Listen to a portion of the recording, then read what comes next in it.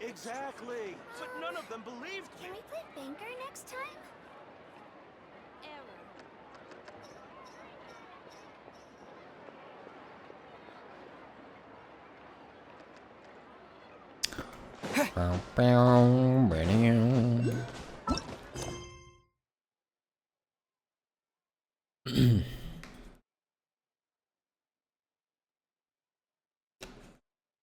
You know what I should do? I should actually...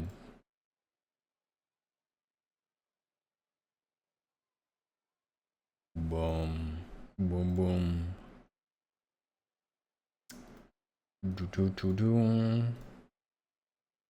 I actually need to put on deodorant. Because my body is about to get really sweaty. I'm talking so much. Give me a sec. Ugh.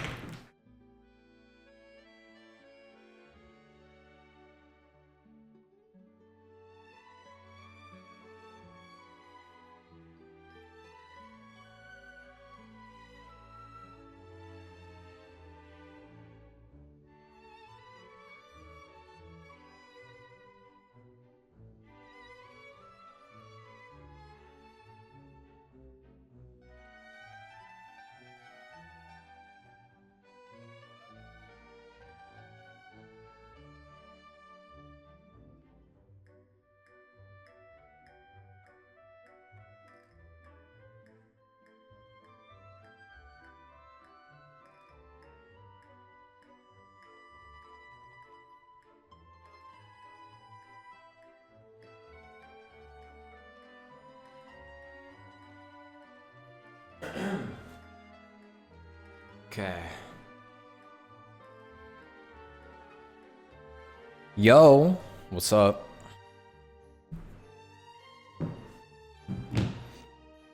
How are you guys doing?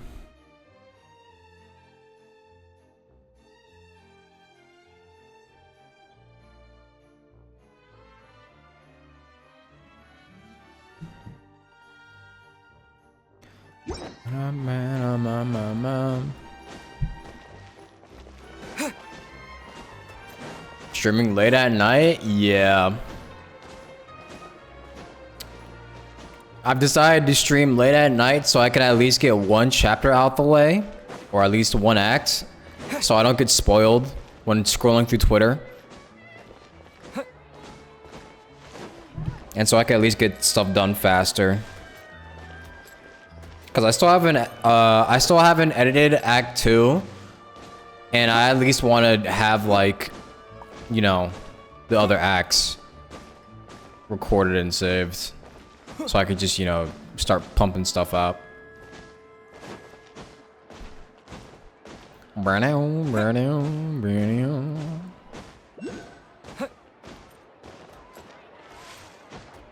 probably not gonna be a lot of people here because I don't want to be spoiled though. That's all good. I play for my fun.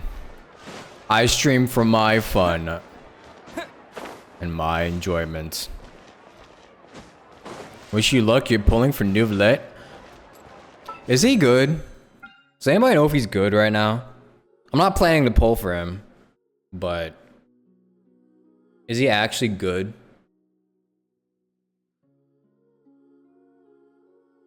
Only person I've been wanting to actually wish for is Real Slay. Did I watch the stream already? What, the live stream? The update live stream? Yeah.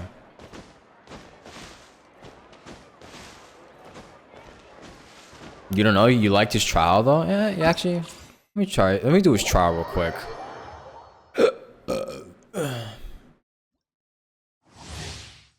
Charge attack releases surging torrent. AoE hydro damage. Source water droplets. Oh yeah, this is kind of like Hydro Travelers.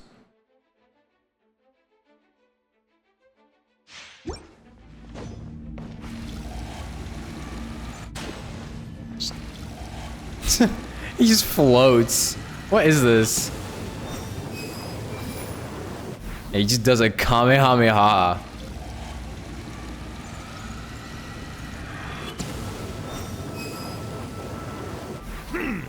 Okay. Stay put! Oz revealed by... Stand clear! Silence!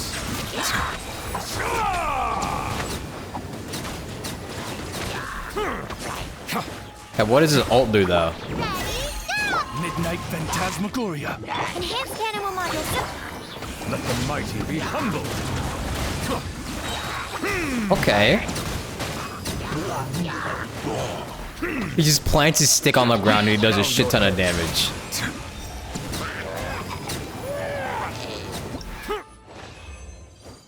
He's kind of straightforward. He's very, very straightforward, I feel.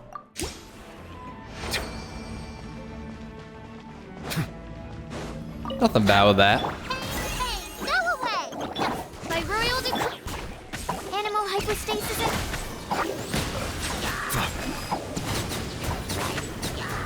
He does do a lot of damage, though. The tides beckon. As you wish, main Fräulein. Stay put! Does he do more than Child, though? Settle down. An oversight on my part. Yeah, you just kind of shred people with him.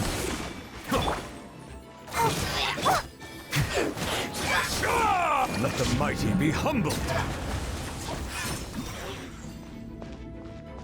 Kind of cool. He's kind of cool. Still not enough for me to pull for him, but he's cool. He's probably going to be a good Hydro DPS. His ult animation is probably your favorite. Yeah, he's got a cool ult animation, but I'm sure there's better. I'm gonna make sure my mic is alright. Hold on, give me a second. Let me unplug this actually.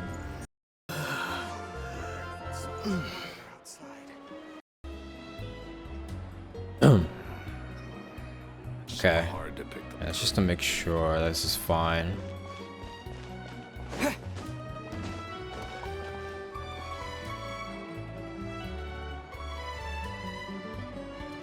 You could all hear me. You could all hear me good, right?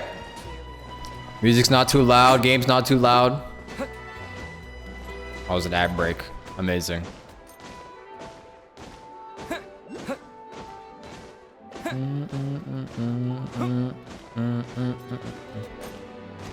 Doing the Archon quest? Yeah, I'm doing the Archon quest. Right after this ad break. You know, if Fiorina would be lit, I know she's gonna be very good, because there's no way they can make the Hydro Archon worse than Yelan and Xingqiu and Child. There's no way they could. They have to make her busted.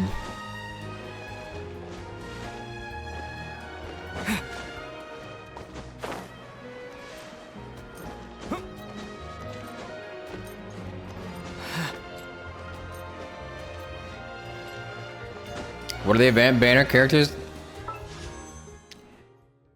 It's Xingqiu, Official, and Diana. Actually, not a bad lineup. It's not a bad lineup. I've never gotten this bow before. I've actually never seen this bow.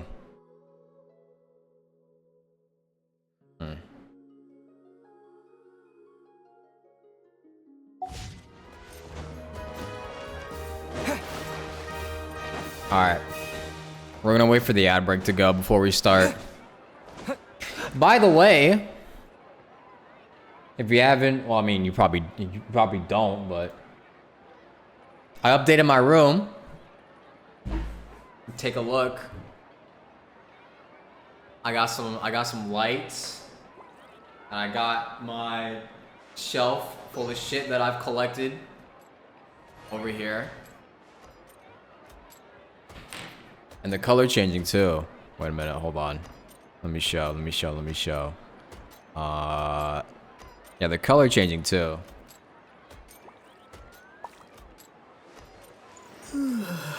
Maybe that pink. I can make that one pink. I can make this one blue. Can I play Banker next time? Pretty cool. But I like to keep warm colors. Oh shit, turned off the lights. I like to keep warm colors. Ah, it's so bright. There we go. Better. Okay.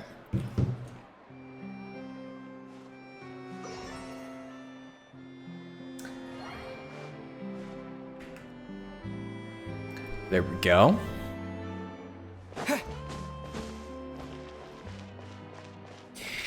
All right.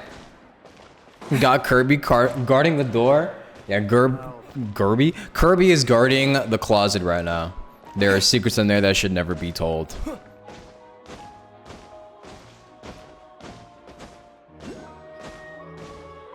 It's only fitting for a character that could beat eldritch beings, eldritch horrors, and godlike monsters to be guarding that door. Have I seen the McDonald's video from Japan's McDonald's Twitter? No, I have not.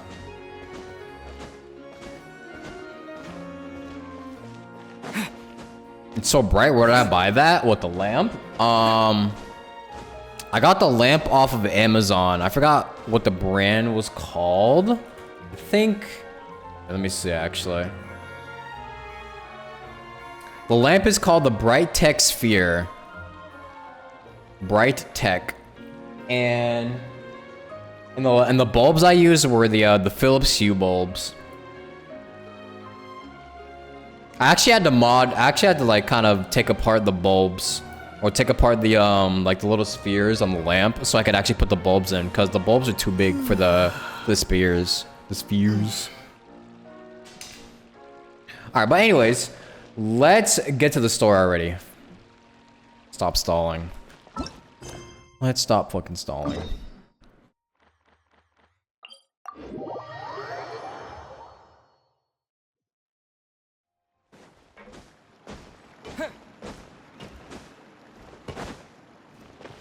So we're going to, this is Navia's place, right? I'm pretty sure Paimon said we had to go to Navia's place.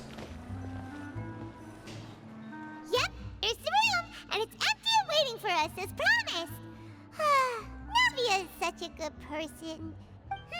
Now that the serial disappearances case has been solved, no one's going to come after us for anything. Even without Silver standing guard, we can just completely relax.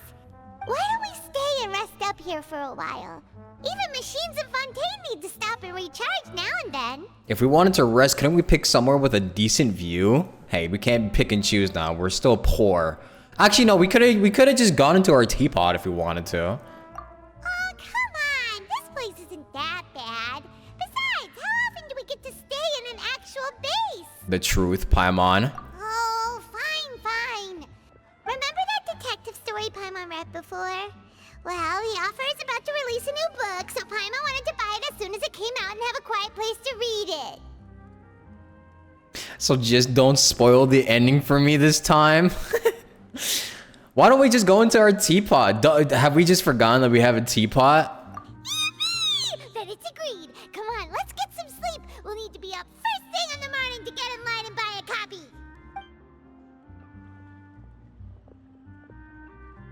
We're just gonna be sleeping in like a bum-ass house instead of our comfy little teapot. I didn't expect that style at all.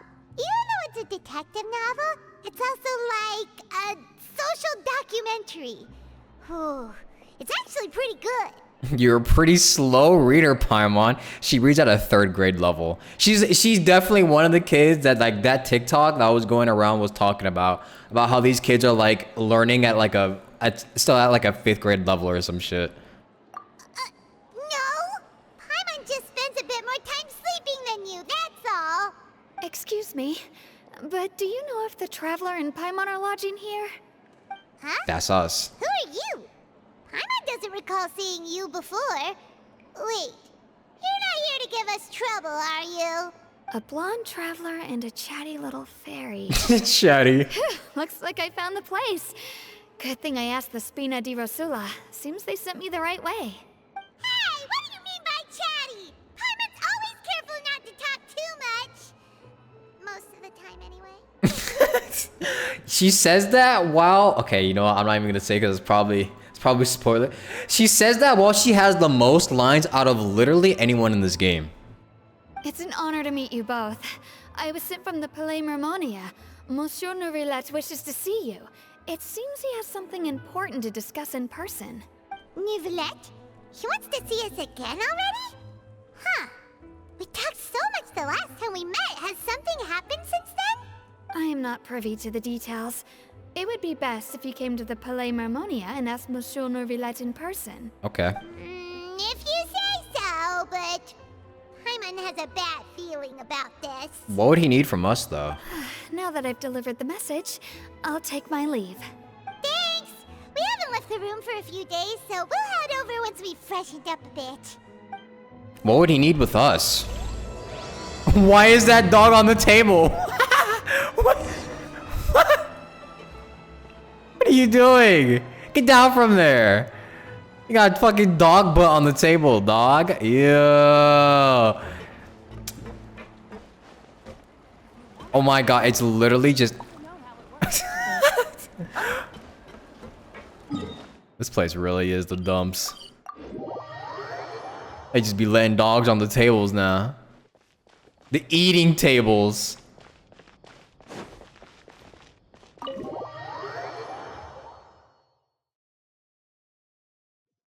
Bad dog.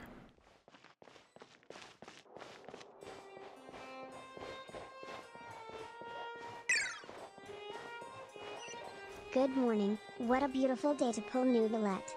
Thank you, Vatakasa, for the 25 months. Welcome back. Oh yeah, I also need to switch to this one actually. Oh, not that one. This one. This scene. There we go. Yeah. 'Cause I need to disable the alerts just in case any spoilers.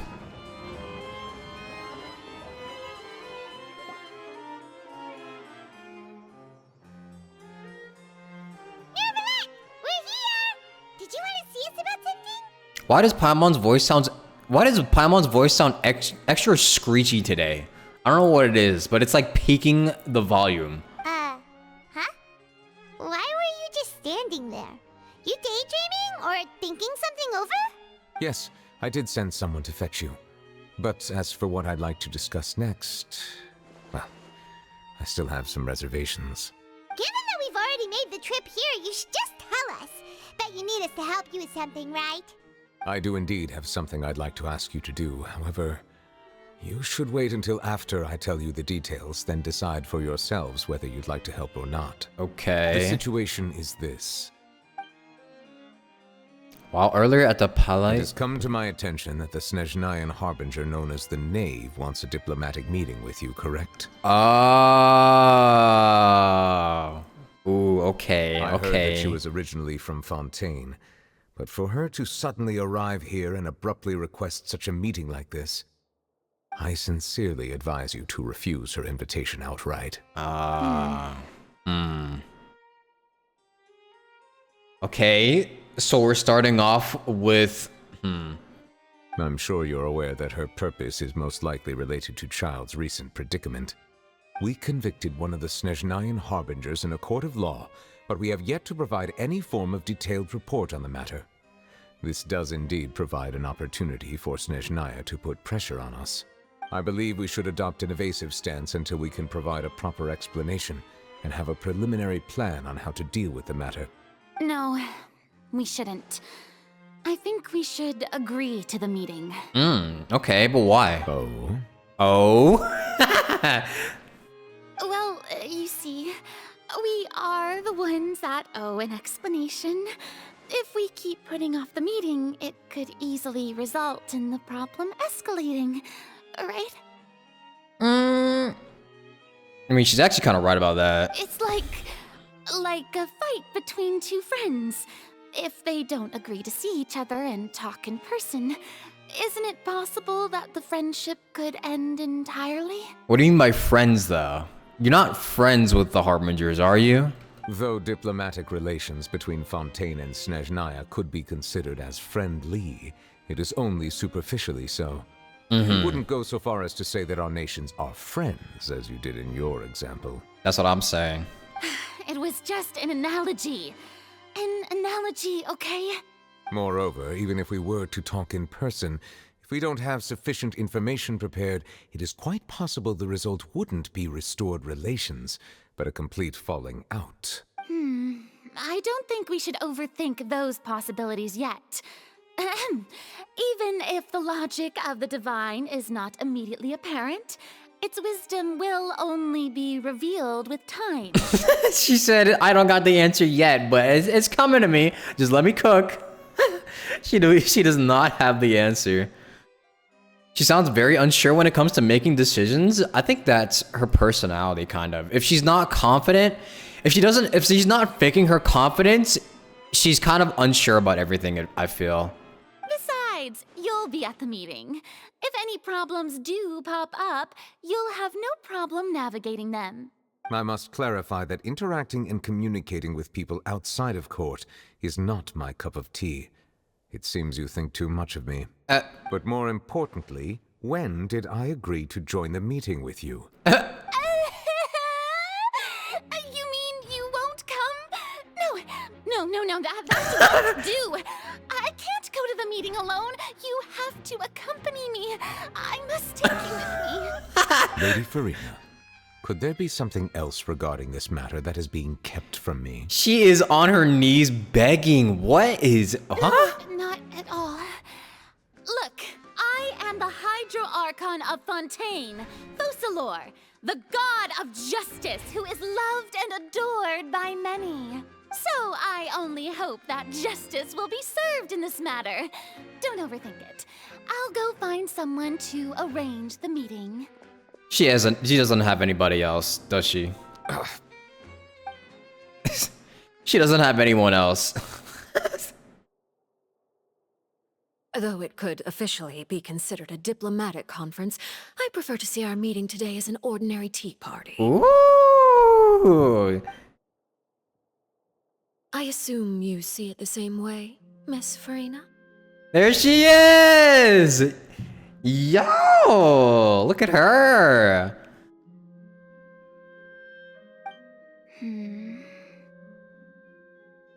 Lady Farina? Yes, that's right. Just like you said, a tea party.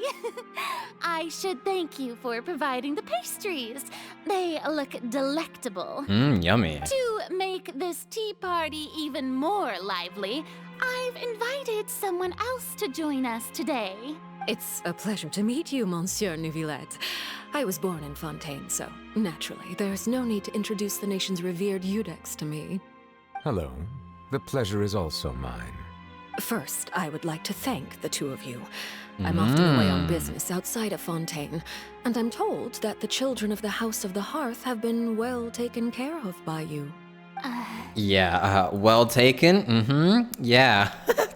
You want to tell her the truth about that? Oh, I'm not referring to when my children, Linny and Lynette, were falsely accused by you. Oh. Please don't misunderstand. Okay, never mind. She already knows. The children of the House of the Hearth are often misunderstood, perhaps due to the reputation of the Fatui. There's no getting around that. All I meant to say is that Fontaine has been stable in recent years. The people are well off and the children lead happy, fulfilled lives. That is something truly worth cherishing, and no one wishes to disrupt such peace. True. Now then, you have come regarding the matter of child, correct? Well, yes. It appears the ever-busy Eudex Neuvillette doesn't wish to waste time with diplomatic pleasantries, and hopes that we can get straight to the point of our talk. Yes, as you surmised, understanding child's situation is indeed one of the goals of this trip. Okay, so she wants to get child out of here. As we are both diplomats from Snezhnaya, as well as Fatui harbingers, Child and I have always been colleagues. Were anything to happen in Fontaine, each of us would serve as the other's attorney to resolve the issue. Oh. So now, in my capacity as his attorney, I request that Child be turned over to Snezhnaya. We have a responsibility to cooperate with Fontaine and resolve what has happened to him together. Okay, so so all the harbingers are basically attorneys all at the same time. The rules governing attorneys only apply before a trial has concluded. Since a verdict has already been rendered, we see the case as settled. I apologize for being unable to grant your request. Oh, An outright refusal. Very well. I respect all the rules of Fontaine's courts, just as I respect you as Chief Justice. Okay, why don't we back up a step? You don't need to transfer Child to us. I only request to enter the Fortress of Meripede to see Child. Oh, to nah. confirm his condition. like that's gonna happen? What? Wait, is she really requesting that? It's not like you couldn't even manage to fulfill a simple request like that. Right, Miss Nuh-uh. Farina? Farina, don't think about it. Don't you dare. About that. The Fortress of Meripede has always been completely autonomous. Even we have no authority to interfere there, and diplomatic issues do not suffice as an excuse. However, if you absolutely must confirm the situation of the Harbinger, I have a proposal. Uh-oh. The knave showed up already? Well, Lenny did say that father will be returning soon. Yeah, but I don't think it was in that. I don't think it was supposed to be in that way, though. That was before Child was arrested, right? We didn't even know that Lenny was from the House of the Hearth at the time, so we kinda overlooked that information.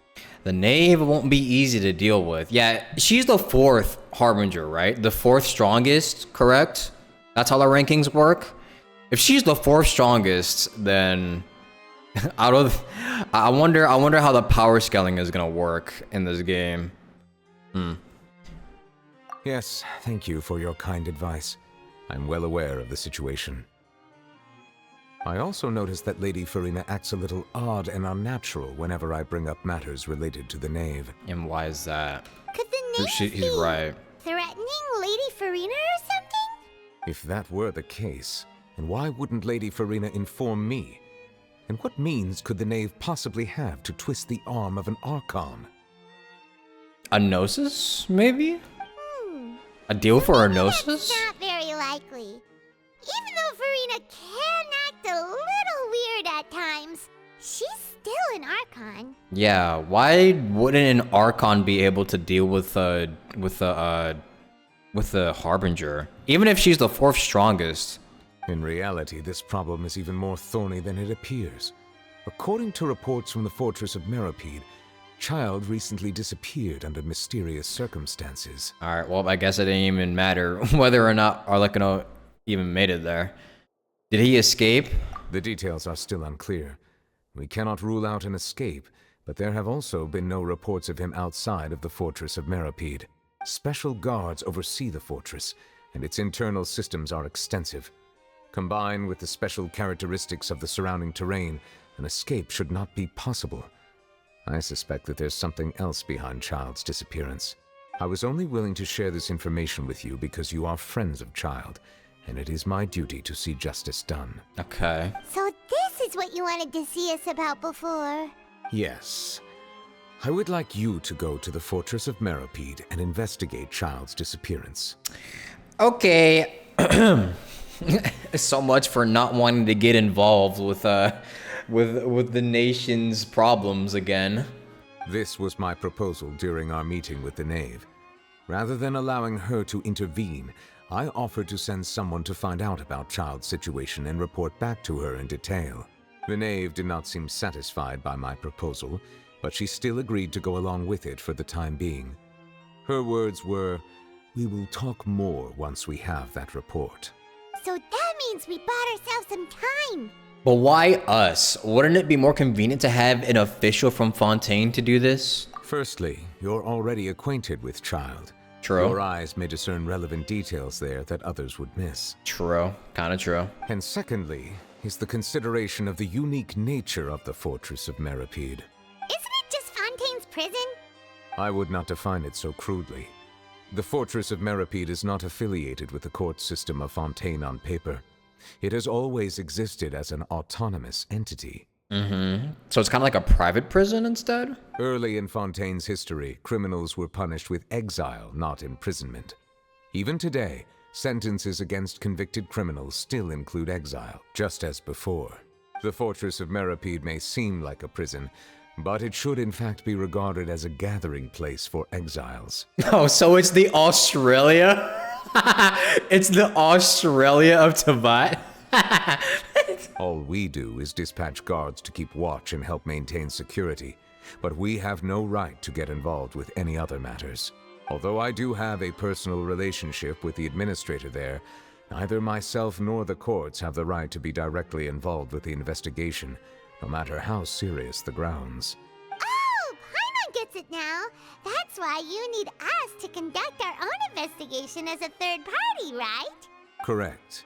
I will arrange false charges against you so that you may secretly investigate inside the fortress during your detention. This will save us a lot of unnecessary trouble. Well, what charges do we need to get to be sent to fucking Australia? So, are you two willing to accept my proposal? Well, since you're in such a tough spot. Yeah, no matter how you look at it, it seems we're the best choice. Alright, we hereby accept this difficult task. Reluctantly. One thing I do want to ask though is how is Fiorina so good at avoiding us this entire time? And why is Neuvillette always the only one to relay this information to us? Where is Fiorina at? Like, she has just been avoiding us this entire time. And we have, you know what we could have actually done? We could have used this as leverage to be able to get answers from her. We could have definitely used this to be like, oh, if you want me to do this, I'm gonna need a meeting with Fiorina first. Or after we get this done, you know. You two have my sincere thanks. This matter is of critical importance to Fontaine's current situation. Also, I hope that both of you can keep this operation a secret. We will rendezvous at the Fortress of Meripede's entrance on Erinius once you've prepared yourselves. I will arrange for someone to take you inside. Prepared ourselves? Is there something we need to prepare? Perhaps you could enjoy a good meal and have a nice bath. I'm afraid that living conditions inside the fortress are nothing like those on the outside world. Yeah, it is a prison. Oh, right! Even though we'll be there on trumped-up charges, we'll be in prison for real. Yeah. On second thought, is it too late to back out? You didn't even consider the fact that we'd be prisoners? Please do not worry. Since you are sacrificing both your time and quality of life for the sake of delivering this report, you will be compensated according to the highest standards permitted to legal staff, regardless of the outcome. Does that mean a meeting with Fiorina? Now that's more like it. Come on, traveler, let's go eat the best meal we can find. We'll eat so much that we won't need to eat another meal for a whole month. Your treat. Are you leaving now? In that case, please take this cake as a token of my personal gratitude. Did you hear how his tone changed there? He sounded very frantic when we were about to leave. He was like, wait, please don't go yet. I need you to eat my cake. I baked you a cake, guys. Please eat it. He's so cute. Fiorina has never been in the overworld so far. Like, we're not able to even interact with her yet, only cutscenes. Yeah, it's kind of strange that we literally have never been able to interact with her outside of, like, the court. She has just been avoiding us this entire time, and it's very, very strange. I wonder if we'll be able to meet her. Or how long it'll take for us to meet her. Oh, no need to thank me for it. Just be sure to enjoy it. Yummy.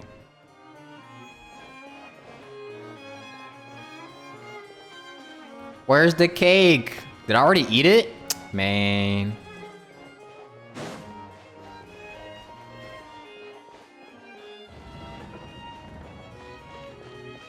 There's a world quest there.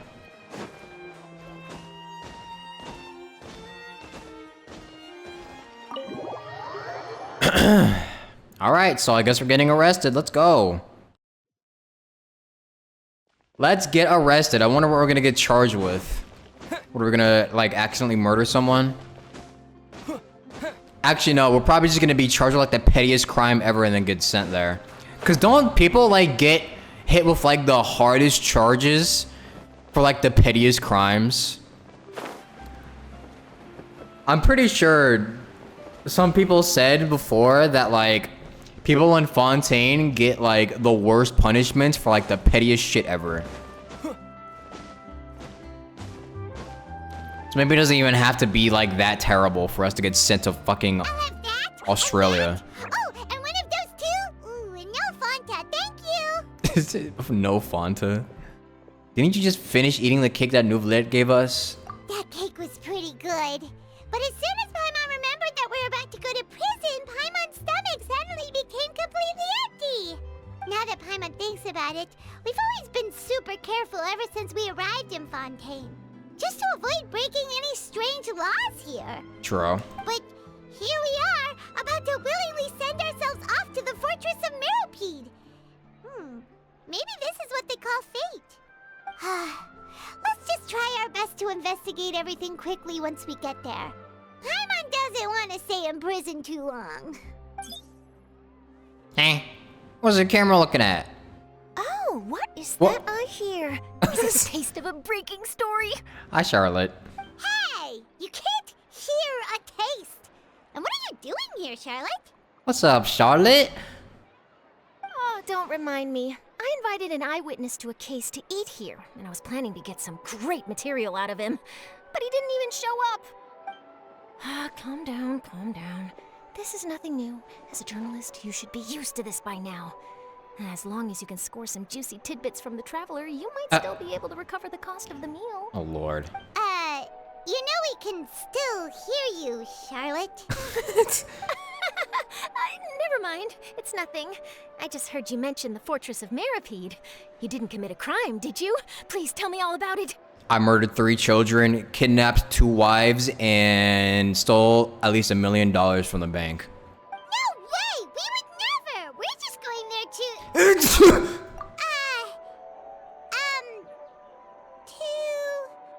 Oh no, Paimon almost forgot that Nouvellette told us to keep it a secret! We're going to serve our sentences and redeem ourselves for spoiling the endings of a detective novel in public. Huh? You're being arrested for that? Oh. But now that I think about it, I suppose that's not completely unreasonable. That's pretty despicable. Almost as offensive as committing theft. Holy. They're calling out all the people who spoil the story on Twitter without any spoiler tags. You mean Paimon really did something that serious? See, I told you, Paimon. You didn't even think anything of it at the time. Sorry, Paimon really messed up. Well, in that case, it's nothing particularly newsworthy after all. Oh, how disappointing. Was that an actual sneeze? No. It was my expert voice acting skills. All right, there's still a chance. Since you're going to be at the fortress of Meropide, would you be willing to help me gather some material for a story? About that, Paimon doesn't think we'll have any time. Oh, it's nothing difficult. All you have to do is think of a way to get some time face-to-face with the warden of the fortress. He was awarded the honorary title of Duke in Fontaine. Duke. Sounds really cool, huh? Only those who have made significant contributions to the nation have been conferred this title. It's incredibly rare.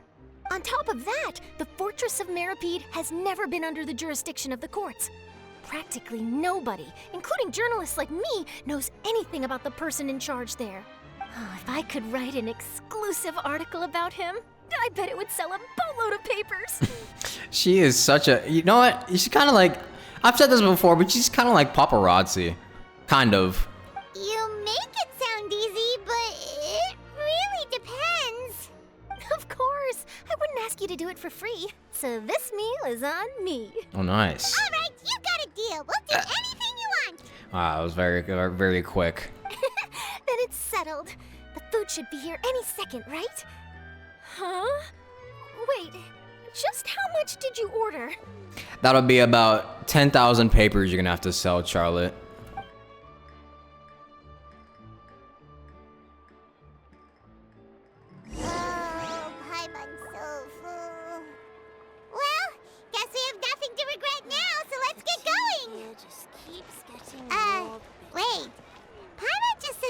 really ominous, didn't she? I had no idea you could eat so much. That didn't go according to plan. Please, please, don't forget about the material for my news article. Don't worry. We'll make sure to get that for you. We have to go to the Opera Epiclese now. Buh.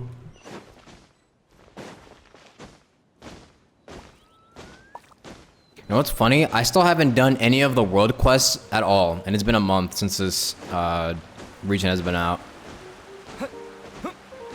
I haven't even done any of the what were they called? The commissions? No, the what was it? The reputations. I haven't done any of like the reputation stuff at all. I'm so far behind.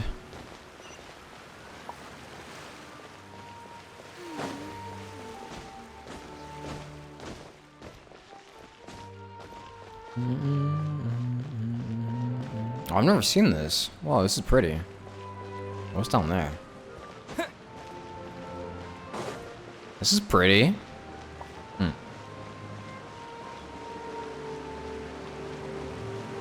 You've almost never done reputations? You don't even try to get the wings? Wow. It's free Mora too. Alright, Neverlect, we're ready.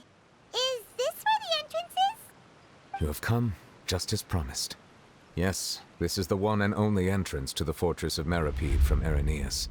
Okay. Careful. You may want to step back a bit. Whoa! So you have to go down from here? Is the prison underwater? Utilizing both the barrier of the water as well as the fear humans have of the depths, the fortress of Meripede is naturally the perfect place to confine and guard criminals. But do not worry. It is not nearly as frightening inside as you may think. You will see for yourselves once you are down there. You've been talking about this place like it's like Alcatraz or something. How am I not supposed to be scared? Paimon hopes you're right. Don't know about you, but just thinking about being at the bottom of the sea like that gives Paimon the heebie-jeebies. Oh, and there's one more thing. I mentioned that I have had personal dealings with the administrator of the fortress, Writhsley. He's a very shrewd fellow. Shrewd? Yeah, we heard about him too. He's that Duke, right? Correct. He is the highest-ranking manager of the underwater prison. Even though you are going there to investigate at my behest, it would behoove you to avoid any confrontation with him or any of his subordinates. The Duke rarely ever leaves the fortress of Meripede, but that does not mean he is not privy to all that is happening inside and outside the fortress. He is quiet, but not unaware, so please bear that in mind. I'll keep that in mind. And by keep that in mind, I mean I'm going to absolutely break it because we need to get our info for Charlotte. All right. It's about all the time that we have to talk privately. I'm counting on you two. Don't worry, we won't let you down. Good. Madeline. I'm here, Monsieur Nervalet. These two are the newest convicts, I presume? Don't worry, they won't escape on my watch. Like we would try. Please follow me, you two. I'll process your paperwork for entering the Fortress of Meripede. Note, involvement in other quests, continuing the quests become occupied. Unfinished. Okay, it's a world quest. I'm gonna continue it. I'm not doing any world quests right now. Not planning on it. I'm actually glad they give you that choice. When do they give you that? That's actually new. I'm glad they give you that choice because it would be annoying as fuck having to like do a world quest before we even get this started. That would suck. Doing the Archon quest? Yes. This is the Archon quest. Sound like we're going to Azkaban? Yeah. Are we already underwater now? This is the Atlantic Azkaban. Huh. So this is what it feels like to be a criminal in Fontaine. You two seem to be taking this pretty well. It's rare to see convicts in such a good mood. Woohoo! Prison! Yippee!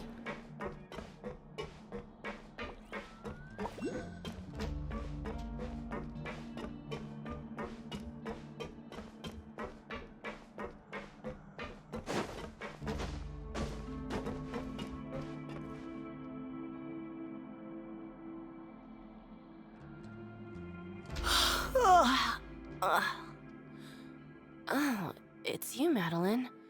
Why'd they make you make the trip down here today? Monsieur Nervalet personally requested I escort these 2 convicts. I suppose he was concerned others might not be up to the task. Well now, aren't you the lucky one? Must be nice to be on good terms with the big shots like the Chief Justice. The only people I get to see every day are the new inmates. Well, have you tried service with a smile? Who knows, it might help your professional reputation. Yeah, right. As if. Every criminal comes through here looking miserable. How can I smile with such a toxic work environment? That's kind of real. And even if I did smile at them, the convicts would probably just think that I'm some freak getting some kind of twisted enjoyment from their pain. Oh, she's got a point. Well, I've finished transferring you. You 2 will register here, and Marette will guide you through the remaining procedures. Yep, I'll take it from here. You head on back to that bright and sunny world above. Bye-bye. Okay, let me see. You are the Traveler and Paimon, correct? Present! That would be us. Let me confirm your charges and sentence. Let's see.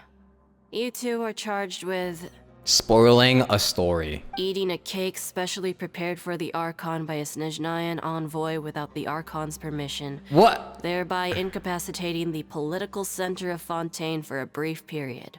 Sentence, 45 days. wait, that's what we were being charged with? he set us up with the cake. No. The cake was a fucking lie. God damn it. Wait, you mean the cake that Nervalet gave us was... Never trust anybody with a cake. Never, ever trust cakes in video games. Just looking at the charges, it seems you 2 are capable of causing some serious trouble. And considering how fond Lady Furina is of sweets, this crime is tantamount to trying to assassinate the Hydro Archon herself. Really? That's so ridiculous. No way. You really have an eye for criminals, huh? Now I've seen everything. Anyway, we still need to finish processing you before you can enter the Fortress of Meripede. Please stand in front of the board over there. I'll take your mugshots with my camera. Ooh, mugshot time. Oh, all right. But be sure to catch Paimon's good side.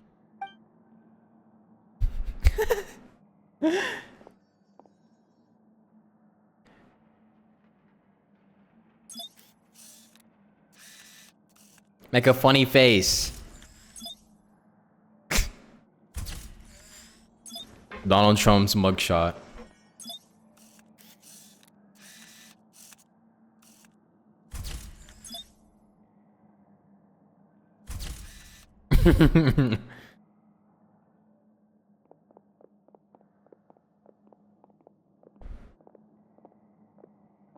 We are now convicted felons. And we're done. Thank you for your cooperation. Next, someone will be along to guide you inside the fortress. Please be sure to cherish this opportunity for rebirth.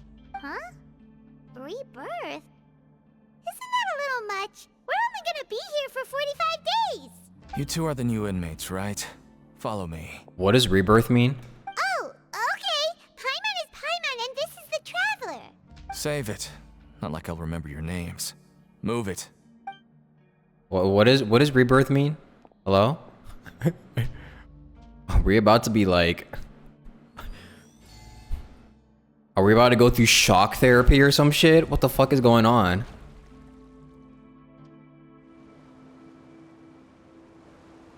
Rehab?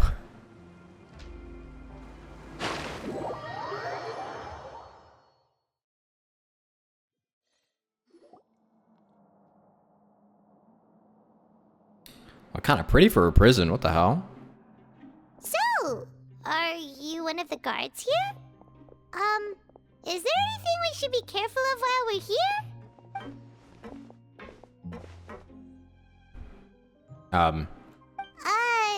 Did Paimon already ask something she wasn't supposed to? Why should I tell you anything? What's in it for me? You sure don't seem like a guard. This is exactly why I can't stand you fish. I wouldn't even be doing this if it weren't for the credit coupons. Credit coupons? That's probably this prison's currency. Alright, seeing as you're not the annoying kind that's getting dragged in here crying and blubbering, I guess I can tell you a few things. But next time, it'll cost you some coupons. Mora means nothing here. Here, we use credit coupons. Coupons can get you almost anything in the Fortress of Meripede. Desires? Fulfilled. You want power? No problem. Coupons can even change fate itself. Also, even prison has a class system. Crazy. So, credit coupons are a currency that can only be used here? It's not as simple as that. Like Moret said, everyone gets a chance at rebirth. No matter how much money or power you had before, it means nothing once you set foot inside the Fortress of Meripede. You have to start over and earn your coupons. Everyone starts from the same place, and you have a chance at a new, less terrible life. I guess that's the real purpose of the coupons. They symbolize true fairness and true justice. Are we sure? And this is also exactly why so many criminals choose not to return to the outside world, even after they've served their sentence. Oh, so that's what the Fortress of Meripede is like.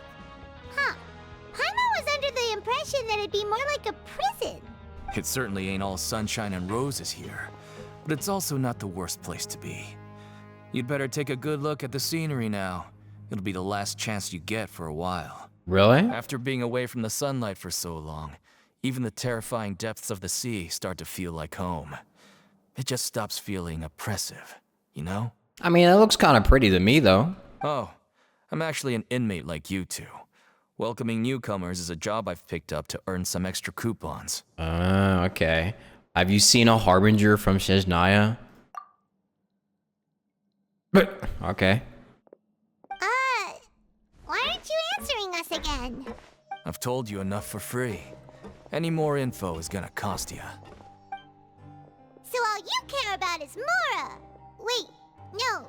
Coupons? Almost there. It's down through here. Your turn to give it a try. Okay. So, credit coupons are the same as cigarettes in jail.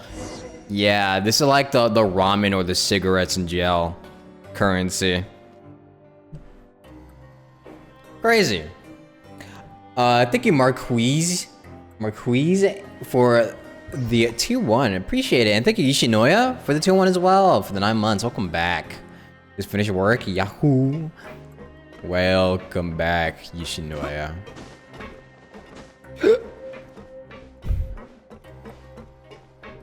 Look at your puppy. You're a good puppy. You're a good boy.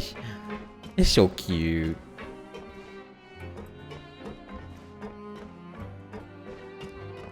Nobody here.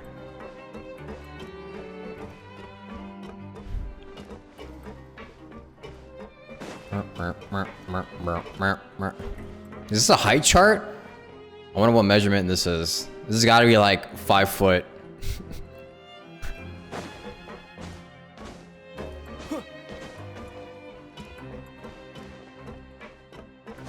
Anything? Nope.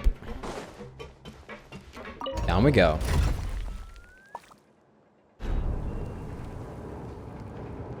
The only reason to get back into this game, to understand my videos again, was an amazing pastime. Thanks. I'm happy. That makes me happy to hear. You loving the sound effects? They've gotten better with the sound design, for sure. So, we're going even deeper now? Just how deep down are we? It's like a metaphor for your previous life, isn't it? Our lives weren't that bad. I used to be a hero. They called me the hero of Tibet. Now I'm down here with the rest of you scum. Okay, but how are we able to be all the way down here without dealing with the insane, like, the insane water pressure?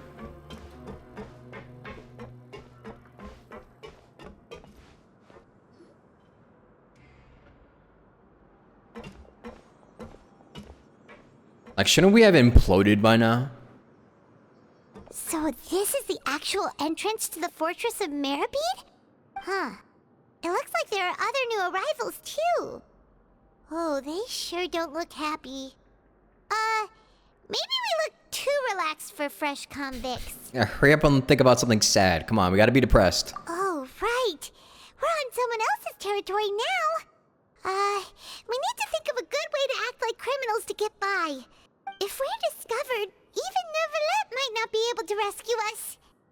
Yeah, if we ever get found out, then maybe we become criminals for real. Yeah, well, I'm pretty sure Neuvillette would join us down here, because it'd be a conspiracy. Hey! Don't scare Paimon! Oh, Paimon's not ready for all this! Look, I don't really know you, and I have no idea what kind of crime you committed, but... You wouldn't have happened to anger someone important, did you? Someone important? Paimon doesn't think so. Wait, why are you suddenly trying to talk to us now? Now's not the time to worry about that. Anyway, it's over there, so... You just go on over there by yourselves. I've done my job, so... Good luck. Alright, bye. What was that all about? Wait a second. Are there usually so many garter mechs around here? Oh, here they come. Apparently not. They're already onto us?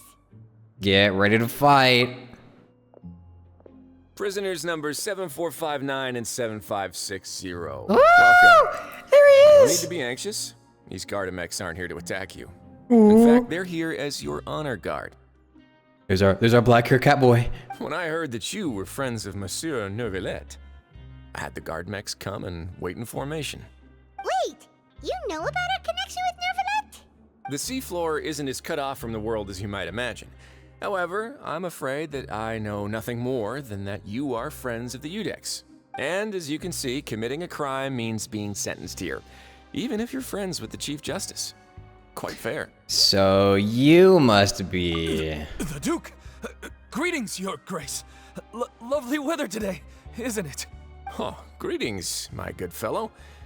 Well, I'm willing to imagine that the weather is as good outside the sea as you say it is. How great it would have been if only the Fortress of Meripede had been built on the coast, huh? It would have been so convenient to enjoy a nice chat in the sunshine. He's so cool. You guys can't see it right now, but I am smiling very hard. My profuse apologies. I just got so nervous when I saw you, So this is the Duke. He sure looks a lot younger than Paimon imagined. The Traveler and Paimon, correct? Mr. Deacon here was responsible for your welcome. I trust you were satisfied with his guidance? He's taking great care of...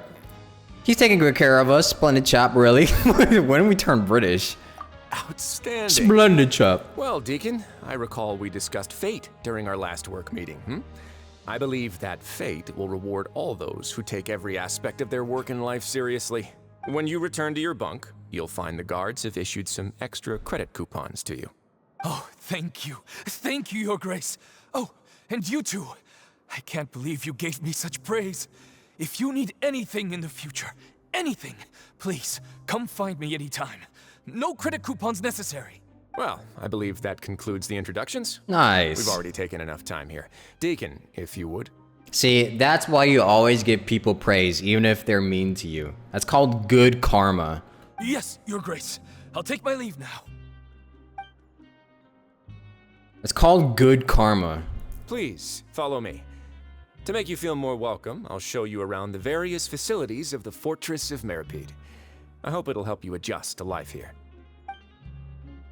He's so cool. He's going to personally give us a cure? Huh. Paimon can't figure out what this guy's thinking at all. Let's just roll with it for now. No wonder Charlotte's so interested in him. He's one of those mysterious types. Alright, let's keep up with him. My favorite.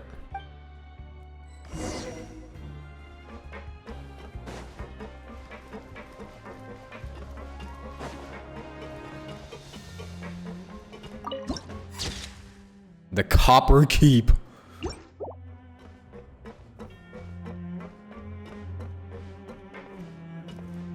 Wow.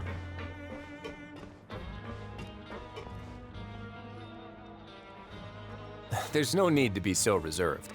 The label of criminal is nothing but one of many identities, and being criminally inclined here at the fortress is just one of many ways to survive. Is it really okay for the warden to think like that? We're real criminals, you know. What if we're too difficult to handle? Well, then maybe you'll be able to carve out a name and a place for yourselves in this underwater world, But before you go in swinging, please remember that in the Fortress of Meripede, it's better to not cause trouble for yourself or for the guards. Now, we've arrived at a very important place, the Coupon Cafeteria. Ooh. You can come here and claim one welfare meal each day. Welfare meal? You mean it doesn't cost anything? The poor's meals. That's right. Criminals are essential to fortress operations, so we must guarantee that they at least have the basic means to survive. That means they get 1 meal per day. But that's not how it was. Back in the day, it cost your reward coupons just to get a cup of water here. For fish like you who just arrived with nothing, you'd have to go to work hungry until you earned enough coupons to eat. That would suck ass. It was only after His Grace became the administrator that we got the free meal rule. Now everyone gets a square meal every day, even no good slackers who've never picked up a wrench in their whole lives. Nobody starves to death here. Wow, he's so progressive. Wow. In the Fortress of Meripede, credit coupons are the only currency, and everything must be purchased. In some sense, you could say using the coupons is a form of trade. But trade is always conducted by people. So if we want trade here to prosper, we need everyone to work hard and live their lives. He's got my vote. If nobody could even afford a meal, then the whole fortress would be up in arms. That would only make things more difficult for me. So, rather than saying that we're giving everyone a free meal here, you should say that everyone's hard work has improved the living conditions in the Fortress of Meripede. Your Grace's reasoning is correct, but what I said is also true. Whatever the case, hard work is rewarded here. You'd be hard-pressed to find anywhere else as fair and reasonable. Is there any other place that has a prison, though? Right! Paimon sees your point. By that logic, this place doesn't seem so bad after all. Oh, wait, no. We shouldn't drop our guard so quickly. But it seems the inmates really respect the Duke because of his attitude, right? We should still try to verify the truth with our own eyes. Nouvellette did say that we have to be wary of him, too. Let's continue this way. I wonder.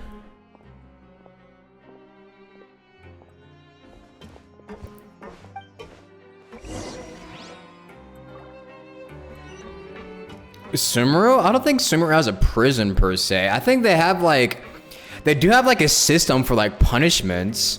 Like they send people, I forgot the name of the place, but they do send people out to like, to somewhere. I don't think it's a prison, right? If I remember correctly. Etienne. This place is known as the Pancration Ring. Sometimes we have criminals who have more energy than they know what to do with. Their daily work alone isn't enough of an outlet for them. So, instead of leaving them to their own devices, we've provided them with this dedicated venue. This way, nobody will get involved unless they want to be. Pancration matches? And you can earn extra coupons? Oh, what do you think, Traveler? Interested? I'm built like a stick and I don't have my sword, so no thanks. But I must warn you that your sentence will be extended if you fail to restrain yourself and end up seriously injuring or killing your opponent. In that case, I'll pass. Okay, dude, you are built like a twig. You are not killing anyone with those arms. So, did you set this place up too? No, actually. I just granted approval for the organizer to use this area to build the ring, and I collect a portion of the proceeds in return. Of course, the fees are also quite useful. Oh. Do you mind if we ask what they're used for? Sure.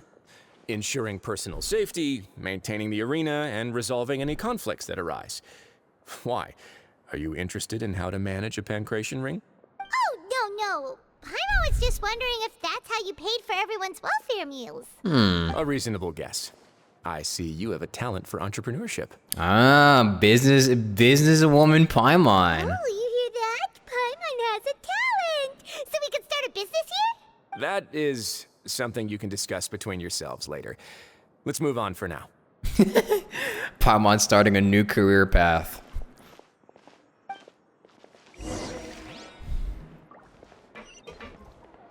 Paimon Incorporated.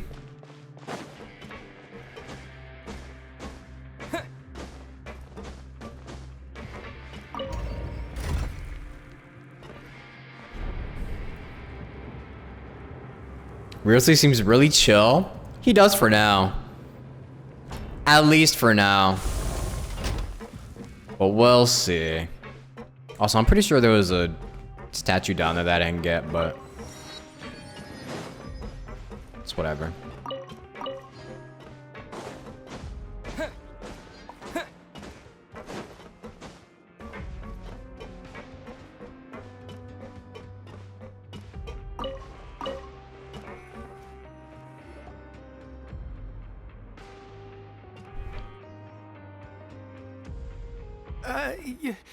Your Grace. Good morning. I mean, good afternoon. No, wait, what time is it again? Holy gigasoy. What time indeed? Time waits for no one, so it's best to keep an eye on it. My apologies, Your Grace. Alright, bro, catch your breath, relax. Jeez, that guy's so nervous he almost forgot to breathe. Sorry, forgive my manners. Most normal behavior around Riosley. These are the dormitories, which is where inmates sleep. The guards will inform you where your bunk is later. In the Fortress of Meripede, criminals usually spend most of their time in either the production zone or the sleeping areas. The production zone? What does it produce? Is that where we'll be working? Not necessarily. Though working in the production zone is the most reliable way to earn credit coupons. If you have other skills, you can skip your shifts to earn them in other ways. Wow. Wait, you're the manager of this place, and you're just telling us to our faces that it's okay to skip work? Wow, what a relaxed boss. The fact that the Fortress of Meripede has continued operating completely autonomously is proof enough that most people are willing to work honestly and earn a stable income. True. As for what we produce, many of the clockwork machines seen all over Fontaine originate from our workshop. Therefore, the Fortress of Meripede is not only a place where criminals serve their sentences, but also a giant machine factory. There's no need for me to get into specifics about the production process now. You'll experience it all firsthand when you report for work tomorrow. You got it, boss. Let's move on. The tour continues over this way. Oh, there's Lenny! Wait, why is Lenny down here? Wait, what? Why is Lenny down here? What the fuck? Oh! Huh? Oh, you really scared me there. I didn't expect to see you here, Your Grace. I thought maybe I was so tired from work that I was starting to see things. Why are you down here, Lenny? The only thing you should be seeing is the work in front of you. Stay focused and keep up the pace. What did he do? Oh? Is something the matter? Wait a minute. He was too friendly with Lenny. Something's going on. It's nothing. Paimon's just worried about how hard we'll have have to work tomorrow.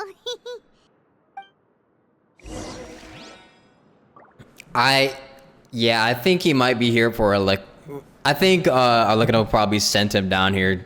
Maybe he was the one oh, wait a minute. Wait. You remember the trick that Lenny did you all remember the trick that Lenny did to make what was it?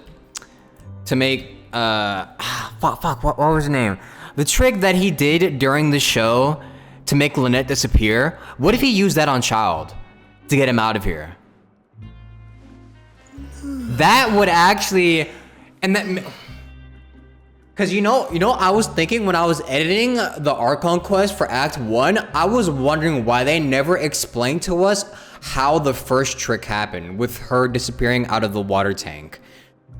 Maybe that's why they never explained it, so they could use that trick on Child later on.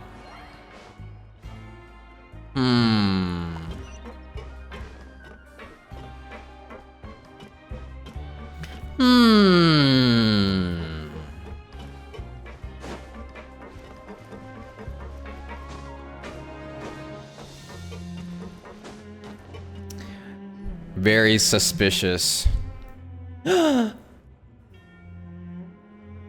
It's a Melusine. Oh. It's a half-human. What are you doing in the infirmary at a time like this? Oh no, you didn't injure yourself, did you? Not yet, unfortunately for you. But thank you for your concern, Sigewin. Then you must be here for those two. Sigewin? So she's like half Melusine, half human. Allow me to introduce you. This is the infirmary, and Sigewin here is the Fortress of Merapede's head nurse. Aw, she looks kind of cute. Hello, new faces.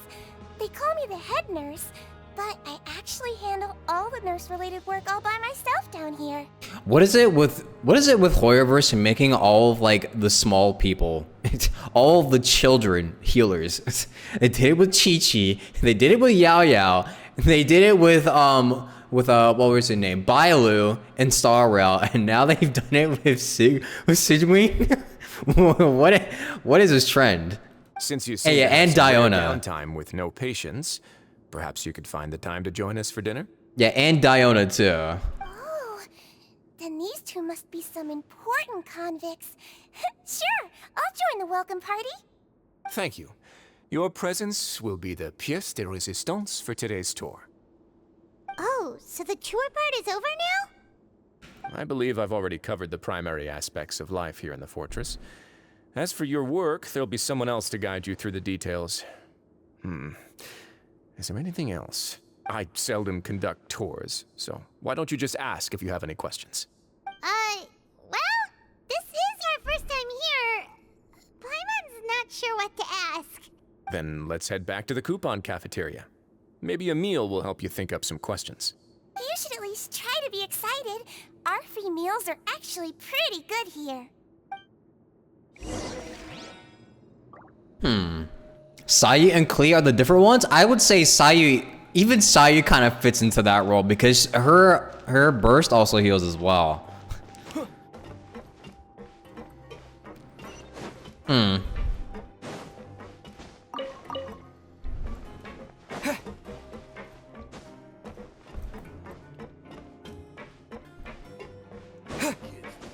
And then Klee is just the threat to the whole of Tibet. Yeah, Klee is the only outlier.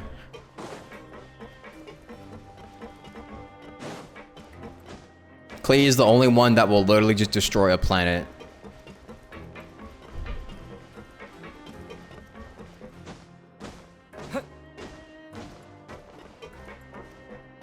Oh yeah, and Nihida too. Yeah, because she doesn't heal. Yeah. She's still a support though, I guess. What? I gotta jump down? Wait. Hold on, we're doing this realistically.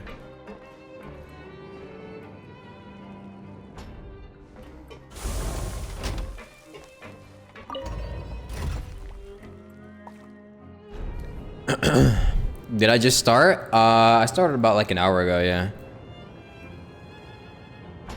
I don't know how long this Archon quest is gonna be, but we're gonna try and get as far as I can without going too late into the night.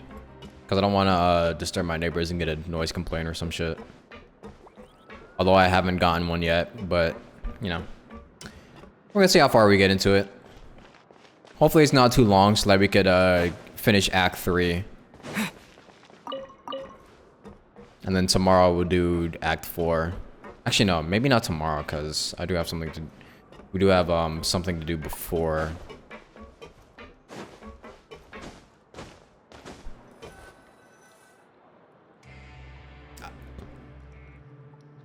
What do you think of the food?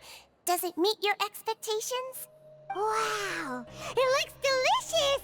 Neverlet made it sound like living conditions in the Fortress of Meripede wasn't very good. Who would have guessed that criminals get to eat tasty food like this every day? The main thing is that it's free too. We're very optimistic about living in a literal prison.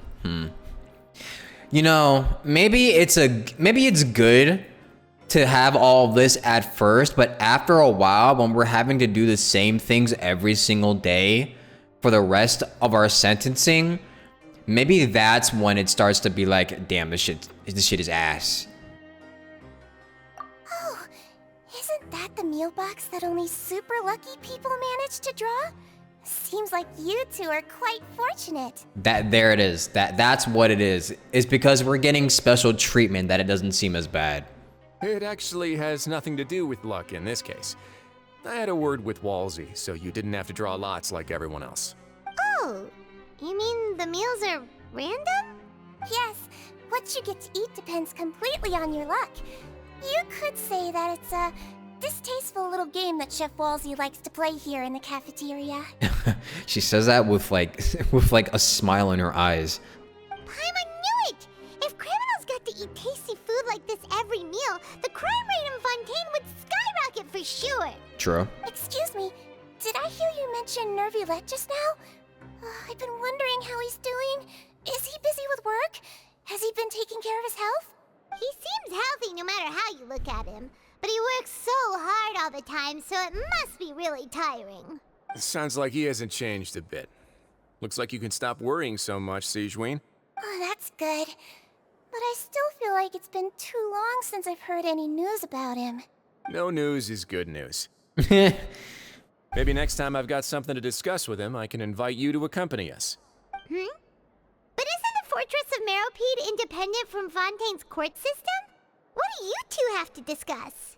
Well, we provide all kinds of mechanical products for official use, and some essential goods have to be obtained from the overworld, so we naturally have to stay in touch about this and that. Monsieur Nervulet's character is unimpeachable. No matter the question, you can discuss it openly and freely with him. Talking with him feels quite effortless. In light of that, I am quite willing to go out of my way to show respect and accommodate him. In fact, right now, I'm treating you two as guests invited by Monsieur Nervulet. But unfortunately, I can only do so until the end of this meal. After this, you two will just be inmates here. Oh, that's when it's gonna really hit us that we're arrested. That's when the real shit's gonna hit. Okay.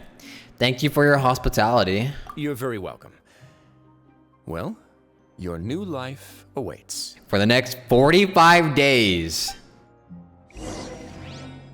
Okay, but wait, if Lenny is down here, can we see him? Because Lenny was talking to Risley like Grab yourself a welfare meal. I wonder. Are you finished eating? Then I recommend that you return to the dormitories and rest. You have work to do tomorrow. Perhaps you were hoping to ask for some special privileges? Sorry, you'll have to use credit coupons like everyone else. It's not as comfy here as you might imagine. Yeah, we're about to find that out real quick. Now that I've gotten a good look at you two, I think you're very cute. Aww. After all, heavy is the head that wears the cutesy crown. I guess I just want to say, just take care of yourself and don't get hurt. She's cute. How cute. I'd like a welfare meal, please. Understood. Enjoy your meal. I got a welfare meal.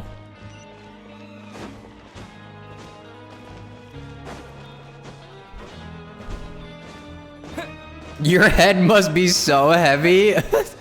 Okay. You're gonna pull for her? She seems pretty cute, and she has a hydro vision. She could be another healer.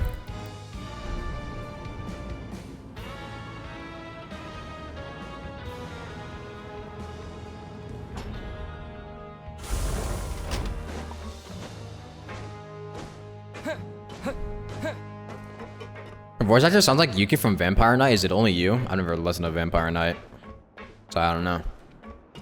But you know what she does kind of sound like? She kind of has like the same voice as Xiangling, don't you think? If you compare Xiangling and her voice, it kind of sounds similar. Maybe that's just me.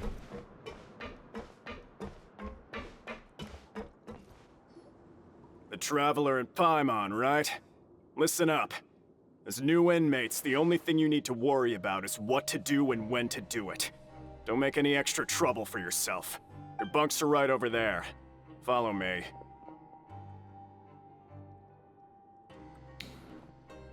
Ew. Look at our beds. Actually, this looks more comfy than the regular prison in America. This is where we'll be sleeping from now on. Oh, Paimon can't believe this. The days of staying home and reading detective stories are like a dream now. Bro, this has way more space. We even have a bed with sheets. Like, this is way more There's 2 beds here. This is way more comfortable than any prison in America. By the way, Traveler, we saw a lot of things worth investigating just now. Even though the Duke didn't say it too directly, judging from what he said at the end, it seems that he was only welcoming because we know Neuvillette. Yeah. We are criminals, and Paimon did eat that cake, but we're actually here to help Neuvillette. Is it possible that he knows we're here on a mission? Or is Paimon overthinking things? Yeah, I think so. Because if he didn't, I mean, it's definitely, I don't know. I think he knows something for sure. Yeah, Paimon thinks so too. He probably knew why we came here from the very beginning and intentionally wanted to send us a message. Maybe something like, hey, I have my eyes on you, so don't try anything funny. We're already here after all. Yeah, you're right. It's not like we can go back to Neuvillette empty-handed and say, the dude looks scary, so we gave up. And besides, the Duke said that he was willing to go out of his way to show respect for Neuvillette, right? So, we at least need to try. But Paimon hasn't gotten a clue where we should start our investigation. There was one other important thing. Lenny. We need to go find Lenny, because, like, why is that man down here? You mean... Lenny's presence here, yep. Yeah, that's what Paimon was thinking too. Paimon almost spilled the beans when we ran into him. Fortunately, based on his attitude, it looks like the Duke sees Lenny as just another inmate. We worked so hard to help clear Lenny and Lynette's names, and yet we turn around and bam! He's in prison anyway! If I had to guess, I'd say he's in here for the same reason as we are, yeah. Oh, right! Lenny and Lynette are from the House of the Hearth. They work for the Knave, so they could be here to investigate too! More like here to bust him out. I'm still in the belief that Lenny used that disappearing trick to get him out of here. There's something over here. What? Huh? A card. Oh, it's a card! Paimon didn't notice it earlier. It's Lenny's card. It looks like a magician's prop. Lenny must have left it here. He's in prison and still doing his little tricks, huh? Let Paimon have a look. I'm gonna pull for anyone on this patch? No. Well, actually, Riosly when he comes. But, not anyone right now. It was nice to bump into you again. Let's catch up in the production zone tomorrow. What in the world? It's written like he's greeting a buddy on the street. Paimon thought he'd write something important. This proves that he's up to something here, too. If you say so. We can ask him what's going on tomorrow. Let's get some rest now. First night. I bet they didn't even use the sheets. I bet on it. Hey, you're finally awake. You're up early today. Well, it's Paimon's first day as a prisoner. Last night, Paimon dreamed about getting interrogated by the guards until Paimon told them everything, and then Paimon woke up. Huh? Wait, what? Are you sure that's a dream? Please tell me that was actually a dream. Hey, come on! It's just a dream, okay? Paimon wouldn't really squeal. Maybe. Hey, lazy bones. What are you still doing here? If you don't want to starve, then get yourselves over to the production zone. Sorry! We're going right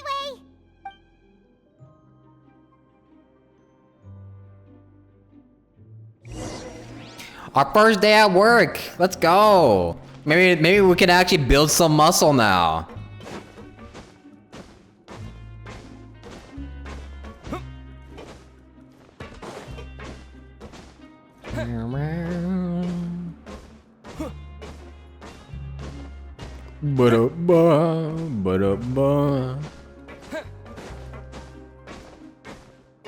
I wonder what our day of working is going to be like.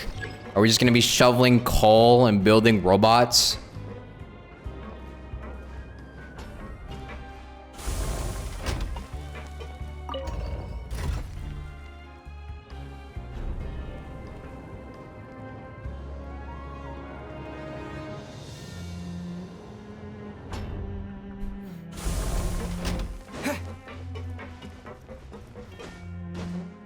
Meow, meow, meow. Gameplay tutorial, what? Big storage device, an energy transfer device? Provide energy and transfer to the research terminals? Oh, okay. Oh my god, I have so many of these.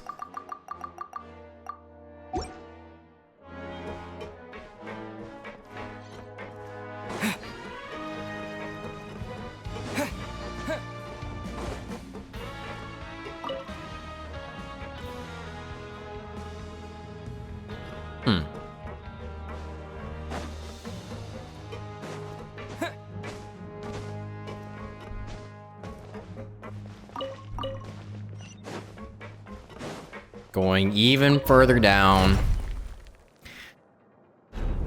I still do wonder how this place has not imploded from like water pressure.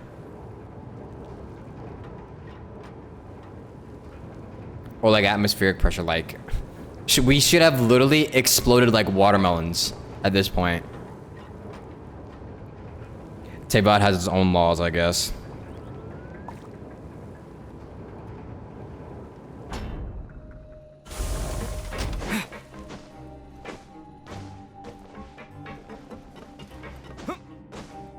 Oh, so we are building robots, I see. Okay, I'm gonna get a snack. Hold on, give me a sec.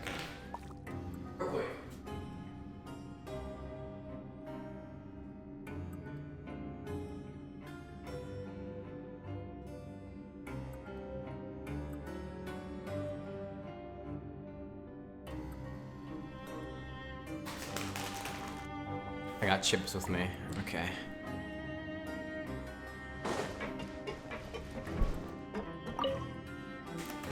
Ah, you must be the catch of the day.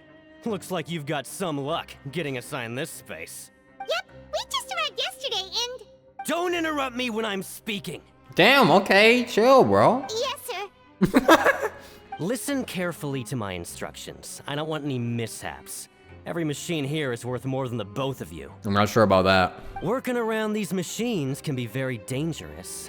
Do your job well, and you can eat in the cafeteria after your shift.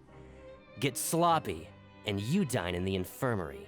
Anyway, the Fortress of Meripede doesn't want to lose a single one of its machines. And it also doesn't want to waste the production potential of any inmate.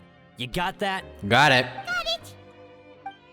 Your job is to use the machine over there to process widgets. Who's he talking to like that? Not me. Definitely not me. Watch carefully, and make sure you step on the pedal at the right time. If the machine gets jammed, then give it a little maintenance with your fist. Here, take this. Bring me the process widgets, and I'll give you some credit coupons in exchange. Okay. You must place unprocessed parts in the machine, and then interact with the machine to start the challenge. When some parts get stuck rotating, you need to attack the rotating part to restore the machine's functions. When the base glows, jump to complete the modeling process once. When you finish, you must retrieve the parts, okay?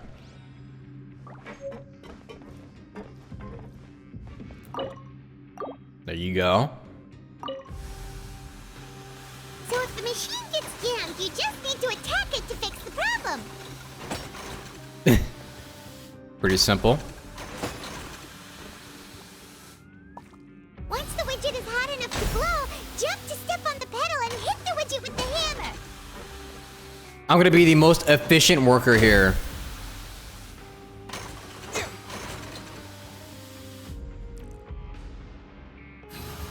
Oops. Okay, you got this. Great!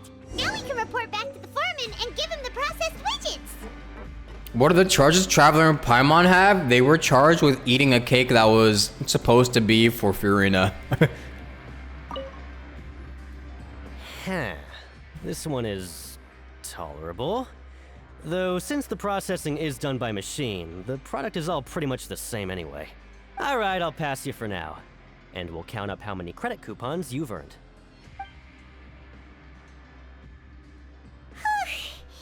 Paimon's exhausted. We're done now, right? Oh, that foreman. He's so scary that Paimon couldn't even speak. Ugh. Even though Paimon's starving and wants to head straight to the coupon cafeteria, we still need to meet Lenny first, right? He probably just finished up his work, too. He should be around here somewhere. That was like a 30-second shift. Damn, we got that stack of paper. I got that. We got $400. Holy shit. We got $400 for like what? 30 seconds of work? Holy shit. Dude, I'm gonna be rich as fuck here. Lenny? Mr. Magician? Where are you? Oh, this had better not be some disappearing act. He doesn't seem to be around here. Let's try looking somewhere else. I might have become the next fucking Jeff Bezos. The 400 for like absolutely no work at all. That's crazy.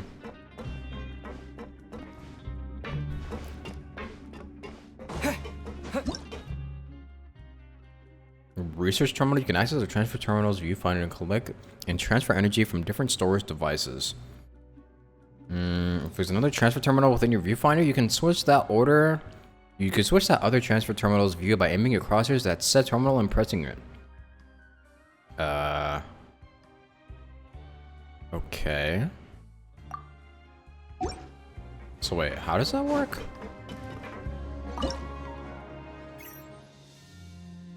Like this? Your luck isn't here, but elsewhere. Try your luck nearby cipher letters.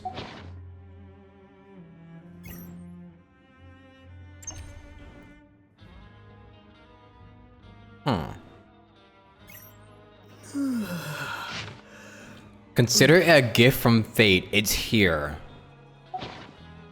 Oh, there's a thing there. Ah, I can't move back.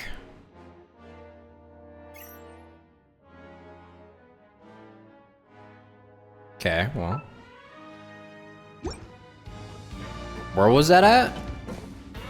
Over there. There's something over here.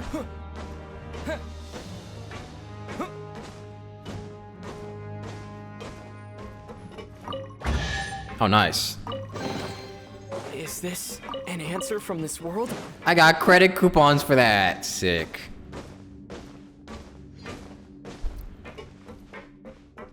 Why is my Lisa French? Actually, she's from Sumeru.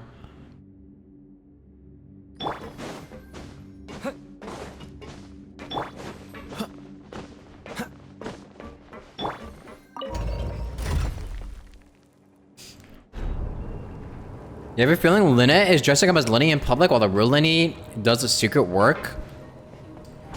You could be right about that. However, she has to get the voice right, which I don't think she got the voice. I don't know if she could make herself sound similar to Lenny. Did he decide to slack off and sleep the day away? Learn the safety rules by heart.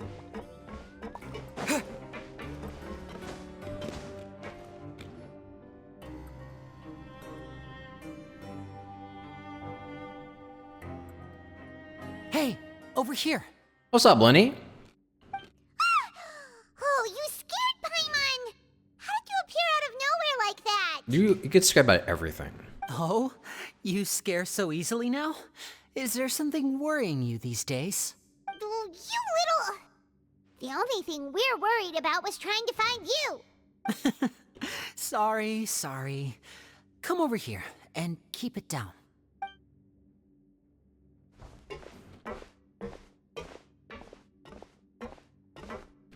Oh, Lynette! You're here Oh. too! You two really are inseparable. So she is here. That's right.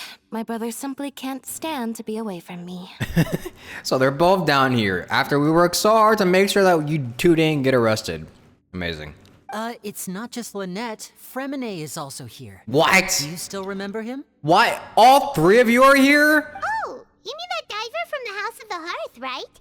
Paimon remembers seeing him in the court of Fontaine before. What do you mean all... You can tell us. How did you end up as criminals this time? We fought so hard at court to prove you were innocent, but now it looks like our incredible court battle was for nothing! Yeah. Sadly, even the teeniest of things can land you in prison these days. I put together a street performance and used the popularity we gained from the Opera House incident to attract a big crowd. And then? Next, I invited several audience members to participate in the show. And then, with the entire audience watching, their wallet suddenly disappeared. Bruh. My brother was charged with theft, and I was charged as his accomplice, having assisted him in his crime. Bruh. It really isn't that bad. The missing wallets are all in the leftmost drawer of the Maison Gardiennage's big filing cabinet. We just need to see how long it takes to discover them. Yep, we should be released then. In terms of the magic trick itself, I think the performance went perfectly. Leave it to Lenny to magic himself into prison. I feel like that's a bullshit reason, but we'll take it, whatever. Actually, that was probably just a cover just for them to like get down here. But the question is, what are you two really doing here? Indeed. Last time I hid my identity from you, I promised that I'd tell you absolutely everything if you were angry about it. No more secrets. Yeah. So I don't plan on keeping anything from you this time either. At the moment, the House of the Hearth's interests don't conflict with yours at all. We were instructed by the father of our house, the Knave, to come here and conduct an investigation. Yep. Told you so. See? Paimon guessed right. As for what we're investigating, perhaps you haven't heard, but the fortress of Meropide hides a secret. Some even say that the entire fortress exists just to protect it. The House of the Hearth has been investigating this for a very long time, trying to uncover its mysteries. You're trying to figure out the, what was it called? I forgot the name of it. It was the thing they were investigating during the first act. But recently, all of our informants, including the ones that had infiltrated the guards, suddenly vanished and have not been heard from since. We believe that this is a direct provocation, and it's the reason why we came here. Why is the house so interested in this secret? Father has somehow managed to confirm that Focalors does not have Fontaine's Gnosis. Ah, that's what Okay, I was thinking that before. Huh? How did she manage to learn information that important? Father has her ways. Many of them are beyond our imagination, and we've never had the chance to see her at work. But we trust her conclusions. It was this information that led us to suspect that Fontaine's Gnosis might be in the fortress of Meropide and is related to that secret. So it's all about the Gnosis again. Yeah. Well, that's about it from our side. How about you two? Did Monsieur Nervulette send you here? Bingo! The Knave has been an applying a lot of pressure. She wants to know what happened to Child, so we came here to investigate. Traveler, are we allowed to tell them? No. You've already said it, everything. Yeah, wow. Too late. So much for not trusting them.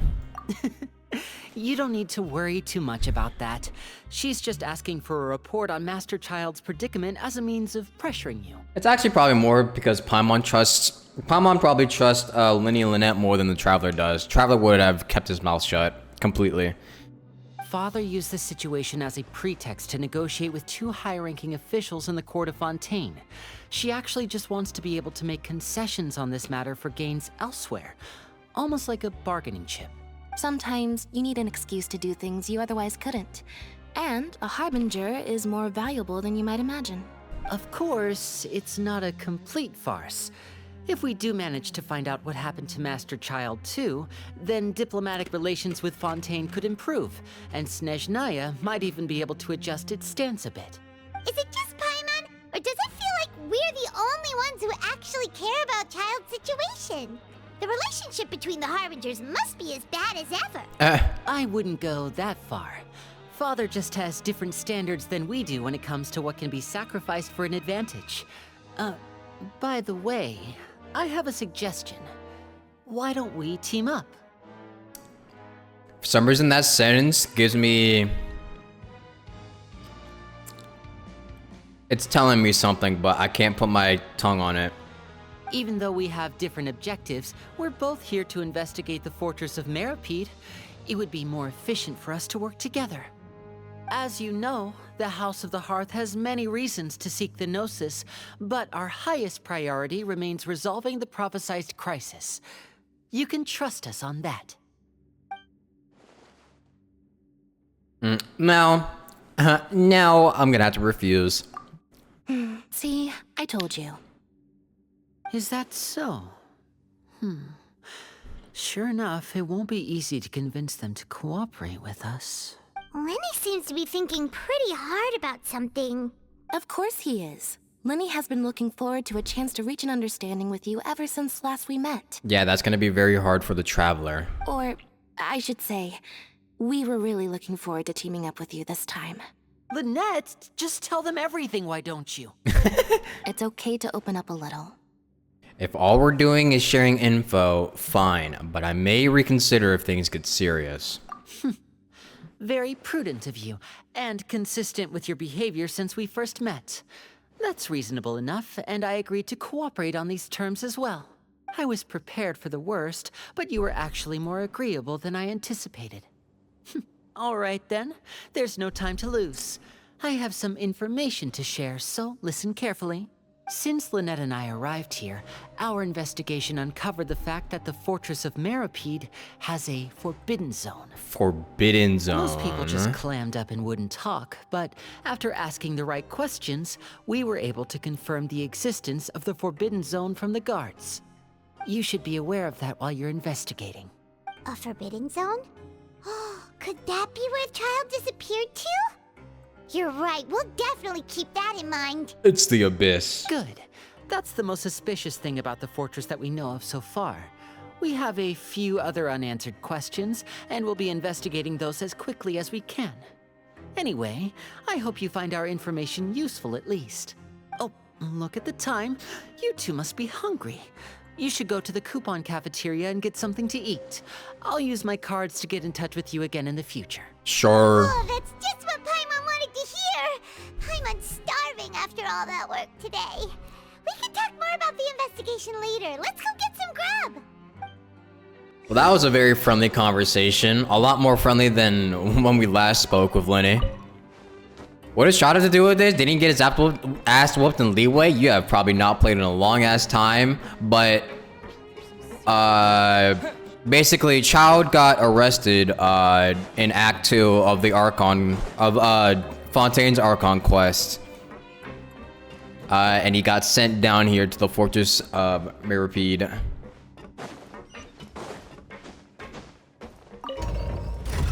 And Arlecano, or the Knave, is trying to get him back. And we've been sent down here to, and he's also disappeared for some reason, so we've been sent down here to like try and see what happened to him.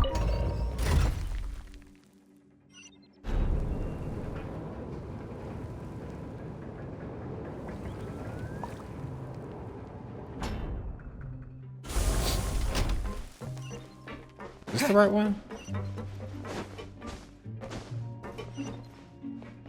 I'm dumb. I'm going the wrong way. Did Senora get resurrected in Sumeru or something? No, Senora is still dust.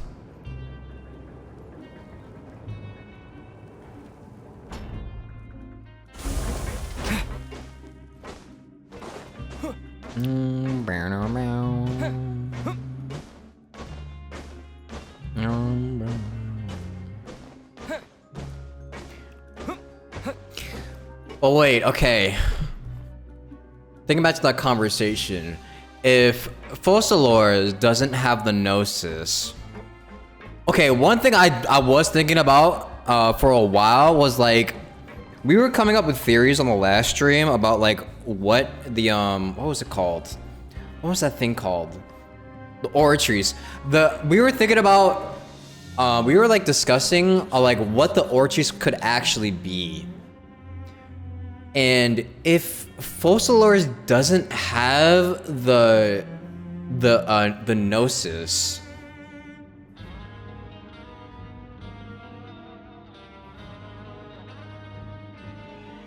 I have a theory. It could be dumb and I could be completely wrong, but I have a theory. So when we were discussing before, I was saying, I came up with a theory about how, here, this music is too loud. Give me a sec. I had a theory about how, what did I say before? It was like how Furina, how there's a possibility that Furina has two different personalities, or there's two Archons right now. And the Furina that we know right now isn't the real one, or is a split personality from the other Furina. And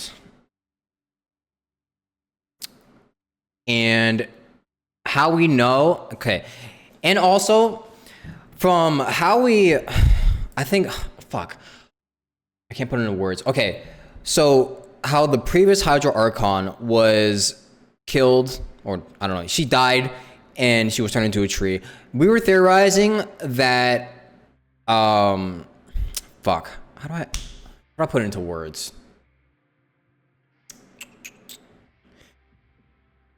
So the previous Archon died, correct? And if it's true that the Hydro Archon usually has like two different personalities, or at least two different Archons ruling, and the previous Hydro Archon died, correct? But where did the other personality go? We were theorizing that the other personality might have been put into the Oratories. And if that is the case, then maybe that other personality has the Gnosis. And that's what's powering the Oratories right now. Because, oh yeah, and then also with the fountain, you could hear Furina's voice like crying and all of that. That was also evidence of like there being another Furina, or at least another Hydro Archon. But I don't know. I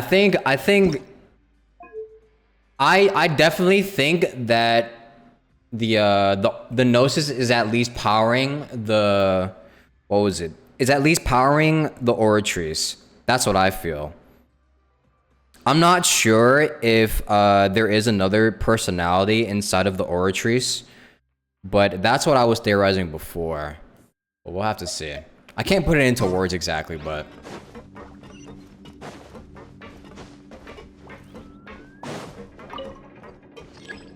I just know that there's something going on with Furina. There's something going on with Furina. Because It really doesn't seem like they're making it seem like Furina isn't actually the real Archon right now. Not saying that she is or isn't right now, you know, because I know there's some people that get kind of sensitive about that, but there are theories going around.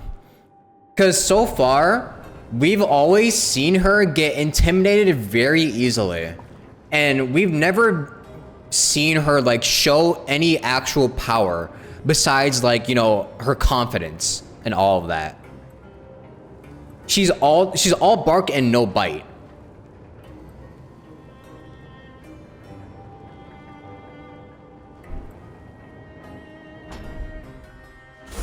So it's a bit strange that an Archon would act like that.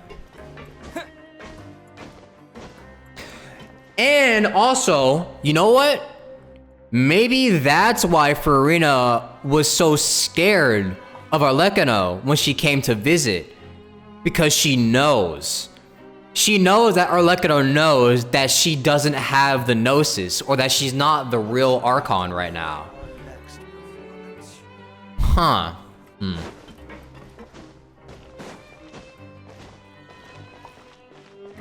Could also be something similar to how Eidolons can imitate someone's appearance. That could be it too.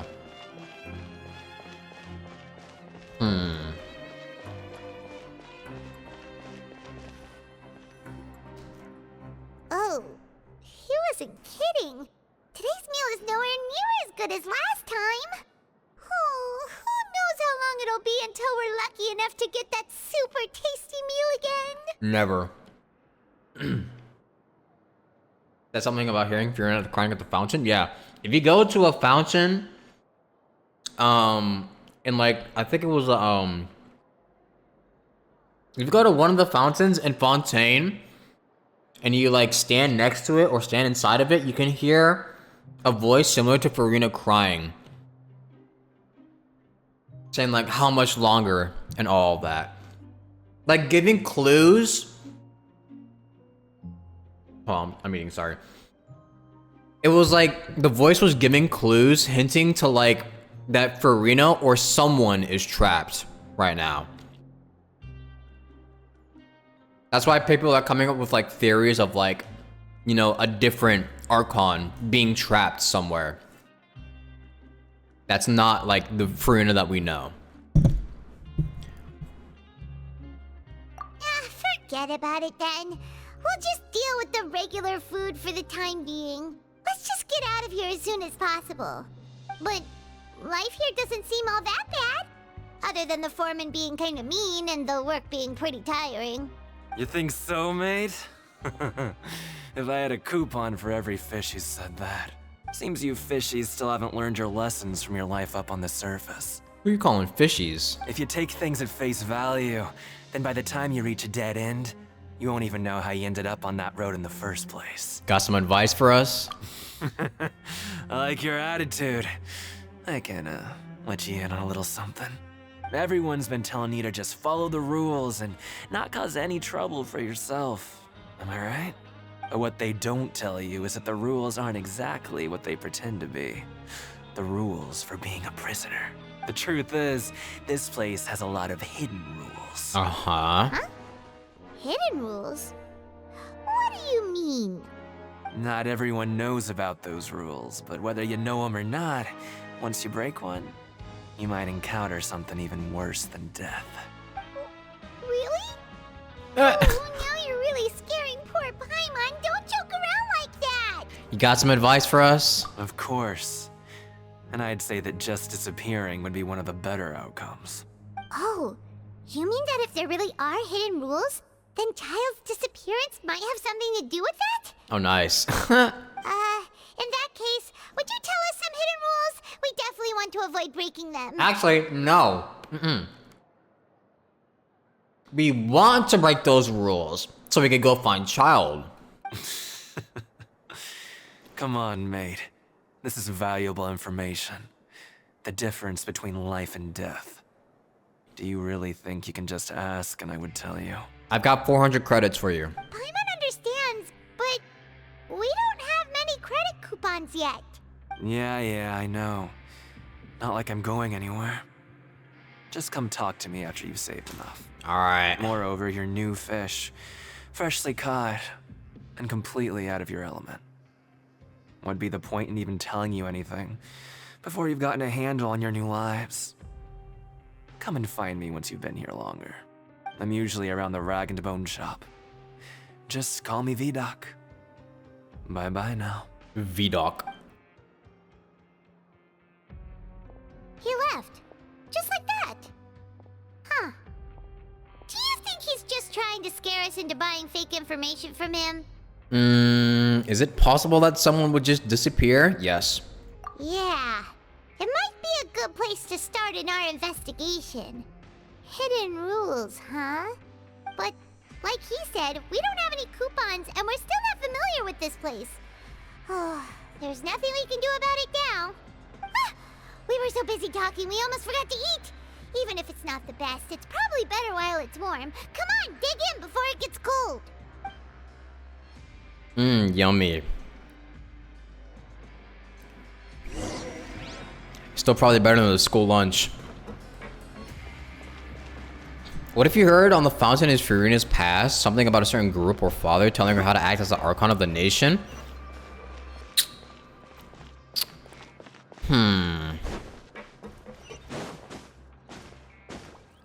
Could be.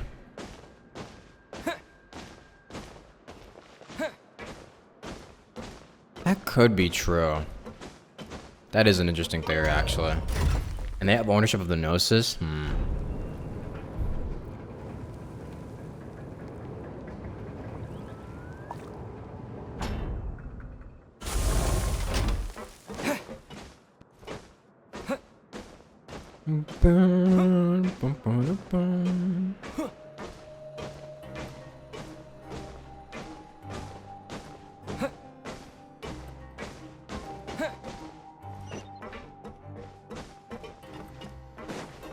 Back to our dorms. We spent like, I don't even know, 15 minutes outside, and now we're going back to sleep.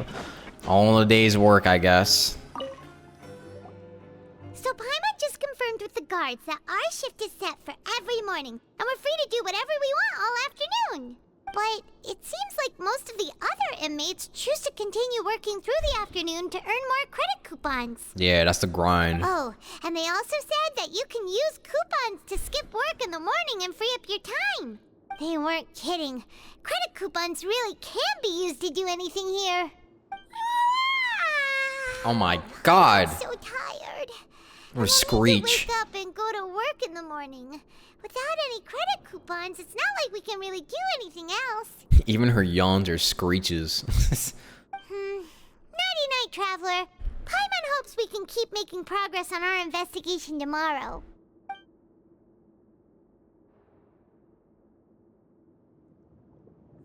What the? Oh, the vision! Child's vision!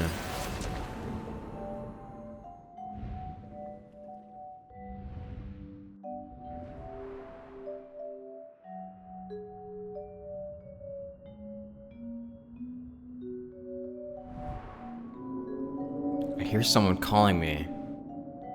It's his little well inside of him.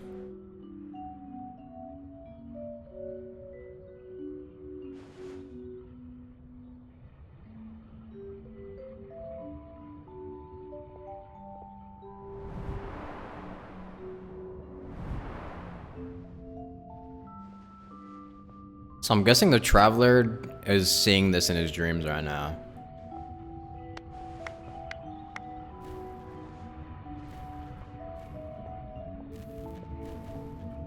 He's thinking. Damn, he's contemplating.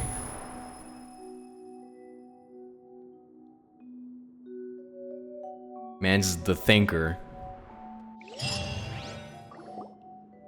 Are you awake, Traveler? What's wrong? You seem to have something on your mind. Did you dream about something last night? I dreamed of child. Saying that out of context is so funny. Is that even possible? Unless it wasn't an ordinary dream? you had it with you this whole time? Maybe the vision connected Child's consciousness to yours. Maybe I could use his vision to see everything he experienced from his perspective. And our investigation has its first major breakthrough! Good thing you brought the vision with you here. So what did you see in the dream? Do you know where Child went? The dream was a little hazy, and I didn't see anything particularly useful. Huh. Okay. Well, hopefully it'll be a bit more helpful in the future. What's more important now is that it's the start of another new day as prisoners. Let's do our best to earn more credit coupons. What's the plan for today? Let's go work in the production zone. Let's go! It's time to start working. If that guard Fielding catches us skulking about, he's sure to give us an earful. I'm on the grind right now. You can't skip work. You can't be skipping work. That's our food right there. Look who decided to show up. Get your butts in gear and get to work. Time's a-wasting. Got it. Good, here you go. Remember to give me the widget once you've finished processing it.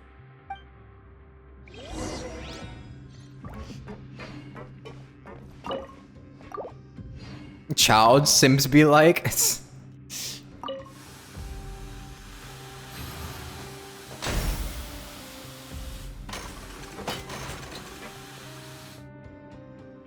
Dear Diary, today I dreamt of Child.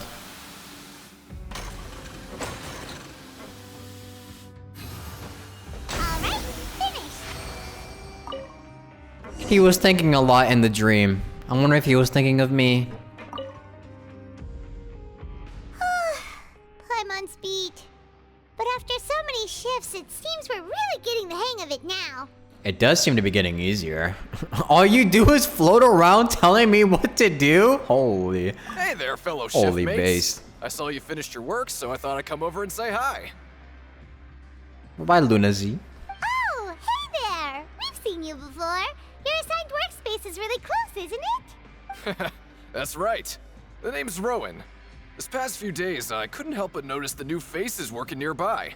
I've been working here for almost 15 years. Even the foreman, Grainville, always calls me Chief. I didn't mean to skip that. Also, this guy has a beard. Have we ever seen anybody with a beard? Whoa, you've been working here a long time, Chief. Hey, Chief. In other words, you haven't managed any improvement in 15 years? Damn. No need for that. Okay, hi, Chief. If there's anything you'd like to know, just ask me. I know the work here in the production zone better than the back of my hand. Alright, Chief. We'll be sure to come to you first. I think I've got the work more or less down pat. We just haven't quite learned all the rules. Did you just ask about the rules? Pretty sharp for newcomers. You've already heard about the rules, huh? Who'd you hear it from? I don't think you need to know that. The hidden rules, that's what they're called, right? Alright. Seeing as I'm the one who came over here, you're already calling me Chief. I guess I can tell you a little. Truth is, you two keep working like this, you might be putting yourselves in danger. Why? Huh? Wait, there's even a rule about that? What would have happened if you never told us about this? Well, it's usually not that easy to break one on accident. The conditions of the hidden rules are usually pretty specific. But once you do break one, bad things happen. So the conditions are, what am I working too much? If you work continuously in the production zone for 3 days, and if all you do besides eating and sleeping is just work, then something bad will happen during lunch on the 3rd day. What? I can't work? They said no grinding. What a hater. What the fuck? What a hater-ass mindset. You said you on the grind too much, you making too much money. Get the fuck out of here. Like what? Oh, don't scare Paimon. If I knew that, then I wouldn't be standing here talking to you, now would I? Wow. You mean, even you have never tried working 3 days like that before? There's actually a legend about this rule. They say that there was a worker who worked way harder than me. He was both efficient and eager on the job, and most other workers couldn't hold a candle to him. One time, he tried to test his limits and worked as long as he could. Then during lunch on the 3rd day, he disappeared into thin air. What? He'd evaporated. Later, some people went and asked some of his past friends about him, but they said Never heard of the guy. What the fuck? Bruh. You can't even get your money up in prison. That's crazy. This world sucks. You can't even get your money up in prison. You got all the time in the world to try and get your paper up, and you still got the universe preying on your downfall. That is crazy. Wow. How could that happen? What did that worker look like? Unfortunately, we were assigned different production zones. I never saw for myself what he looked like. Wait, are you thinking that it was... We'll give it a try. Oh? You... That's what I was thinking. Listen, kid. This ain't the kind of thing you should be curious about. Let me tell you, you're better off forgetting about it and looking after yourself. Now I kind of regret ever telling you. Yeah, I agree with Chief here. Do you really want to try? It looks like a good lead to me. I mean, like, literally, that's like the only way we're gonna be able to find Child, right? If he disappeared into thin air, what do you think we're gonna be able to do to find him? If we gotta at least try something. Alright, if you insist.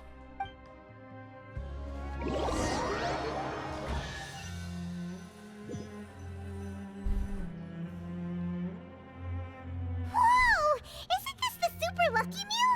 Looks like hard work really does get rewarded. I got 800 credit coupons. Hyman's gonna take her time and savor every bite. What would you like to do this afternoon? The Pinkerton meet. We could go to the Pinkerton or investigate. Let's go to the Pinkerton. Sure. If we're not going to work, then let's kill some time at the Pancration Ring. Pancration.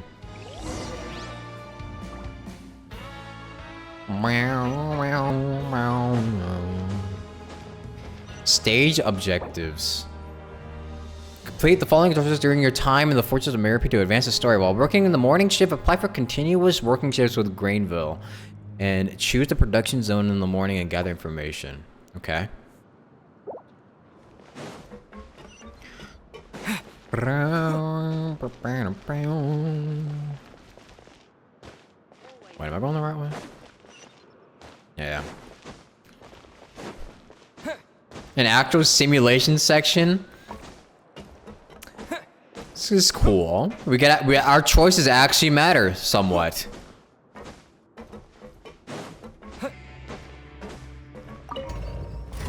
We could actually make a choice, choose our own paths.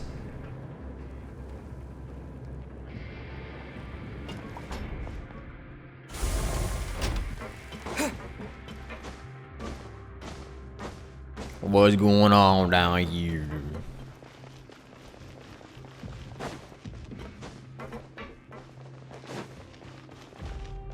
Pinkerton. It's lower. Oh, this guy. Collins. Oh, you must be the Traveler, huh? Sorry, mate, but competitors as strong as you are prohibited from participating. What? I don't make the rules, mind you, but I was given very specific instructions. I can't even fight. This place is ass. This place is ass cheeks. I can't work. I can't fight. What the fuck am I doing here, man? This place is ass. Even convicts value their lives, don't they? I hope you can understand. But we have a game here that'll let you show off your strength, and you'll even earn some credit coupons in the process. What do you think? Interested? And if we lose the game, will it cost us credit coupons? Of course. That's the cruel reality facing every competitor in a place like the Pancration Ring. Okay. Okay, great. Let me walk you through the rules. The targets in front of you will pop up one after another. Really? I'm playing whack-a-mole? You'll need to hit the targets in the same order that they popped up. If you can complete a few rounds in a row with no mistakes, then you'll win credit coupons. I'm playing sequential whack-a-mole? What am I, a fucking baby? What the fuck? But the second you mess up the order, you lose. Game over. The game costs 300 credit coupons to have it go. So, you up for it? Sure. Thanks for your patronage, mate. Now, Right. let the game begin. Bruh. What by Mini Muriel? The order in which they came. You had to do it 4 times. Okay, do your best to hit the targets, just like Colin said.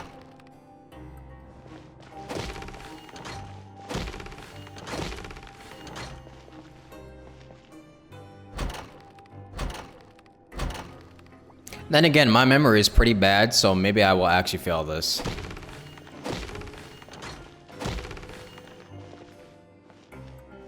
Oh. Like I said. Like I said.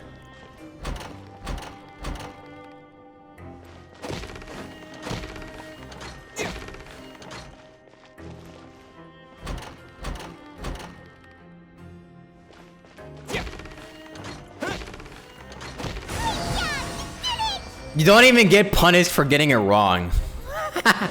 In baby game mode. Actual baby game mode. They weren't exaggerating about how strong you are. Don't worry, I wouldn't dream of shortchanging you. Here's the credit coupons you won. Put them somewhere safe.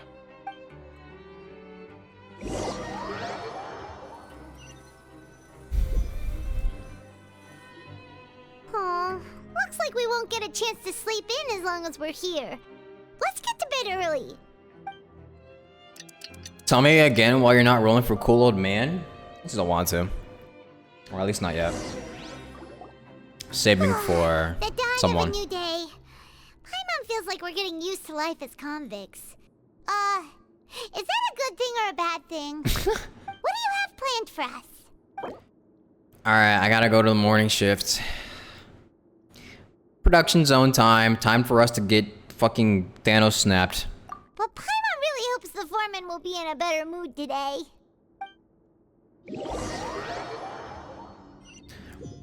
Whoever think the average Genshin player has 40 IQ? Yeah. Look who decided to show up. Get your butts in gear and get to work. Time's a wasting. If possible, I'd like to apply for 3 continuous working days. Oh? What's with suddenly wanting to work so hard? You need coupons that badly? Sure. Let's just say we really want to test our limits. I'm bulking. I need as much as I can get.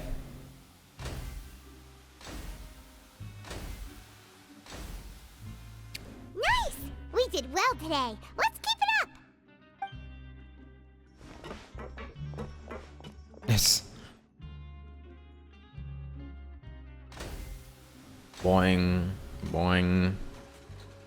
Ooh, Paimon's had it.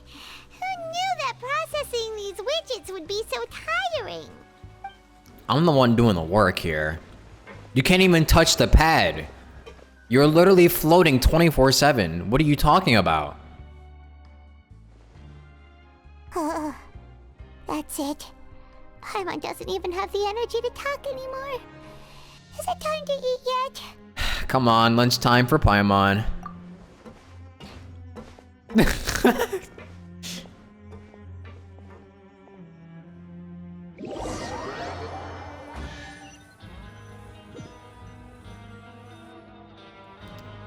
Oh, Paimon's exhausted. It's just work, work, and more work. Paimon's little body can't handle this much longer. You're not on that. You're not about that grind, Paimon. Wait a sec. Now that Paimon thinks about it, haven't we been working non-stop for 3 days now? And now it's lunchtime. You're realizing that now? Oh, Paimon feels a shiver going down her spine. What's going to happen? But it doesn't seem like anything's changed at all. And we made it to the coupon cafeteria safely. Maybe we have to eat something. Are the so-called hidden rules only a rumor after all? That would be a disappointment. Well, there's no use to just guessing all day. Paimon's stomach has been grumbling the whole time. Let's just eat already. They're gonna give us a Fanta again. Paimon wonders what we'll get today. Maybe we'll get the super lucky meal. And we're just gonna dissolve. Wait, what? Ew, what is that? What the fuck? Ew. What in the world is this? What's with Paimon's food? And yours is the same. Is this stuff So bizarre. What kind of chef would make food like this? I've never seen a welfare meal like this. What do you think is going on? Is this the bad thing that Rowan was talking about? So what, if you get your money up too much, they just give you bad food? They're like, you're gonna be able to afford too much food. We gotta give you the bad shit now, so you stop doing that. What the fuck? Well, someone went missing before, and now our meals have this strange meat. No, stop right there. Paimon gets what you mean, just don't say it. Hey, isn't that Woolsey over there? He must have made the food, right? So let's just ask him about the food and be done with it. Hey, Woolsey, have a moment? What is it? I'm about to go report the numbers for today's free meal, so you'd better make it quick. It's about the meat in our meals. Look, does it seem normal to you? The meat? Oh, that. Looks perfectly fine to me. Totally normal. You better hurry up and chow down. That was so unconvincing. How could this be fine? Hey, don't leave! You barely even looked at it! Hey! Ugh. Ignored. What should we do now? Woolsey wouldn't even give us the time of day. Is he trying to hide something? We'll have to investigate it ourselves. Yeah, looks like we have no other choice. Paimon was positively famished a minute ago, but now she's lost her appetite. This strange meat. What even is that? What if that's Melusine meat? Wait.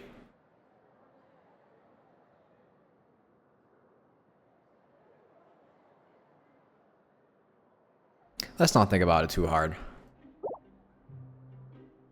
What would you like to do this afternoon? Investigate the clues we discovered. Yeah, Paimon felt like some of the people here were a little strange the moment she saw them.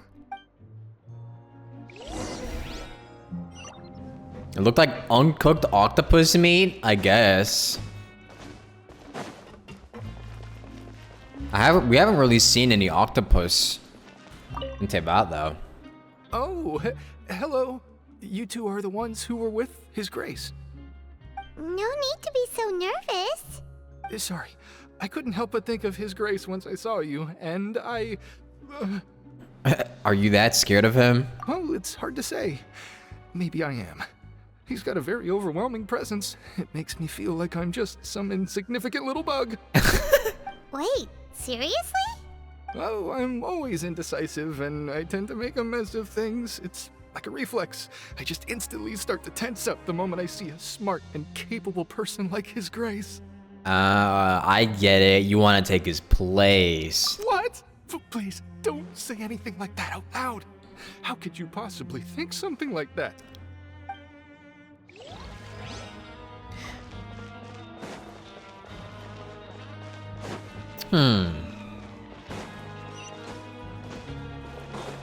Risley is super chill? Yeah. I mean, at least he was to us. We don't know how he is with like the other inmates.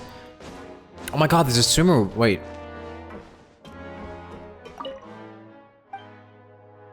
Huh.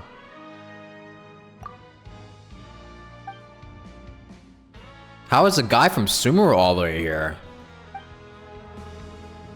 The hell?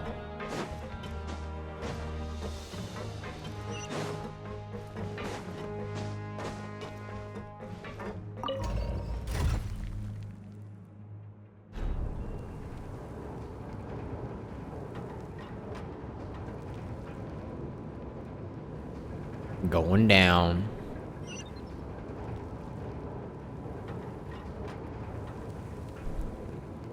So how are your guys' polls going? Did you get Monsieur Nouvlet?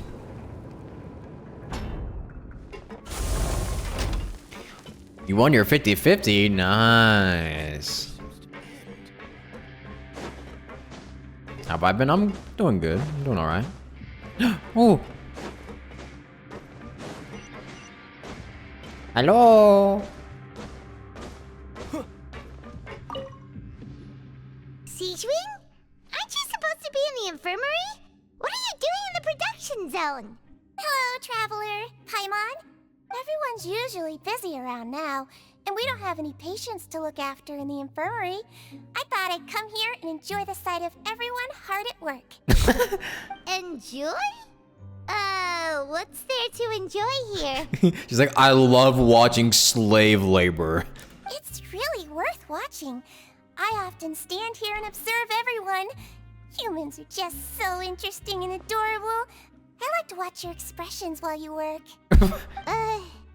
Are you talking about pets or people? Do you also happen to be a veterinarian as well as head nurse? Oh, I can see why you think that, but you shouldn't jump to conclusions.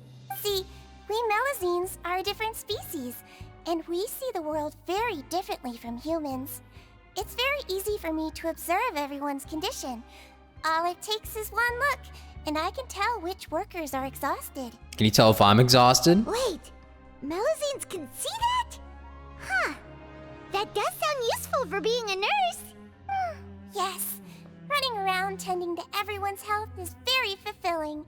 But I'd much prefer it if you're all happy and free from exhaustion and pain in the first place. Take care of your body, and make sure you eat well. Always rest when you're tired from work, and don't push yourself too hard. Thank you, Sigween. We'll definitely take care of ourselves. Thanks for the reminder. PSA from Sigween. Take care of yourself.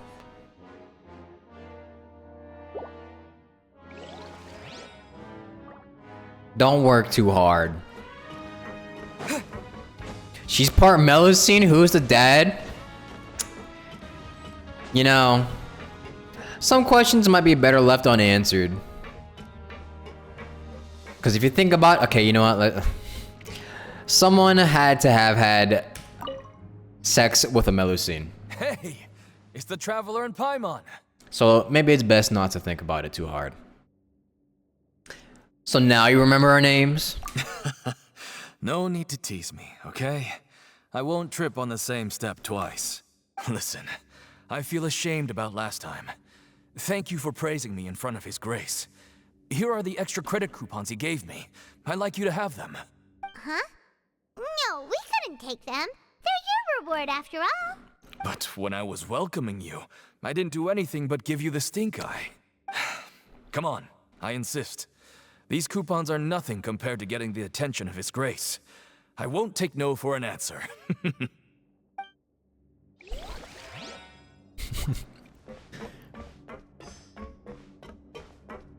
I mean, okay.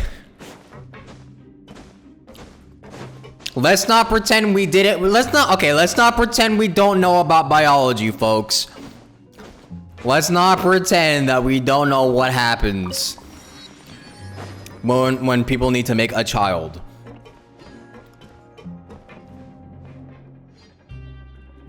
We are not people that most species are not ones that can reproduce like asexually. That's not the issue. Yes, I know it's bestiality. I know it's bestiality. That's why I said it's probably best not to think about it too hard.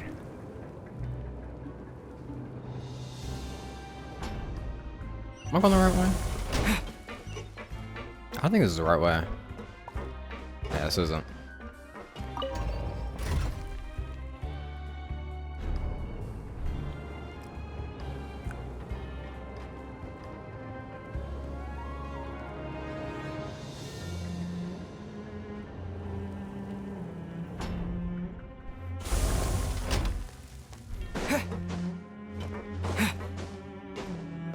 Boing, boing, boing.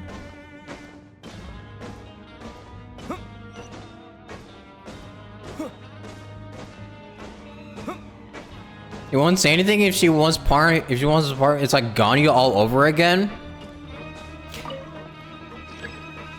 That is true.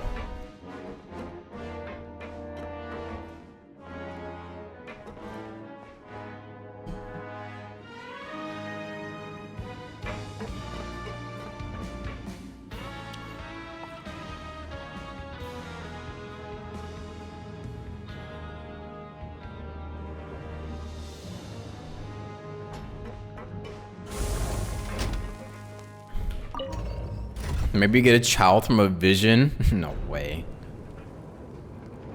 VOD does have its own laws though, so maybe you didn't actually have to like reproduce with the Melusine for it to, you know, turn out that way. Maybe she's like, I don't know, an outlier or something. She's just different.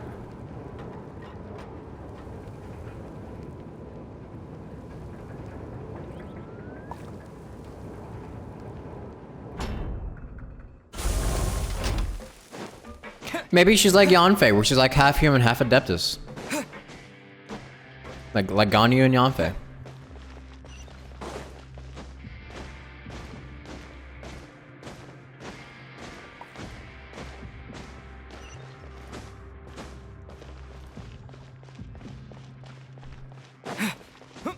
Actually, is Yanfei half human, half Adeptus? I forget. Fuck.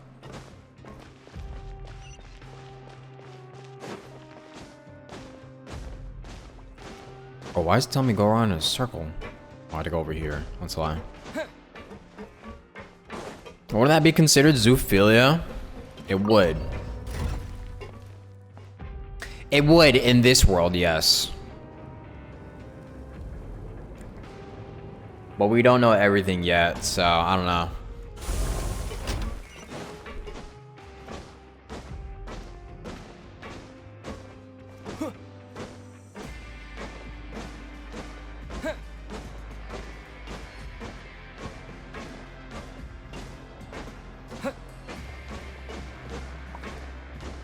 Rowan. Huh? Rowan? What are you doing here, Chief? Oh, I was injured a bit just now. Nothing major, I think I just pulled something. Little mishaps like this are unavoidable at work, you know? Huh. Paimon wouldn't have thought someone as experienced as the Chief would still get hurt on the job. The Chief. I just knew you would say that. This is pretty embarrassing. Where is Siegeween when you need her anyway? The one time I need to make a quick trip to the infirmary. She's down there watching all the people work like slaves. That's where she's you at. mean she wasn't in the infirmary? Yeah. The rumors say that there's never anybody in the infirmary in the half hour before lunch, and nobody knows where Siegeween gets off to. She's busy down. She's busy down watching people work. That's where she's at. Oh, hi Milana. Thank you for the raid. Thank you. Hope you had a very good stream. Hope you are doing well. Welcome, Raiders. We're doing the Archon quest for Fontaine. This is Act 3. So if you haven't seen it, if you haven't played it yet, it just came out. So if you don't want spoilers, you might want to click off. But that is what we're doing right now. So this isn't just a coincidence. Started playing Genshin again tonight. Swimming is fun. That's good. Are we gonna listen to spoilers? Okay. Have a good rest of your night. Huh. That's actually really strange. Siegeween's always super dedicated to her work. Where else would she possibly go? Do you need to do Lenny's story quest to do the Archon quest? No. I haven't done any of the story quests since like Sumeru. So you do not have to do any of the story quests to do an Archon quest right now. Forget it. I can take care of a small sprain like this on my own anyway. No need to trouble her.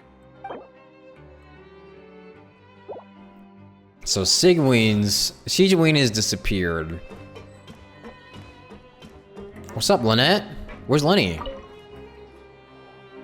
Oh, wonderful. I was worried that you'd be busy trying to earn reward coupons all the time, but it seems like you haven't neglected your investigation work after all.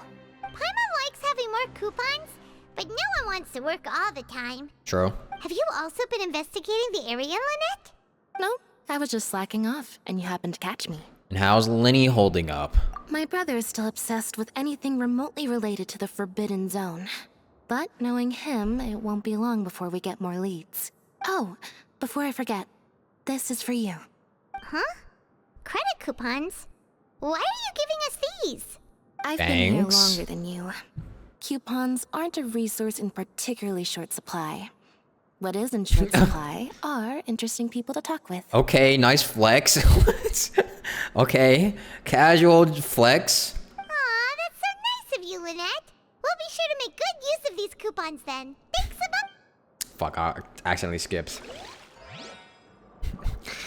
She about to go band for band with us with the coupons.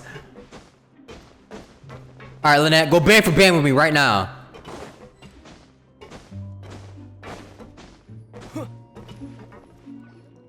Hey, look! There's something here! Looks like a research notebook. That suspicious guy peeking into the infirmary just now. Are they a fan of Seedwing? He must have dropped this. Let Paimon read it real quick.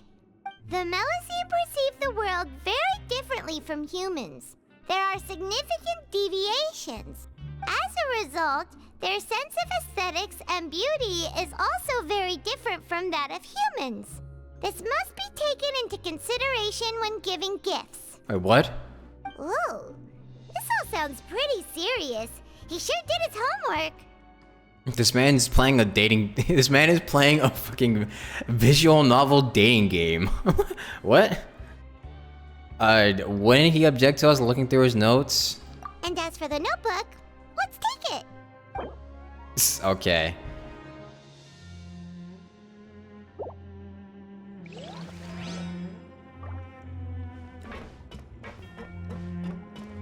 Meow, meow, meow.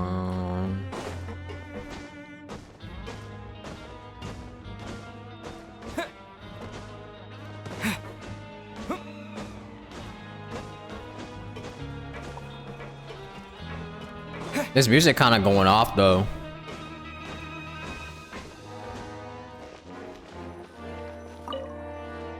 Sleep time. You want to stop investigating and go rest? Yes. Okay, you should rest up. We'll be back at it tomorrow. So after working a few days straight, we got some strange meat in our lunch. What was that all about? Has our investigation turned up anything useful recently? I think I've got something, but unfortunately it's not related to child. Really? Then it looks like that part of the investigation has hit a dead end. Well, we'll keep searching for more clues tomorrow. Good night, Traveler. Good night.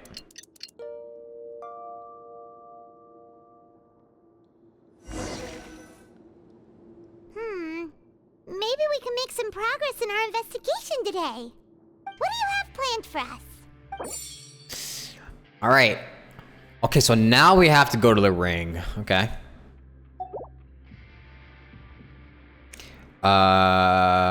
We could spend some coupons to skip work. Minus 400, I guess. I don't think there's any more clues to be found here. Perhaps we should work at the production zone more often to see if we could discover anything unexpected. Okay, well. After working here so long, we're really starting to get the hang of it. But doing the same thing all the time can get old pretty quickly. How are you holding up? I'm fine. Let's see if there's any really easy work. Yeah, it's good to kick back and relax once in a while. Game literally telling you to not slack off? Real.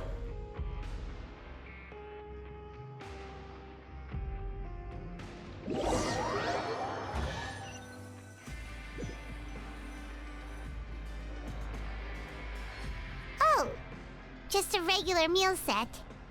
Guess Paimon shouldn't get her hopes up. What would you like to do this afternoon?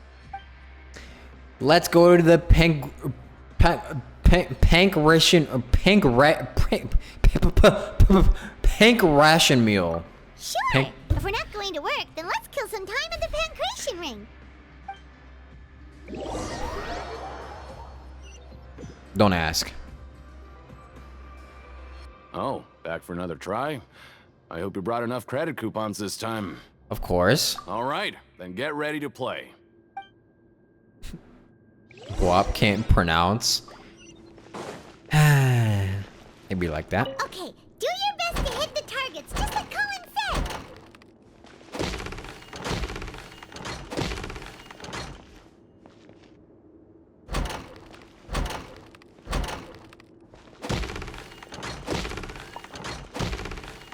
This shit is for children.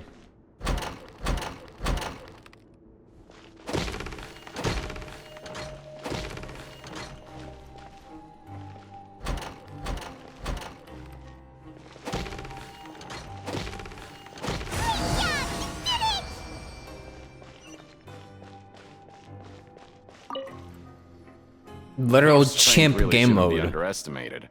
Now I get why you're prohibited from participating in any official fights. Nobody who values their life would be willing to get in the ring with you. Can't know for sure if you don't let me have a go. However, you two haven't tried betting on the outcome of a pancration match yet, have you? No. Just go talk to Rusimov. Buy a ticket for whichever fighter you think will win. There's a big payout if the fighter you support comes out on top. Oh, gambling! Let's go! But we don't know anything about the fighters. How can we possibly know who to support? That's normal. Just watch a few matches and get a feel for the fighters. It won't be long before you can pick winners in your sleep. He's got a point. Why don't we give it a try? If we have enough coupons, we could probably bet at random until we figure everything out. True. Bet at random, huh? Well, how should I put it? It's not like you can't do that, but I'd advise you to give it some more thought first. That's definitely a secret rule. Huh? We shouldn't get too carried away. What's the problem? There's some sort of rule here, isn't there? What? Yep. Never even picked a boxer before, and you already know about the rules? You're not just strong fighters. Seems you're pretty perceptive, too. The hidden rules, that's what they're called, right? Might as well tell you about it, since you already know that much. Plus, I think you've got the potential to be one of my greatest customers. I think I can let you in a bit. Besides, I don't want to risk ever losing a customer like you. Is it that serious? Okay. The hidden rule here is, if you buy both boxers' tickets and support them both, something bad will happen the next morning. Bruh.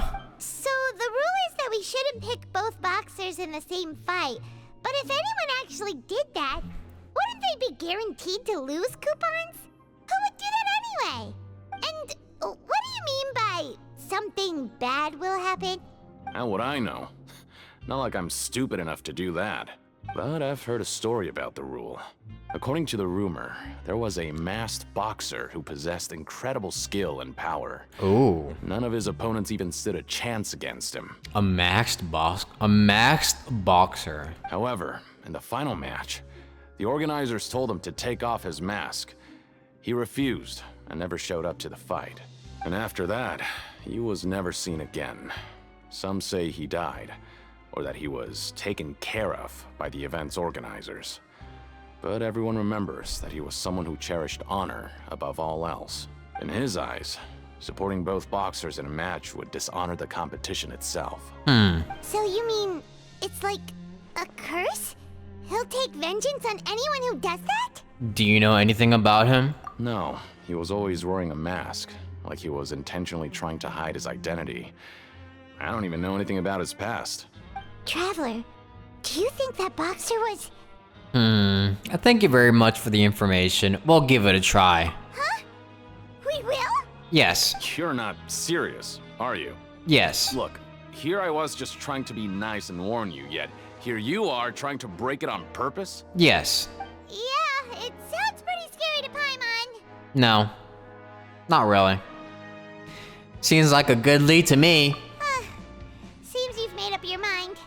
Just be sure to protect Paimon, okay? Betting on both fighters will set you back about 3,000 credit coupons. 3,000? If you have enough, then go ahead and give it a try. Just don't come running back to me if something happens. That's all of my money. What the hell? That's all of it.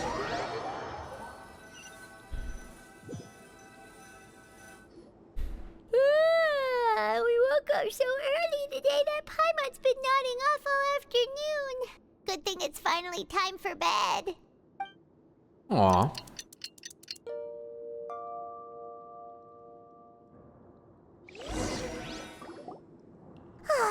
The dawn of a new day. 4K. It feels like we're getting used to life as convicts. Is that a good thing or a bad thing? Why do I feel like you've said that before? What do you have planned for us?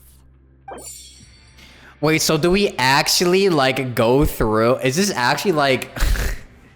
Is this actually, like, something that we can, like, choose to, like, continuously grind over and over again for, like, a shit ton of credits? Because I'm, like, 1,100 over the, like, the required amount. They're actually giving us a choose your own adventure.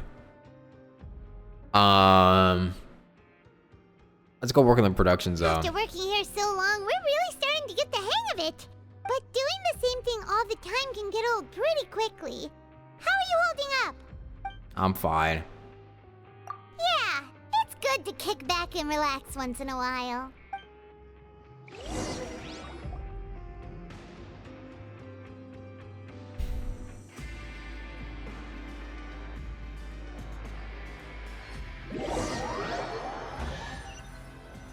So do I get anything in the coupon cafeteria this time? What is this garbage? Ooh, it looks disgusting. Oh, Paimon misses your cooking now. So if we What can, would you like to do this afternoon? so if we continuously work, we just get worse food. Huh. Is that how they just like make people tired? They just give people like the worst amount of nutrition in order for them to get more tired, so then you start to feel like everything is shitty? Maybe we'll be able to find some leads there.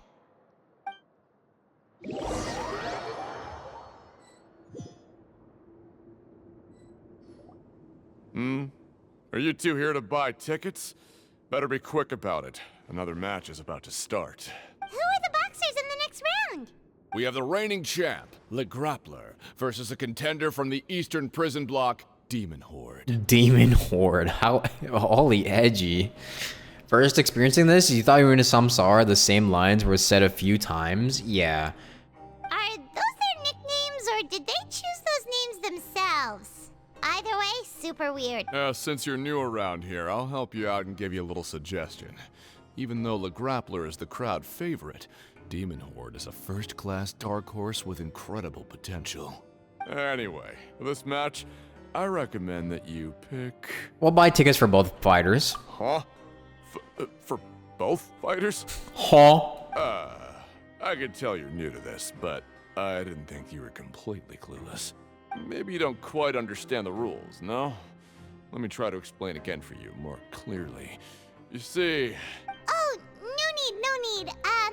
We're aware that we're going to lose coupons. Alright then, if you're absolutely sure. Remember, no refunds once you buy the tickets. Yeah, we got it. Just shut up and take our coupons. Damn! Damn, okay, Paimon. No need to be so aggressive. Seems we had a productive day. Hope we can make even more progress tomorrow. How many days have I been in here?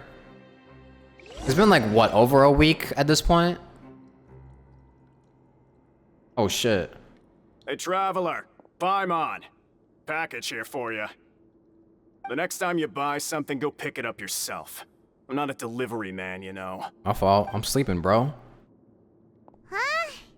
A package? For us? Did you buy something, Traveler? Paimon's not quite awake yet, so why don't you go take a look? It's a pipe bomb. Don't open it. Don't open a mysterious ass package we didn't order. I didn't buy anything. Right! Yesterday we broke the hidden rule and bought tickets for both boxers. Oh, maybe this package is the bad thing that Colin said would happen. It's a pipe bomb in mail. Oh god. Paimon suddenly feels wide awake.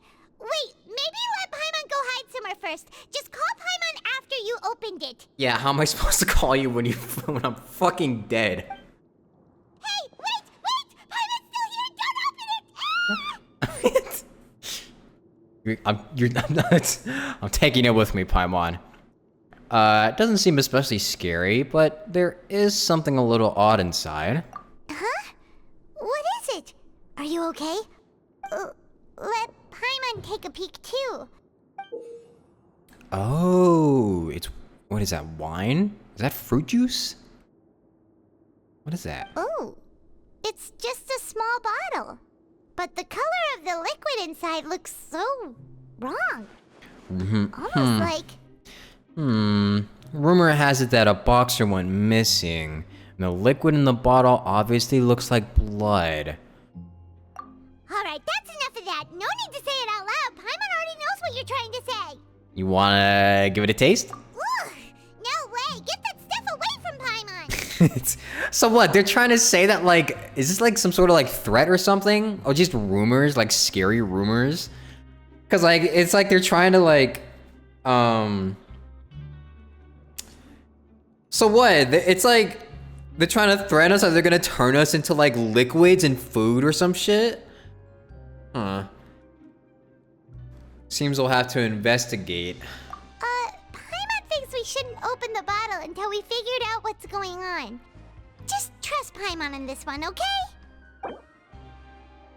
Hmm.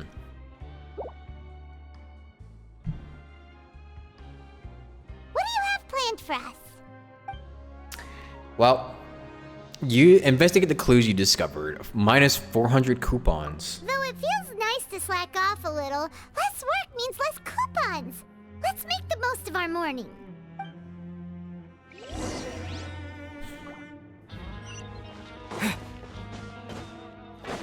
Use some very like weird threats.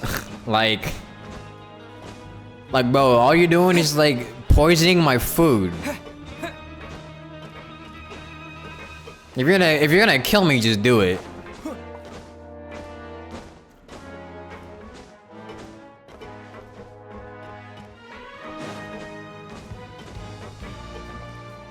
No, it's screwed. I'm just gonna go down. Oh, I almost died.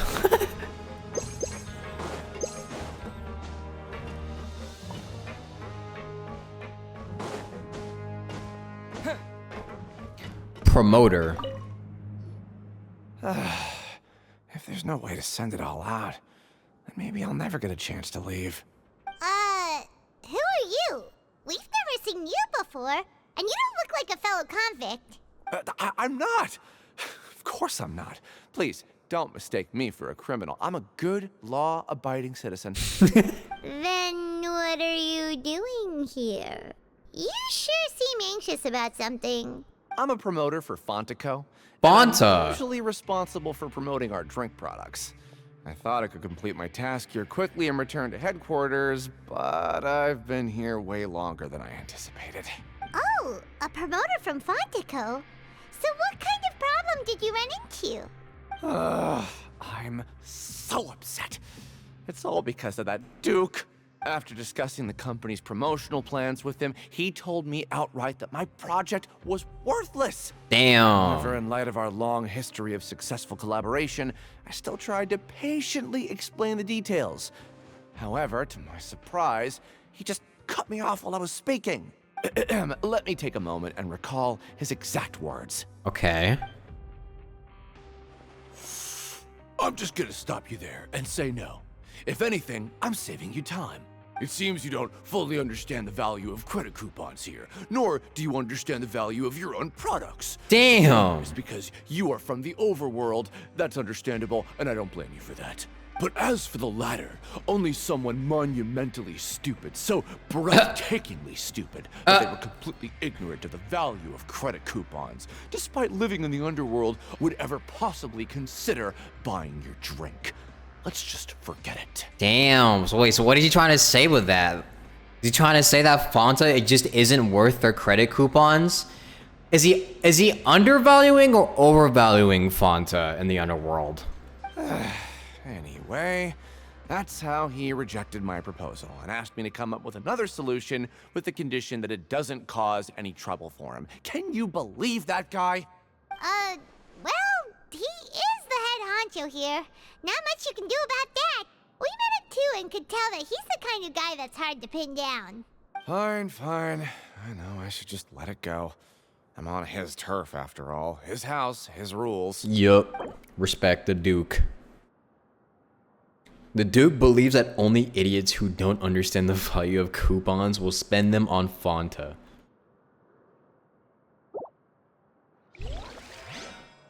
Yeah, that's right. You don't spend it on soda. You spend it on water.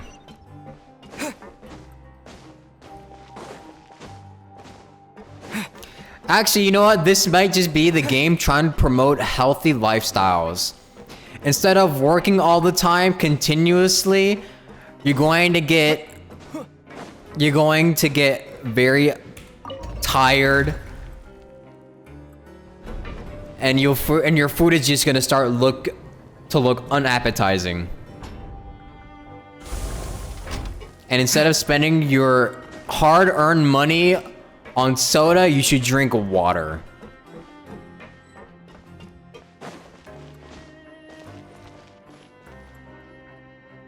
Hey, what are these papers scattered all over the ground? Are they registration forms or something?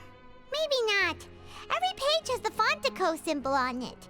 Maybe it's some flyers from the company. Let's take a look before anyone else shows up.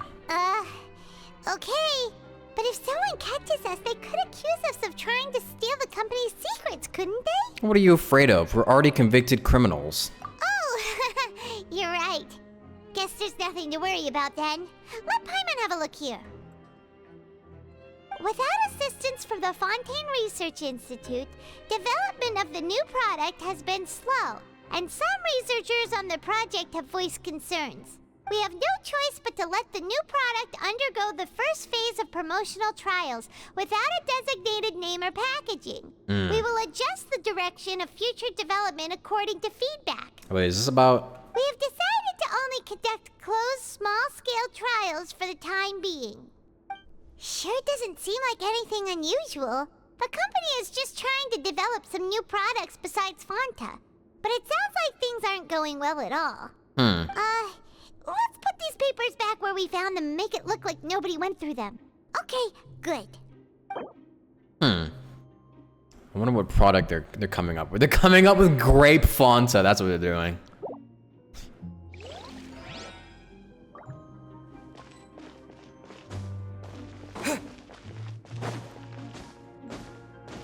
What's up, Collins?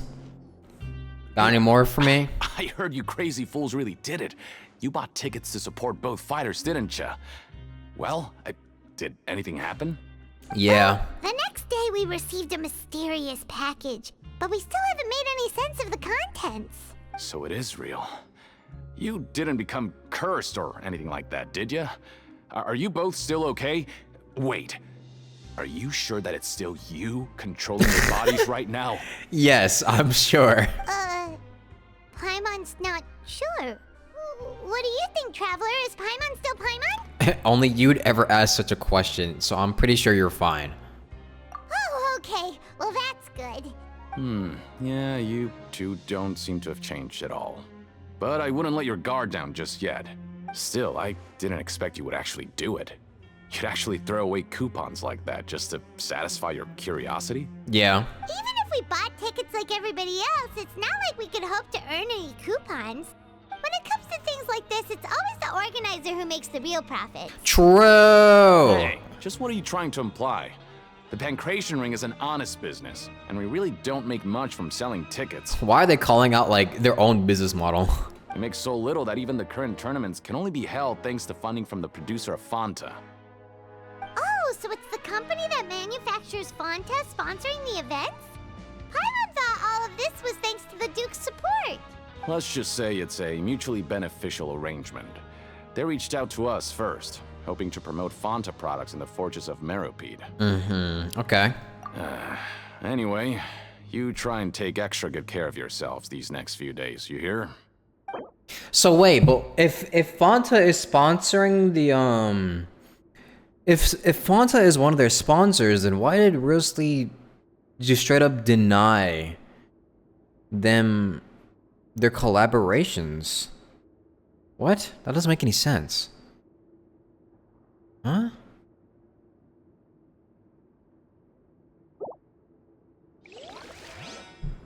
I don't get it.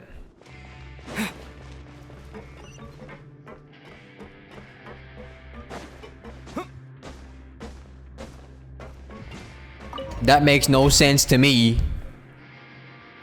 Are they using criminals as trial testers? Maybe.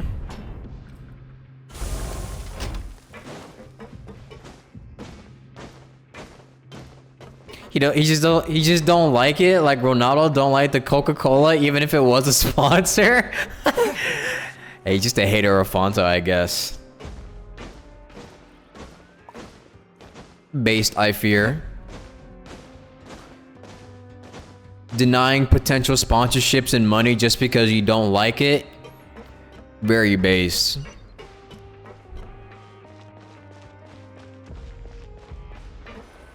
Time to eat. Huh.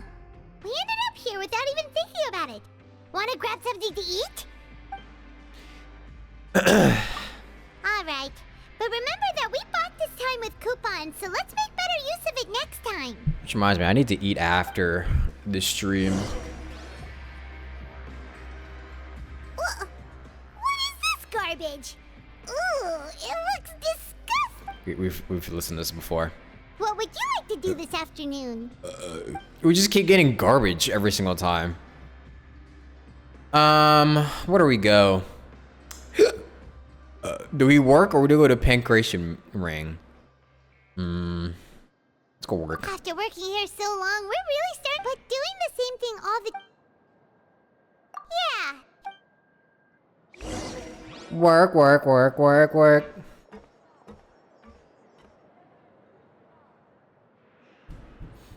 We just working. A mysterious box? A bottle of crimson liquid? Paimon still doesn't know what to make of it. Do you have any ideas, Traveler? I think I've got something. Really? Then it looks like that part of the investigation led us nowhere. Well, maybe we'll have better luck tomorrow. Good night, Traveler. Why did they say that they've got something, but they never tell us what it is? Even if it's not related to child. Oh, nice. We got all of them. Sick. Okay, so we've investigated 2 of the hidden rules.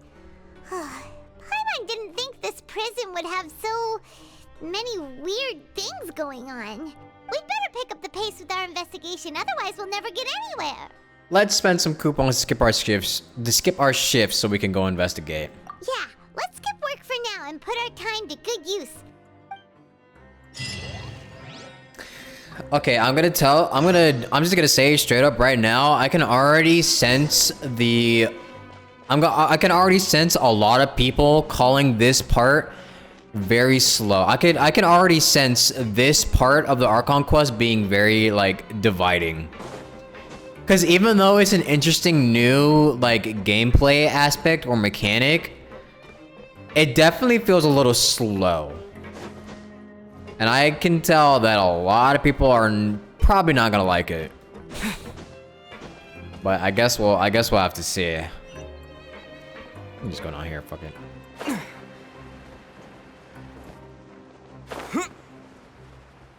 Personally, I'm kind of indifferent to it because I mean I pretty much completed it straight up without much effort at all, but I can definitely tell that like if like it would be a little slow to have to like do the days over and over again like this. Hey, isn't that Vidocq over there? Is it just Paimon or are there fewer people than usual here today? True. Yeah, I can tell that that doing the days over and over like this would be very like slow and boring, especially if you don't really get much new dialogue. Like Paimon just kind of says the same thing over and over again. So the coupons are so far kind of an illusion of choice. Yeah, I thought there would be like more choices and it would be a little bit more interesting than that, but it just kind of leads to the same thing over and over again. It's more of like kind of getting to know the ins and out of the prison. Yeah. Well, there's only like 2 things you can do in the prison. That's it. You either go to the ring or work. And even then, you can't even like work after a while. You can't even do like the manual work yourself.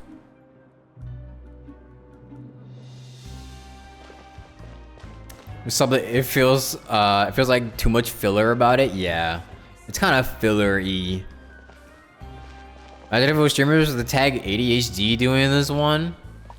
I could definitely tell people who don't, you know, who like to do quests like straightforward, you know, like all the way straight through would definitely get annoyed with something like this, but I don't know, we'll see. I can definitely tell there's gonna be a little bit of discussion about it though. We'll see though.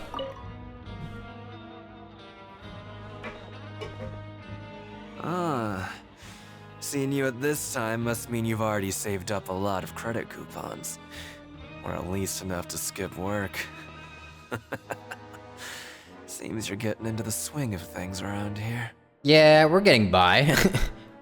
Impressive. Very impressive. So, now can you tell us about the hidden rules you know? If that's what you want to know, I guess you couldn't have come at a better time. Huh? What do you mean it's a good time?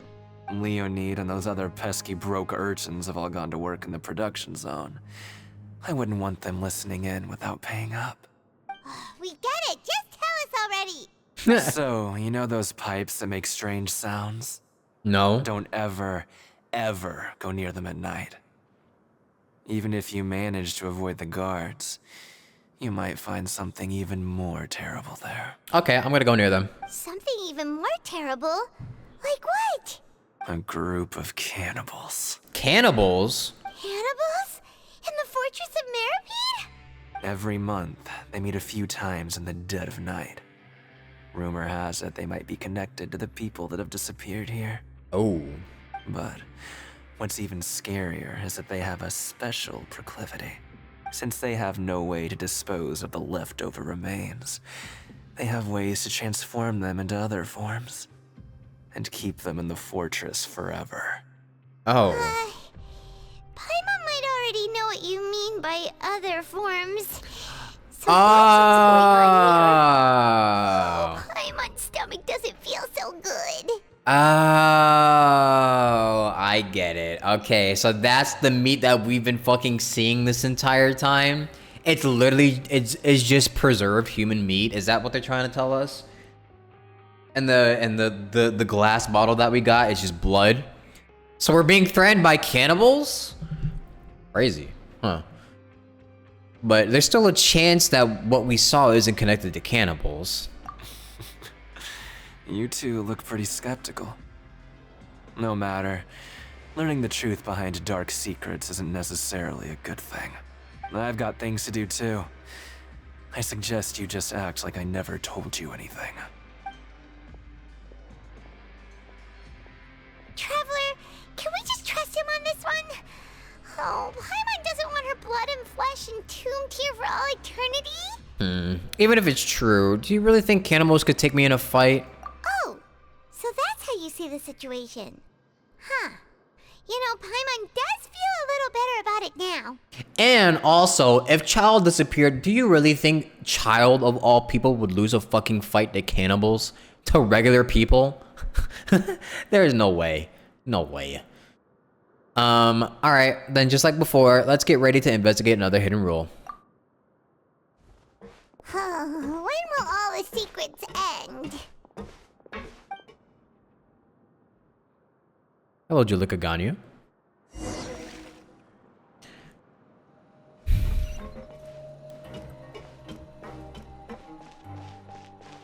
Vidok isn't here. But the guys who went to work in the morning are back. Let's go ask them. Or do we have the guts to include this kind of content in the game? Just stay away from me. What? What'd I do?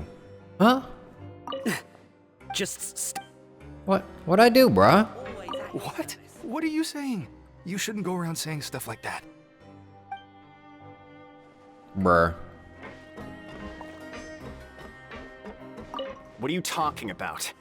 Listen, you should keep your nose out of other people's business. Bruh. Their attitude sure is suspicious. Like they're trying to avoid us. It's pretty obvious that they're hiding something. Are they the cannibals? They're the cannibals. What if that's it?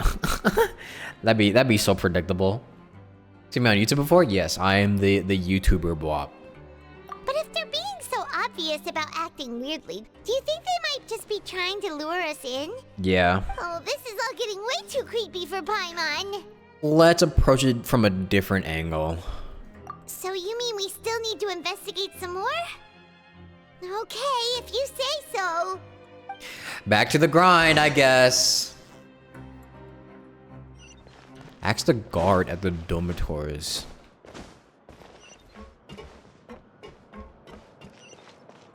Back to the old grind.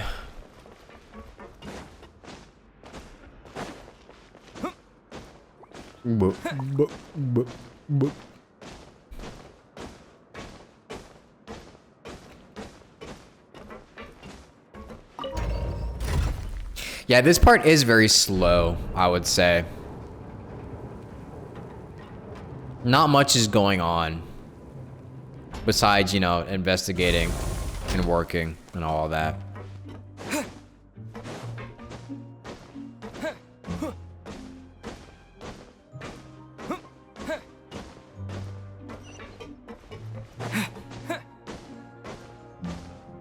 Makes me wonder, where the hell is Lenny and Lynette?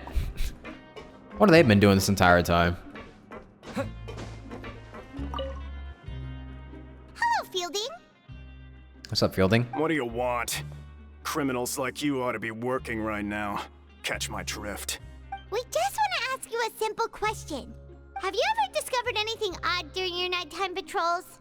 Why are you asking about something like that? Whatever happens at night isn't your concern. All you need to worry about is getting enough sleep. Well... Well, you see, sometimes we hear strange noises at night. Right! We've heard it happens a few times every month. Paimon has sensitive ears, so it makes it hard to sleep. And it's scary. I don't like the noises. It gives me nightmares. Really? I see. But it's not like I'm on duty every night. And now that you mention it, I recall my colleagues talking about something like that before. They say that strange things tend to happen at night on pipe cleaning days. Lots of us don't willingly take those shifts. Pipe cleaning days? So, what happens at night on pipe cleaning days? And they just conduct regular cleaning of the fortress's drainage facilities. There are 3 pipe cleaning days per month. And it just so happens that today is one of the scheduled days. You can try to confirm the sounds tonight if you want, and if they're real, then I can report the issue to my superiors for you. So what, it's just some dude cleaning the pipes? Oh, okay. Then we'll keep both ears out tonight. If that's all, then I'll be leaving now. I advise you not to try anything funny, though. Even if I'm not on duty tonight, someone will still be watching you. Don't worry, we don't want any time added to our sentences.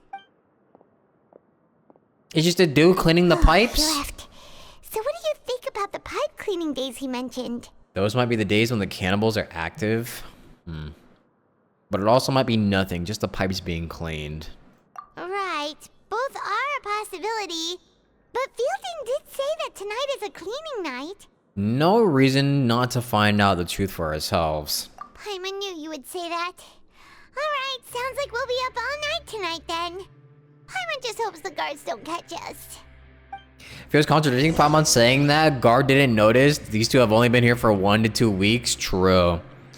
We've noticed more about this place than like most of the people here that have been working here for like I don't even know how long have. And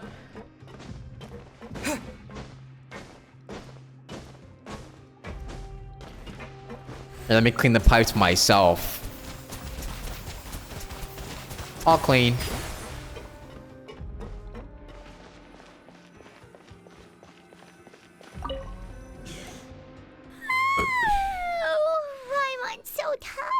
Holy screech. But we can't sleep yet. They'll be cleaning the pipes tonight, so it's the perfect chance for us to investigate.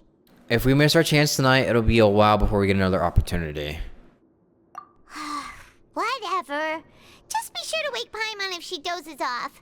Paimon's worried something might happen if you go alone. I'm the one that's gonna be dozing off. Huh? Traveler? Did you fall asleep already? Man! Dang, I suck. Just like me. The vision again.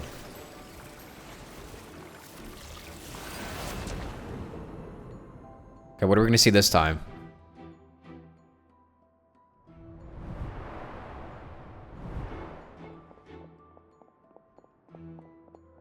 He's running? From what? Oh.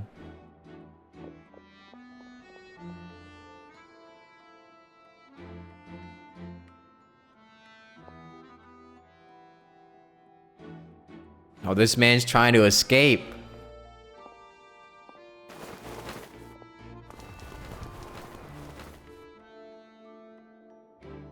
Oh!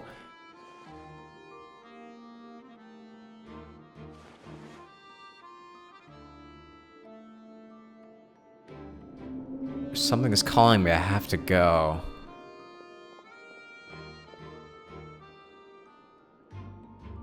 Wait, what the fuck is this? Traveler, come on, wake up!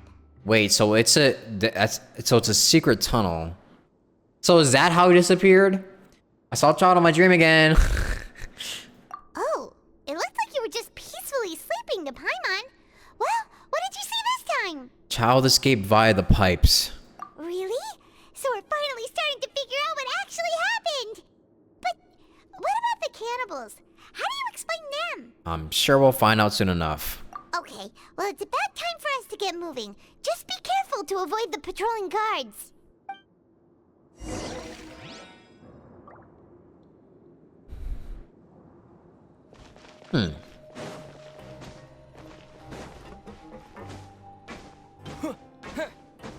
So there was just a gigantic ass like pipes. Careful. Oh shit. We'll get in trouble if the guards catch us. Ooh. Can I crouch? Where's my crouching mechanic? Can you bring that back? It's been a while since I've been able to do that. They gave us that crouch, or actually no. Yeah, they gave us that crouching mechanic all the way back in Mondstadt, and we haven't been able to do it since. This is kind of tricky. How do I...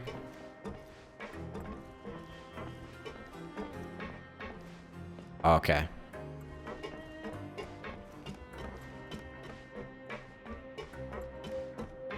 How does bro not hear me? I'd be stomping, bruh. My bro's moving. And I'm over here. No. This should be the place.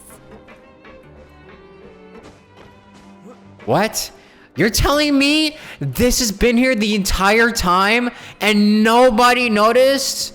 What is this? Nah. Wait, let me see what's over here first before we make any assumptions. What? I know you. You were the ones we saw. Huh. You've got guts showing up here. You know who we are, right? You'd better leave now. Ain't nobody coming here to save you. Enough with the theatrics. What'd you say? All those rumors about cannibals and hidden rules were started by you, weren't they? Yeah. So what if they were? If you push us, we can make those rumors a reality at any time. You're saying you're willing to be a cannibal? What the fuck is wrong with you? So they were just empty threats. It was literally just dudes fucking with us, I guess. Okay. Hey, what's the point of all those rumors anyway? What exactly are you trying to do? I don't have to tell you anything. If you turn around, go back to the dormitories and act like you never saw anything, then I'll pretend that you never showed up here. Yeah, scram. Nothing worth seeing here. There's something calling me. I have to go. Huh? What did you say? Isn't that exactly what Boss said when he left? Boss? Hey, do you know our boss? Yeah, Child Tartaglia. One of Snezhnai's Fatui Harbingers. Whoa. We had no idea our boss was such a big deal.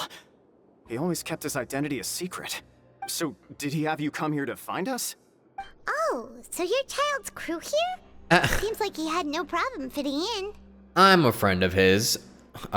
We came here to learn what happened to him. We're the only ones who heard him say those words when he left that night. So unless he somehow told you those exact same words after that... All right. I guess that's proof enough for me. I believe you. Wow, those dreams of yours sure come in handy. We gave him the business for a while and would always give him a hard time when he first came to the fortress of Maripede. But here in the fortress, the strong will always earn respect. He was working the longest hours and racking up wins in the Pancration Ring. You could always see how amazing he was, even when he was teaching us a lesson. So eventually, we all decided to follow him. But one Okay. day, he suddenly told us that he had to find a way to escape this place, no matter the cost. He said it was because he heard that call again. And as his crew, if the boss wants something, then it's our job to get it done. So, we got to work and used the hidden rules that were here to make up and spread the rumor about the cannibal rule. We just wanted to give him a better chance of escaping on a night after the pipes had been cleaned. Huh. Oh, Okay. thanks to your rumor, nobody would want to come anywhere near here, prisoner or guard. Wow, it sure is easy to exploit people's fear of the unknown. That's so... Okay, you know what? Oh my. Okay, you know what? I'm gonna save it. But has a child already escaped? Why are you all still coming here after pipe cleaning day? Let me chill. Because as far as we know, the pipe he went into isn't actually an exit. It should be a dead end. It leads to an abandoned factory area, and even if there were a way to escape from there into the sea, we're still way too deep. No one could ever reach the surface alive. Yeah, your head would fucking explode, or your entire body would implode rather. But Boss still insisted on going in. It's like he was obsessed about it. So we told him that we'd pretend as if he never existed while he was gone, and that if he wanted to come back, he should wait for nighttime on a pipe cleaning day. That way, we could meet him here and help cover the whole thing up. So you come and wait here through the night a few times a month just because of that promise? Yeah, but it's been so long now. We already know in our hearts that he must have managed to escape somehow. Either that or he's fucking dead, and his like remains are at the bottom of the sea somewhere. Is it also possible that something unfortunate happened to him? Nothing could ever defeat Boss or slow him down. That's one thing we know for sure. Yeah, except for like the crushing pressure of like being under the sea at like 4,000 meters or some shit. Okay.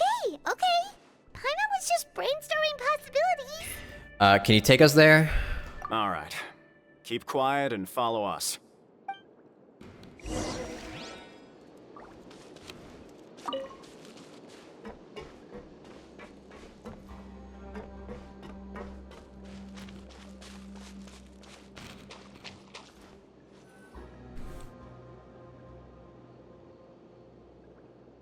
The way up from here has been sealed off. It's impossible to get through. Boss left by going down from here. It wasn't full of water at the time. Later, we came back hoping to have a look. That's when we found out it had been completely flooded. It's impossible to navigate unless you're an extremely skilled diver. Do you think Child got trapped by the water? Not likely. We all know that Boss was an incredible swimmer. I know a good diver. Really? Then have him come investigate, pronto. Just be sure to tell us if you get any news about Boss. Oh, Fremine. It's getting late. We should leave before the guards come this way. Wait, is that why they brought Fremine here? What happened to Child here? Let's get going. Don't tell me that's why they brought Fremine here. Is Fremine only here just to do that? No way. That is so corny. Is he just a fucking plot device? No way. Don't tell me.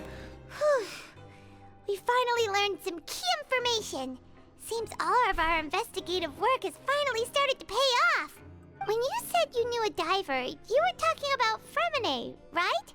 If we ask Linny, he'll definitely have Fremine help us. Ugh. Why is Child like this? What was he doing going into the pipes?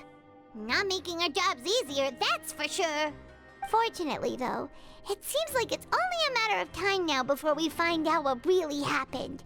Now that we can finally relax, I'm starting to feel super sleepy. Yawn. Let's try to get some rest while we still can. Nighty-night, traveler! That was it for the whole act? Oh my god.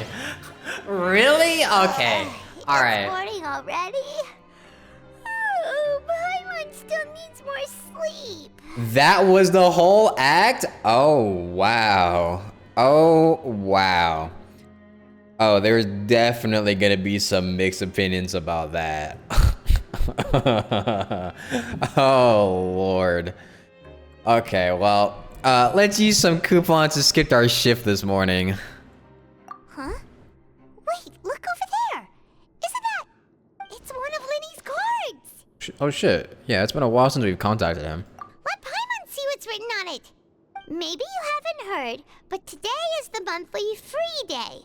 Oh. Everyone has the day off today, which makes it the perfect time to do some investigating.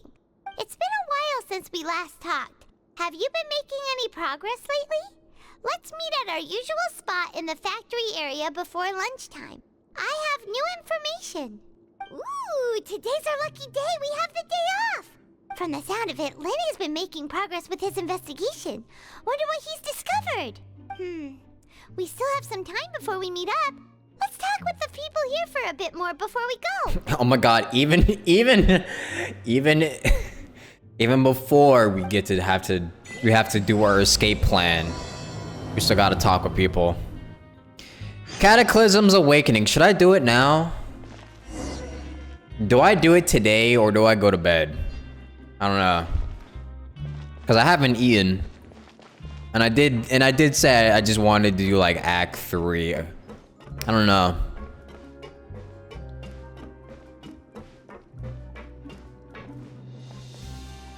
Do I have a snack? I mean, I kind of do have a snack. I have chips here, but I don't know. I could probably just heat something up later or something. I don't know. I don't think it's. I don't know how long the this act is going to be. So, and since it's Act 4, it could have some major twists and stuff. So it could be quite long. I'm not sure.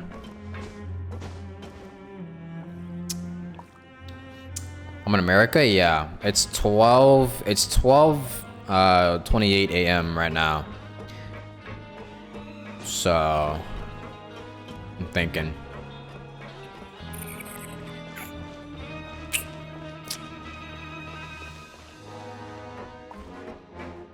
What is that? How sleepy I am? Am I? I'm not that sleepy. I took a nap earlier, but I don't know. I don't want to ruin my sleep schedule even more than I've already have. I don't know.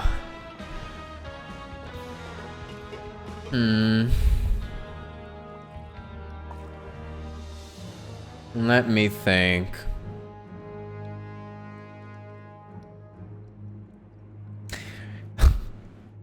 I still find it crazy that they literally just gave him. There's no way they just put Fremine in this quest just to have him as a plot device, right? There's no way.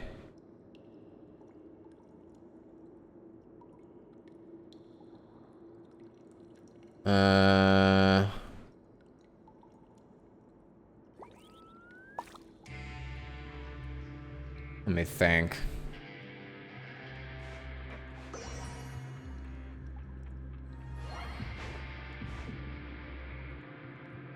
Bum bum bum bum.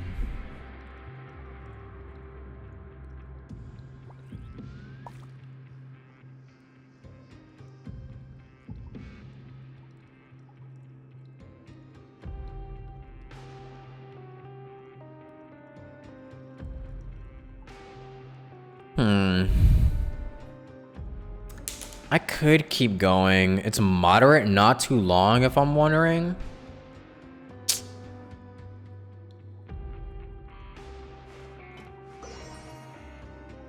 Fuck it, let's keep going. Why not? Why not? Let's keep going. Might as well get it all done. Because it feels kind of ass being left on that note. I just hope the people upstairs don't hear me though, or they can't hear me right now. So might not be able to yell or anything.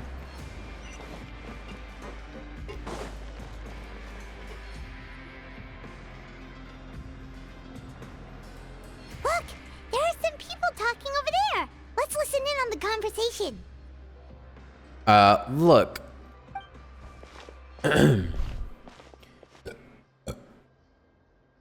Yeah, I don't want it to end on that note. If you ask me, those pompous parasites on the surface act like they're all a bunch of aristocrats.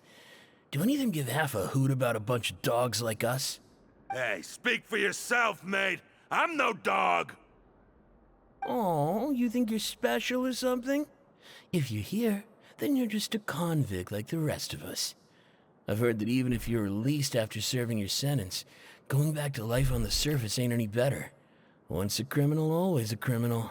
We're marked for life. Damn. I don't buy that. Hey, how cool would it be if the whole world was destroyed by a giant flood and everyone had to start over from nothing? What kind of filthy bilgewater are you spewing? I have family up there. You best shut your sewer hole with talk like that. Listen, things ain't so great on the surface, but who says that you have to leave? I've heard that you can still stay here and work even after you've served your sentence. Not bad if you ask me. Who wants to live in the ruddy overworld anyway? I do. And what makes you think they want to hire someone like you? It's one of the great mysteries of the universe, how someone as useless as you is so confident. He's coping. Whoa. Sounds like they're really unhappy about the overworld. Speaking of which, Paimon never heard anyone use the words overworld or underworld when we were living up there. Is it only something the inmates down here say? Yeah, I think you're right. That's true.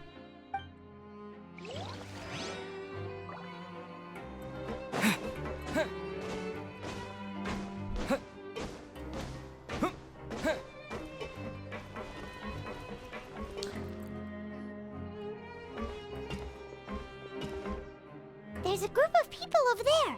Let's go listen in. So I said, that's not a faucet. Hey, who are you two? Why'd you come over all of a sudden? I said that's not a faucet. What? Oh, sorry for eavesdropping. Sounds like you were talking about something private. What's the matter? They're just looking to join in on our fun, that's all. Hey, don't pretend like it's okay for them to just interrupt us like that. Yeah, fine. You're lucky we don't mind extroverts that much. Okay. Thanks. You're really nice. You hear that, Quisto? What nice! Your expressions tell me you're looking to hear some juicy info, am I right? But before that, it just so happens that I know you two. Really? Are we that famous? You're kidding. How often does anyone get a personal tour led by His Grace himself? Practically everyone was talking about it. Word has it that you also caused quite the kerfuffle. It was just a little mistake. Tee. Oopsies. I made a little mistake. A little mistake, huh? I like the way you put it. You see, people with a good attitude can join our group anytime, unlike some of the others here. This dude is definitely Italian. Why does he sound like a Disney animated rat? Your group? I'm Quisto, and this is Lavaroon. People usually call us the Bombshell Bros, but don't worry. We're not playing with bombs or anything. It's just that our information is always so explosive, and we blow minds on the regular. So, you two really like to gossip? Whew, you sure know how to embellish. No. You don't get it. Knowing intelligence will make things better for you here. For example, knowing who's working with whom, who has the latest rumors, who's not getting along. Wouldn't you like to know all that? Sure. Whoa, all this info's worth something, you know? You should prove you're worthy of it. Okay, dude, how? I don't mind him. Quisto's always this way. Just play nice and say something to massage his ego. Why me, man? The welfare meals. Talk about the welfare meals. We ate most incredible welfare meal recently. Right. That meal we had yesterday was super delicious. Paimon can still taste it whenever she closes her eyes. Is that so? To tell you the truth, I've been helping out with making those welfare meals. Oh. I've been working as a kitchen assistant for about a month and a half now. Nice. Oh, so you're the one who made those delicious steaks. Amazing. You could be a professional chef. Are you, wait, haven't we been calling the meal shit for like the past week or two though? You are correct. I am a true professional. In fact, I even went to culinary school. But since you like my cooking, I guess that means we share similar tastes. Listen carefully.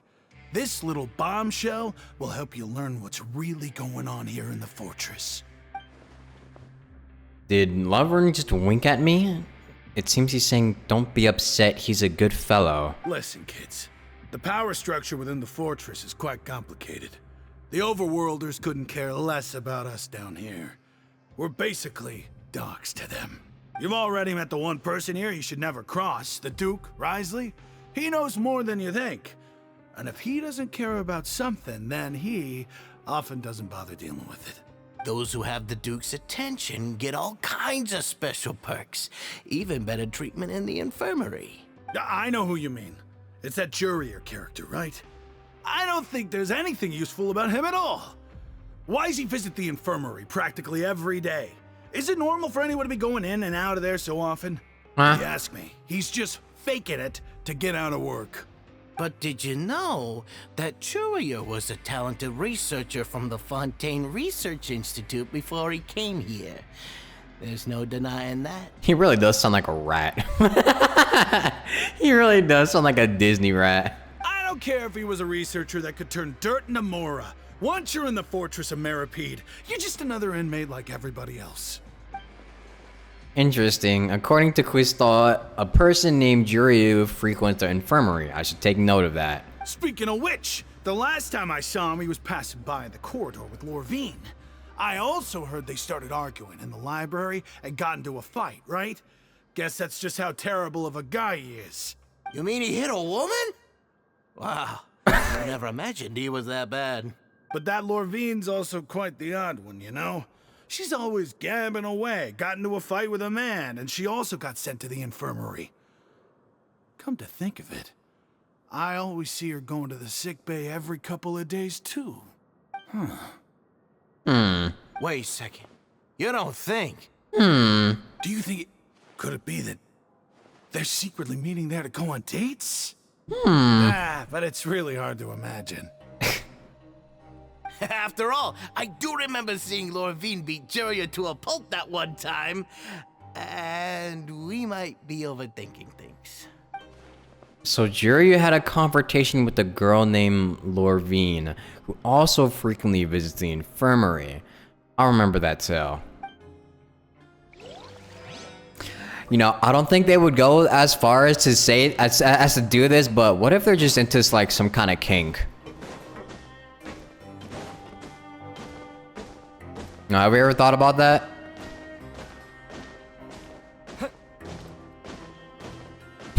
Let's not. You're right, let's not. Let's not think too deep into it. Hey, you over there. What's up? Me? Yeah, you. Say, do you like playing card games? You know, like Genius Invocation TCG? Dude, even down here, people play that shit? You TCG players are like mint in the wild, literally sprouting up everywhere. Hey, come on now. What's wrong with finding fellow Invocation aficionados? Anyway, care to join me for a game? No, we're busy. All right. No pressure. But why would you be looking for people to play Genius Invocation in a place like this? Don't people usually come here to fight?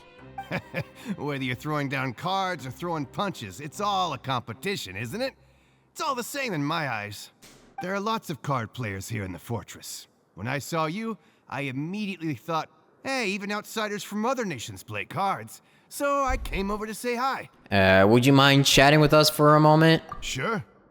Great! Since you've been here longer than us, you need to flex your seniority a little bit, right? Maybe you could start by telling us newcomers some stories about this place. I thought you would have already heard everything by now. All right, then. Did you have anything specific in mind? Or do you want me to just pick a topic? Why don't you pick? We'll let you know if we've heard it already. All right. Have you heard any strange rumors since you've arrived? Yeah. Then, did you know that there are some people who are always gossiping over in the corner? Yeah. Yeah, you mean like Quistal and Laverne? Yes, so you've already met those two. They're quite a pair. They always keep an eye out for the latest happenings and gossip about everything. A I've never seen anyone with more time on their hands. How rich are they if they're able to just like afford not to work? I heard that they used to be a chef and a bartender before they were sent down here.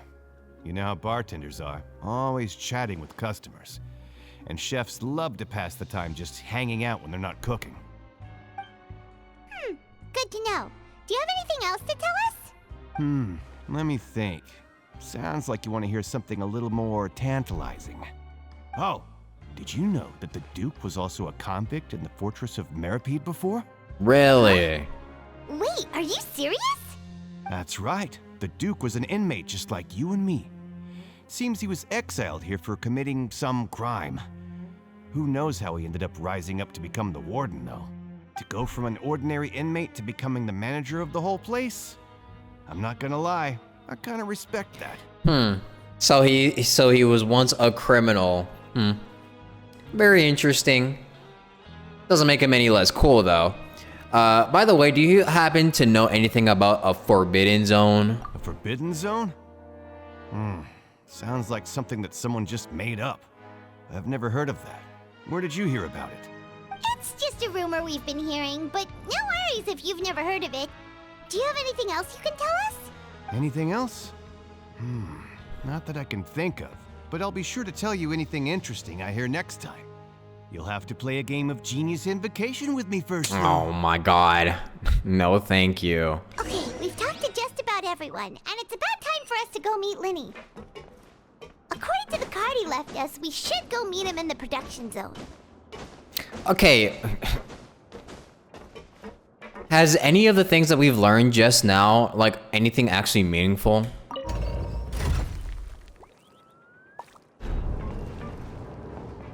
Anything that's gonna like drive the plot forward? Because I'm trying to think about like what any of those clues are actually gonna do anything for us.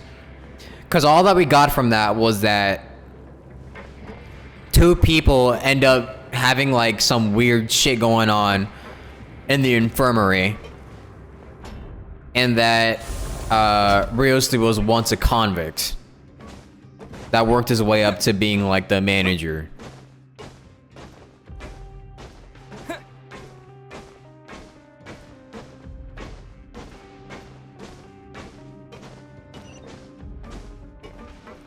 Should be helpful later. I hope so.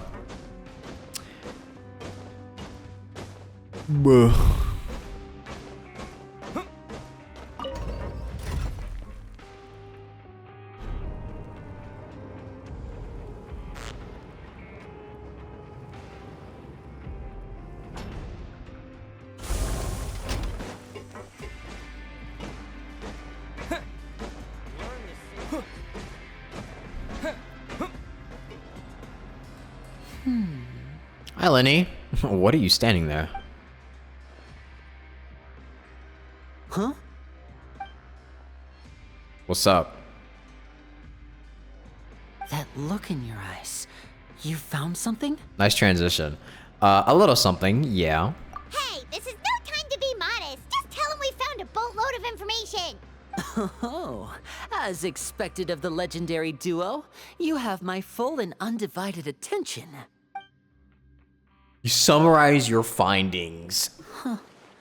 I'd have never guessed that myself. The rumors swirling about this place are unreliable after all, and Master Child probably went missing because he found a way out. He is a harbinger after all. I suppose he's much more resourceful than I initially gave him credit for. Unfortunately, this isn't enough for our final report to Father. We need to find out Master Child's exact whereabouts. Father told me that even though Master Child said he was just coming to Fontaine for a vacation, he actually had some personal reasons. His agenda might be linked to his disappearance. He was lying to us or omitting information. The most important thing right now is to catch up to him. His escape route is already flooded, so we'll have to task someone with professional diving skills to chase after him. Well, when you put it that way, it's obvious that only Fremine would be up to the task. Come on, Fremine. Is he around? Come on. He's working today. Coming here as a group would have attracted too much attention. I'll talk to him about it later. Please do. We're counting on you. It's the least I can do. We're all in this together, so it's only fair for us to fulfill our end of the bargain. Honestly, I'm far more impressed by you guys managing to collect all this information right under Risley's watchful eyes. Collecting information has always been our strong point. Yeah, it's not like we've seen him either. The dude had disappeared. Now, let me think. To find out more information, Fremine will have to retrace Master Child's original route. And if he's to do that, he'll have to set out on the next pipe cleaning day at the earliest. That's 6 days from now. And after that, he'll probably take another 2 or 3 days to return. You can even estimate how long it'll take for him to get back? We've been working together for a long time. We know each other's capabilities like the backs of our hands. So it's gonna take a while for us to do this. What say you to meeting here 9 days from now? 9 We'll be able to pick up days? Fremine while we're at it, too. Holy shit. Sure. Oh, and there's just one last thing we'd like your help with. Though we can just sit back and wait for Fremine's report on Master Child's whereabouts, we still need to make more progress on the investigation of the Forbidden Zone. Fremine's no master of disguise. Lynette's still working on getting intel from the other areas, and I'll need to spend some time helping Fremine prepare for his diving mission. So, you are the only ones we can count on. What do you want us to do? Will it be hard? Well, I won't call it easy per se, but I think you'll be able to pull it off. Listen carefully. You'll need to find an excuse to get into the infirmary and investigate the room and environs. You've mentioned several sketchy-looking people always meeting at the infirmary earlier, so it probably has something to do with the secret we're hoping to uncover. Okay. You've already met the head nurse, so she'll be less suspicious of you. Investigate the internal structure of the infirmary and any active dealings within, and pass those on to me alongside anything else you're able to discover. But also, there's no need to take risks. Don't forget, safety always comes first. And did you only say that because I'm an amateur? No, when it comes to intelligence gathering, I'd never consider you to be an amateur. Didn't you say it yourself? It's always been your strong suit. I'll believe anything as long as it comes from you. So, please prove your prowess to me once again. That's probably not a good thing to say, but... All right, then we'll head out as soon as we finish our prep. Let's go our separate ways for now then. Don't forget, we meet here again in 9 days. Stay safe. Alright, well, 9 days of just fucking around and... Well, not really fucking around, but investigating an infirmary.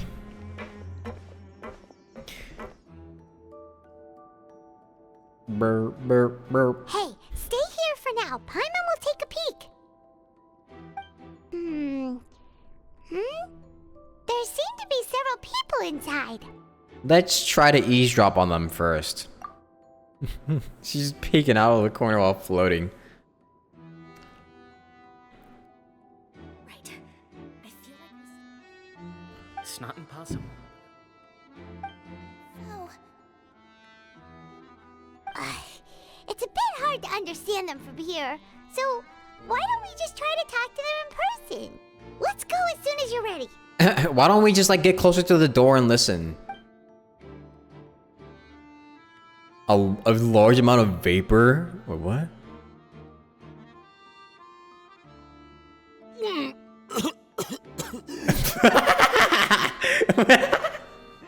Is that really one of the lines he has in this? It's just him throwing up. Someone, please help! He's sick! Imagine they were in the studio and they were just like, all right, Zach, you gotta throw up this time. Whoa, are you okay? Oh my! What's wrong, little one? There's no need to panic. Take a deep breath before you begin. The traveler started complaining of a stomachache, and then nausea, and then collapsed onto the ground. Paimon doesn't know what to do. Freezing limbs, twitching fingers, and pale complexion. Could it be poison? Let me take a look. Please, lie down over here. My stomach really hurts. Don't worry, I'll get you to the bed safely. Here, hold on to my shoulder and walk slowly.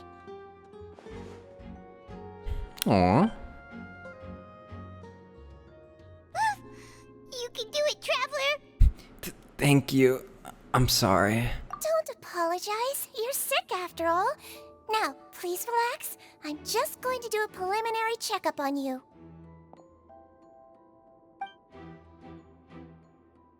Tijuin has taken out a few instruments and begun to do her checkup. I hope I'm not so healthy that she gets suspicious. I see now. I mean, yeah, isn't she supposed to be able to tell if a person is like tired or something, or if their body isn't working correctly? My checkup has confirmed that he's not in any mortal danger. That's our worst fear out of the way. Eh? Oh, that's good. But I'll continue my diagnosis of the patient now. Please, relax and take a deep breath. She's using her hands to palpate different areas on my abdomen. Seems like she's using elemental energy too. Her expression's growing more and more relaxed. Don't sense serious damage to your organs either. Does it hurt when I press here? It's not too bad. And here? That hurt a little. Huh? But based on my initial checkup, there shouldn't be a problem here. How strange. Uh-oh. Oh, no. Was my acting a bit over the top? What about here? Does this hurt? No, not really. I can barely feel it. Oh. I understand. So that's what it is. Huh? I think you just ate something that disagreed with you. That's all. Nothing too serious. Outside of a pretty bad stomachache when it decides to act up. So that's what it is. Thank goodness it's not anything more serious. Then what was she talking about with like the frozen fingers and all that? And there have been other inmates complaining about the food recently. I'll inform our head chef, Mr. Woolsey, of this problem as soon as possible. Oh no, we're about to get the other guy fired. Uh-oh. Congratulations. The health risk is incredibly low, so you should recover within a couple days. No. I'll have you take a rest here while I go get some medicine for you. Miss Levine, I'll have to trouble you to help me look after this new patient while I'm gone. We're about to get Kuistot fired. Very well. And she hopped away just like that. Yeah, this infiltration mission is going much more smoothly than I imagined. Next, there are only 2 people left in this room. Tijuin just called that woman Lorraine, so she has to be one of those frequent visitors to the infirmary I've heard of before. Would that mean the man next to her is Juryu then? Hello. So how are you feeling now? Still not great. I can't keep staring at her. It'll draw unwanted attention. That guy also seems to have noticed, and now he's looking in my direction too. His stomach ache's really bad. He was stumbling about the whole way here, so Paimon's really worried. If Miss Sijuin says it's not a serious problem, then there's no need to worry. She's the best medic we've got down here. But it also looks like she's the only medic you've got down here. Well, that's true. What do you mean, that's true? That's really misrepresenting the situation. Of course I can't speak for the whole fortress, but it's not like everyone imprisoned here is useless, you know? Though they may have committed crimes and gotten locked up here as a result, they still know a thing or two about medicine, and they help Miss Sishuing take care of the sick and injured. Yeah, you're right. But did you have to lecture me about it in front of another patient? Aren't you a patient too? Where did all your energy come from? That's correct. Sorry, I got a bit ahead of myself. She's a patient too. Are you two also sick? We've been sick a while. I come back every once in a while for checkups, and to pick up the medicines Miss Sijuin prescribes for us. That's just the nature of chronic illnesses. As for her, you could say she fancies herself as Miss Sijuin's capable helper because she learned a bit of medical knowledge ages ago. I see. Please watch your mouth, Mr. Jurier. Don't forget that you are the primary reason I have frequent heart palpitations. Wait, what? Hey, don't start arguing now. Please, keep it civil at least. Frequent heart palpitations because of this dude? You know, these two seem to have a pretty terrible relationship and only ran into each other just because they came here to pick up their meds at the same time. You know, heart palpitations could also be a sign of something else, but you know,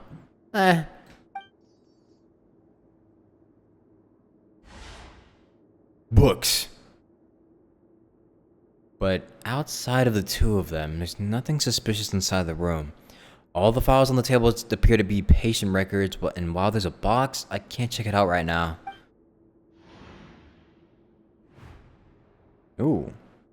There aren't that many furnishings on the wall. Wait. There seems to be a movable hatch on the ground over there. Hey! Hey! There's no need to fight! Everyone will be released someday, so there's no need to argue over silly things like this! But... Release. It's way too early for us to even think about that. And who the heck knows if we'd even be able to continue our previous lives? The presence of a movable hatch isn't strange by itself, but perhaps it's my inventor's intuition speaking. But isn't it a bit strange that there's a movable hatch here out of all places? Is it hiding something? Please allow me to end this boring and useless conversation. Oh, and Mr. Jurier, I don't want to see your face here again anytime soon. And same to you, Miss Lorvine. Anyway, that was more than enough rest for me, so I'm going to get out of this excessively noisy place. See you later, everyone. They will both be seeing each other at the exact same time. He just slowly walked off like that? We know how this goes. That's just what he's like. I'm sorry you had to see all of that. I'm Lorvine, and that's... Well, his name is Jurier, but I hope you'll never have cause to remember his name. You really can't stand him, huh?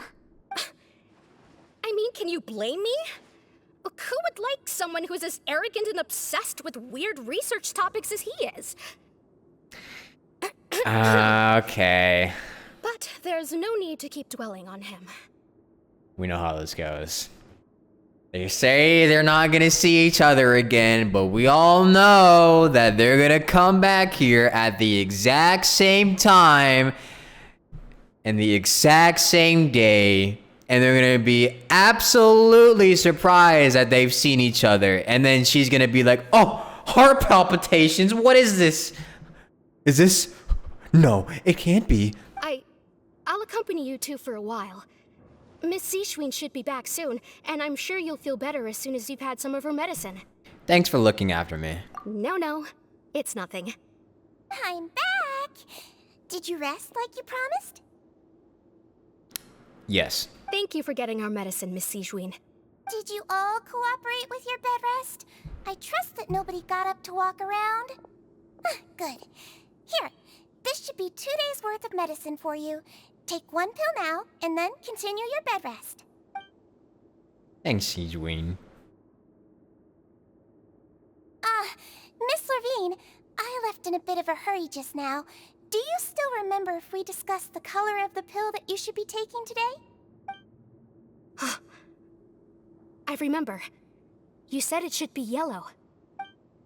Did they talk about that before we walked in? Why don't I remember? Yellow, huh? I understand. These are yours. Please, make sure to go to bed early after taking them tonight. You'll benefit from a good night's sleep. Why do I feel like that's code talk? They're speaking in code right now. All right, then I'll also be on my way now. I hope you feel better soon too. Thanks. See ya! Bye-bye, heart palpitation girl. I'm going to fill out your medical record now. You're widely known as the Traveler, right? I just want to double-check a few details, if that's all right with you. Oh, wait a minute. What? Okay, what if she said the pill was yellow because that's the color of our hair, and she's trying to tell us that Seejween that the person with yellow hair is being suspicious. Those two made quite the commotion just now, so why don't we let the Traveler rest? Paimon can answer the questions instead. So his primary symptoms are abdominal pain with secondary symptoms of nausea. Is there anything else? That's it. All right then. Is there anything we should know besides to take the meds? No, his base constitution is quite good, so I'm sure he'll recover quite quickly after taking the medicine. Please make sure to stick to bland or less stimulating foods. And don't stay up too late at night. Got it. Paimon will hold the traveler to that for sure. Telling me that while I'm up here playing Genshin Impact at like, what, 1 a.m.? Ironic. Sijuin's still looking at me. I should just try to take a nap like she said. Oh, you're going to take a nap already? Okay then, you get some rest. Move yourself to a regular patient's bed and relax completely. You can still catch some hints of Paimon's conversation. Lots of places together. He may look a bit under the weather now, but he's actually super strong. So you're the best of companions. Well, don't worry, he'll recover soon. Companion. That word brings forth a wave of comfort. You let yourself relax. Hi. How do you feel? You slept for a really long time, but we never left. I feel a lot better. Thank you both. Well, now you can go back without a worry in the world. Remember to take your meds regularly, and remember bland foods. Ew, bland foods? Thank you, Miss Sijuin. Better put some salt and pepper on that shit. Needs at least a couple drops of hot sauce too. Seems like a lot of people have been coming down with an upset stomach lately. I'll need to address that.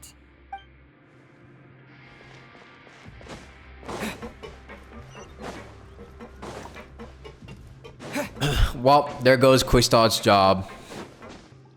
Sorry, Quistad. You just ended up taking the fall accidentally. They'll understand. We'll pay him back later.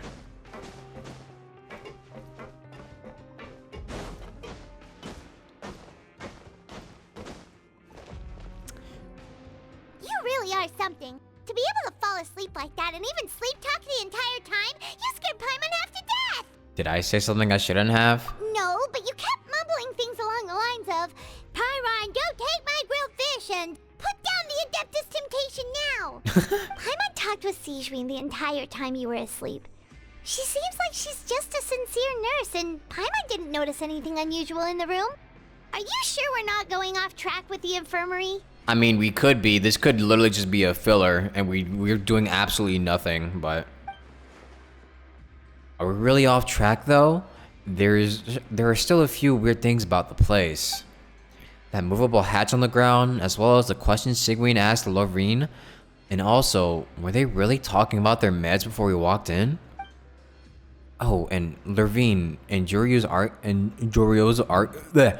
argument genuine? Or were they just putting on a show? Come on, hear me out. Whoa, you really are super thorough. All those tiny little suspicious things that Paimon didn't even pick up on.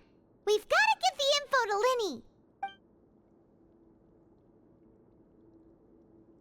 Linny. How long has it been? I mean, we're supposed to be here for like 45 days, right? Our time is running out kind of fast.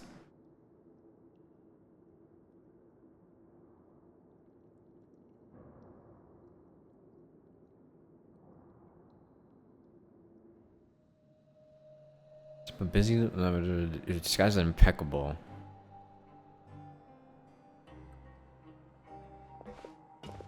Excuse me. Smooth. The ninth day arrives. What disguise? Today's the day. Let's go meet up with Linny. Yeah, I don't know if she was wearing a disguise there, but... Hi, Linny. It's time. It's time. It's time, Linny. Hmm?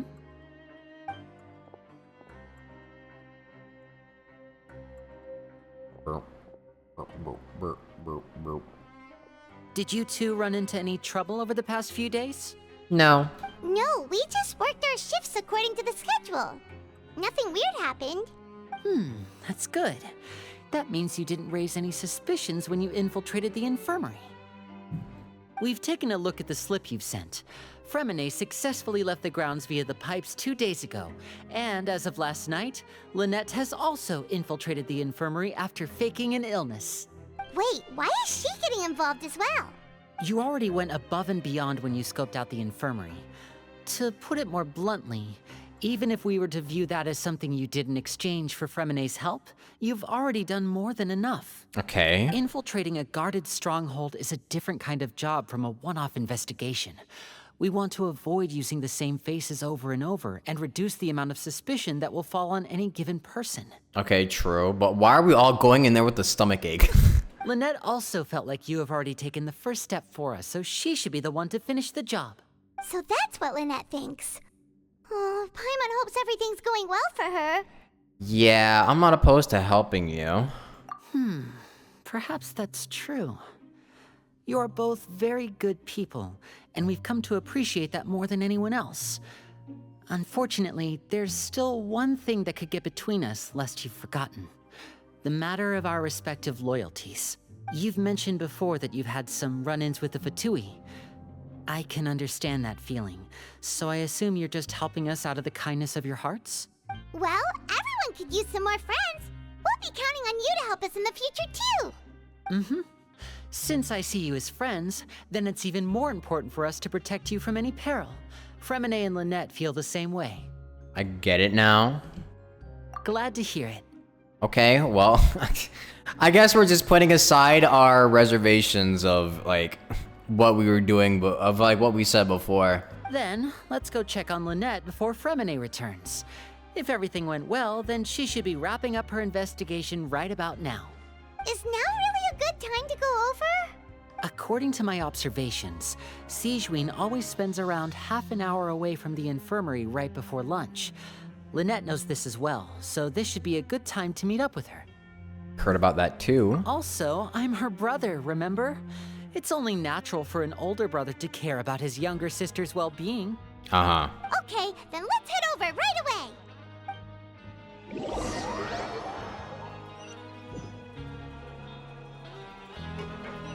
Well, we're back to being friends of Linny again. Yay! Very nice. Lynette should be here right now. Huh. Oh, she's not here. Strange. Lynette? As expected, Sigewinne isn't here, but why isn't Lynette here? Could she have found a lead and left to follow it? No, Lynette rarely deviates from the plan. We agreed that if she were to make changes on the fly, she'd find a way to let me know. Unless... Let's see if there are any clues around here. We can look while we wait for her. Who knows? Maybe she'll be back soon. Okay.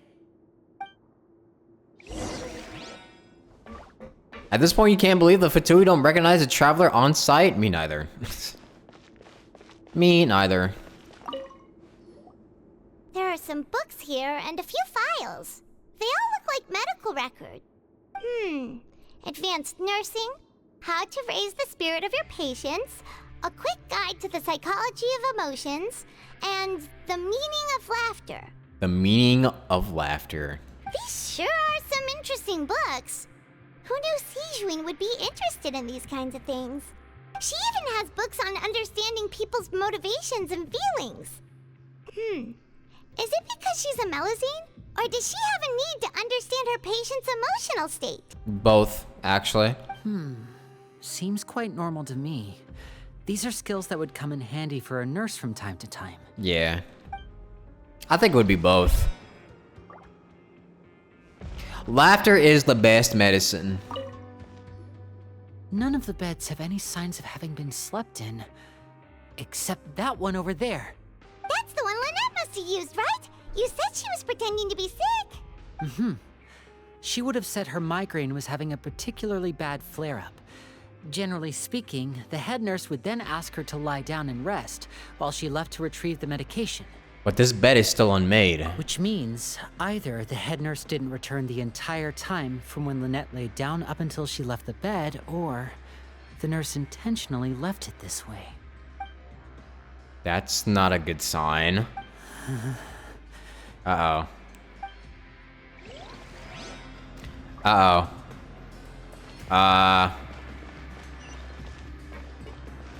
Oh, the trapdoor. Ah, this is it! We saw it before! Wait, this thing? It doesn't look like it's been disguised that well. Lenny leans close and starts tapping. The space behind it is empty. From its size, I don't think it's an entrance that is meant to be taken apart. There's probably a mechanism around here somewhere. Could Lynette have tried to get inside? But if that's the case, she would have contacted me for sure. True. Let's look around here for some more clues. Don't panic, just take another look. The look on Lenny's face, he's definitely beginning to panic. Don't panic. He probably said that subconsciously more for himself than anything else. Yeah, he's starting to lose it. Hey, you guys, there's a slip of paper over here. These two can't be separated, by the way. A slip of paper? Just a reminder. It's right over here, and there's a bunch written on it too. They're it like, reads, out of respect for your usual practices, I'll use a piece of paper or card as the medium to pass on my message. You may consider this as me giving you my best regards. This is... Is that all? is there anything on the back? The back. What does this mean? This is... Show me, now! Is this a ransom note? That look on your face. Paimon's reading it now. Would you care to guess where Miss Lynette of the Fatui could be right now? Ah, shit. No. Could she have... Is she already... Ah, fuck. Honestly, did he deliberately leave the infirmary unguarded to use it as bait? Wait, you mean he was aware of our goals from the very beginning? But why? We didn't run into any trouble last time, and he also never reached out to us since. Why would he choose to act during our second infiltration attempt instead of the first? Yes, that is a crucial question. Wriothesley, he doesn't do anything without a clear goal or reason. So this means he had no concerns about your activities from the very beginning. You're not from the same camp as us. You were sent down here by Nervulet, so you have no conflict of interest with Wriothesley. We're a completely different story, though. Then why didn't he go for you as well? I'd like to know that, too. Why did he only go after her? Don't panic, just think everything over. You have to stay calm. This is not like what happened last time. The situation's different now. Wait, you're right. Wait, but that means the fact that Fremine was able to leave the grounds. Could Wriothesley have let him go as well? Ooh. But what does he gain by letting Fremine leave like that? Is it to separate all of them and cause panic between each other? Yeah, he deliberately made both of them disappear. So he's challenging me and trying to provoke me, I'm sure of it. He's fucking with them. We never should have sent out Fremine. We had to go through all that trouble to find an opening to sneak him around the guards and into the pipe, and we even thought luck was on our side. If Wriothesley let him leave on purpose, then he's probably in a terrible spot now as well. Lenny's getting more and more panicked. We have to calm him down. Lenny, let's calm down. Don't be like this, Lenny. Fremine wouldn't have left if we hadn't told you about Child. That was our fault. No. I'm the leader of this operation, and I'm the one responsible for this team. I was the one who failed to protect them. I'll go talk to Wriothesley. And do what? Hey, don't be reckless! Traveler, please talk some sense into him. I simply cannot allow Lynette to be abducted again. I have to go. I'll find a way to get them back. Okay, hold on. Okay, no, he's gone. He's rushed out the door! After him! Oh, of course she was standing there fucking... Oh my... We were too busy. Right. That makes We sense. still have some room to make changes on these details. It's not impossible, but it'll require extensive testing. Is that so? Very well. Then please be mindful of the time. Huh? Ah, I fucking knew it. She's too good. Ah! We underestimated Melusines. Fuck. We're stupid. Is someone? Pack everything up. Whoever's outside is eavesdropping. They'll probably come in once we stop talking. Ah, she's too good. Her senses are too good. Fuck. Don't underestimate people that aren't your own species. Whoa, are you okay? Ah, these two. As expected, they've already found this place. Oh, they are quite sharp. What a delightful turn of events. I like smart people, but I also like playing dumb. I like the feeling of... What the fuck? It's kind of creepy. Oh my! What's wrong, little one? There's no need to panic. Take a deep breath before you begin. She said that with a big ass smile on her Human face. Expressions is quite the useful skill. She's saying that with a big ass smile on her face. Oh god, this child is a menace. Wait! Lenny! It's no use. We have to catch up to him. Lenny, wait! Lenny, wait, we're being played! He's already out of sight. How is he so fast? Let's go head him off at Risley's office. Damn.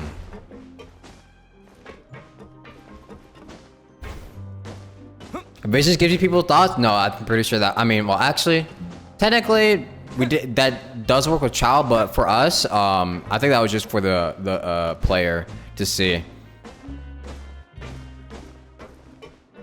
Damn, we already made it down. What the hell?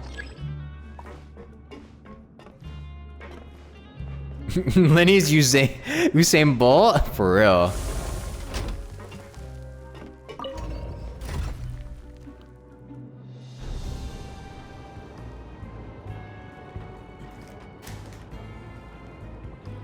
Someone get that man a contract right now. Lenny! Lenny!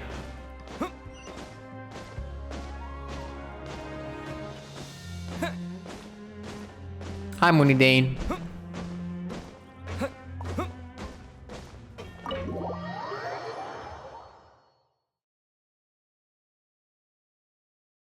So we're getting played by Risley and fucking Siegeween. Come out and face me, Risley! Aren't we at an administrative office space?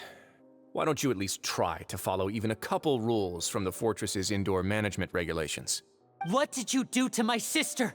I ran into the young miss at the infirmary. I'd heard that she was suffering from quite the migraine, so I decided to invite her over for a cup of tea. I do have some teas in my collection that can work wonders against such an illness. Stop joking around! Where did you take my siblings? I have also heard that your performances are quite the spectacle. Miss Lynette would sometimes enter a box filled with water, only to emerge the next second from another place. Ah, is this where they're gonna bring it up? Maybe she'll appear behind you right now if you were to turn your head. Is he trying to trick me into turning my head? No, he's probably not looking to attack me right now. All of the hostages are in his hands, and he's even in the mood for small talk. That means Lynette is probably still alive. You knew we were investigating the infirmary from the start, so you deliberately aroused the Traveler's suspicions and baited us into continuing our investigation, just so that you'd be able to kidnap Lynette. As for Fremine, no, you probably didn't even interfere with Child's escape. Yeah, that's obvious. You let him go, so you could purge the Fatui members that we had planted into your ranks. There was no need to do so. The Fortress of Meripede is a pretty pleasant place. Most people enjoy their lives here. The only ones who act differently are those with personal agendas. It was quite easy to identify your colleagues. Damn, so... You removed our original members and spread the news of Child's escape so Father would assign our team to come down and investigate. Fremine has also fallen into your hands, right? If you're oh so omnipotent and so in control, why would you need hostages? One correction. Lynette is in my hands right now, but Fremine is not. Ah, fuck! Wait, oh shit, we accidentally gave up Fremine's. He's not. What do you really want? Lenny! Oh, wonderful. Everyone is here, so I'll only need to say this once. Thank you so much for cooperating with me. Where are Lynette and Fremine? Eager and to the point, I see. Alas, only Miss Lynette is currently having a cup of the fortress's finest tea. Although, as per your original plan, Mr. Fremenet should also have returned to the fortress by now. But he has neither shown up within my gates, nor has he been taken into any kind of custody.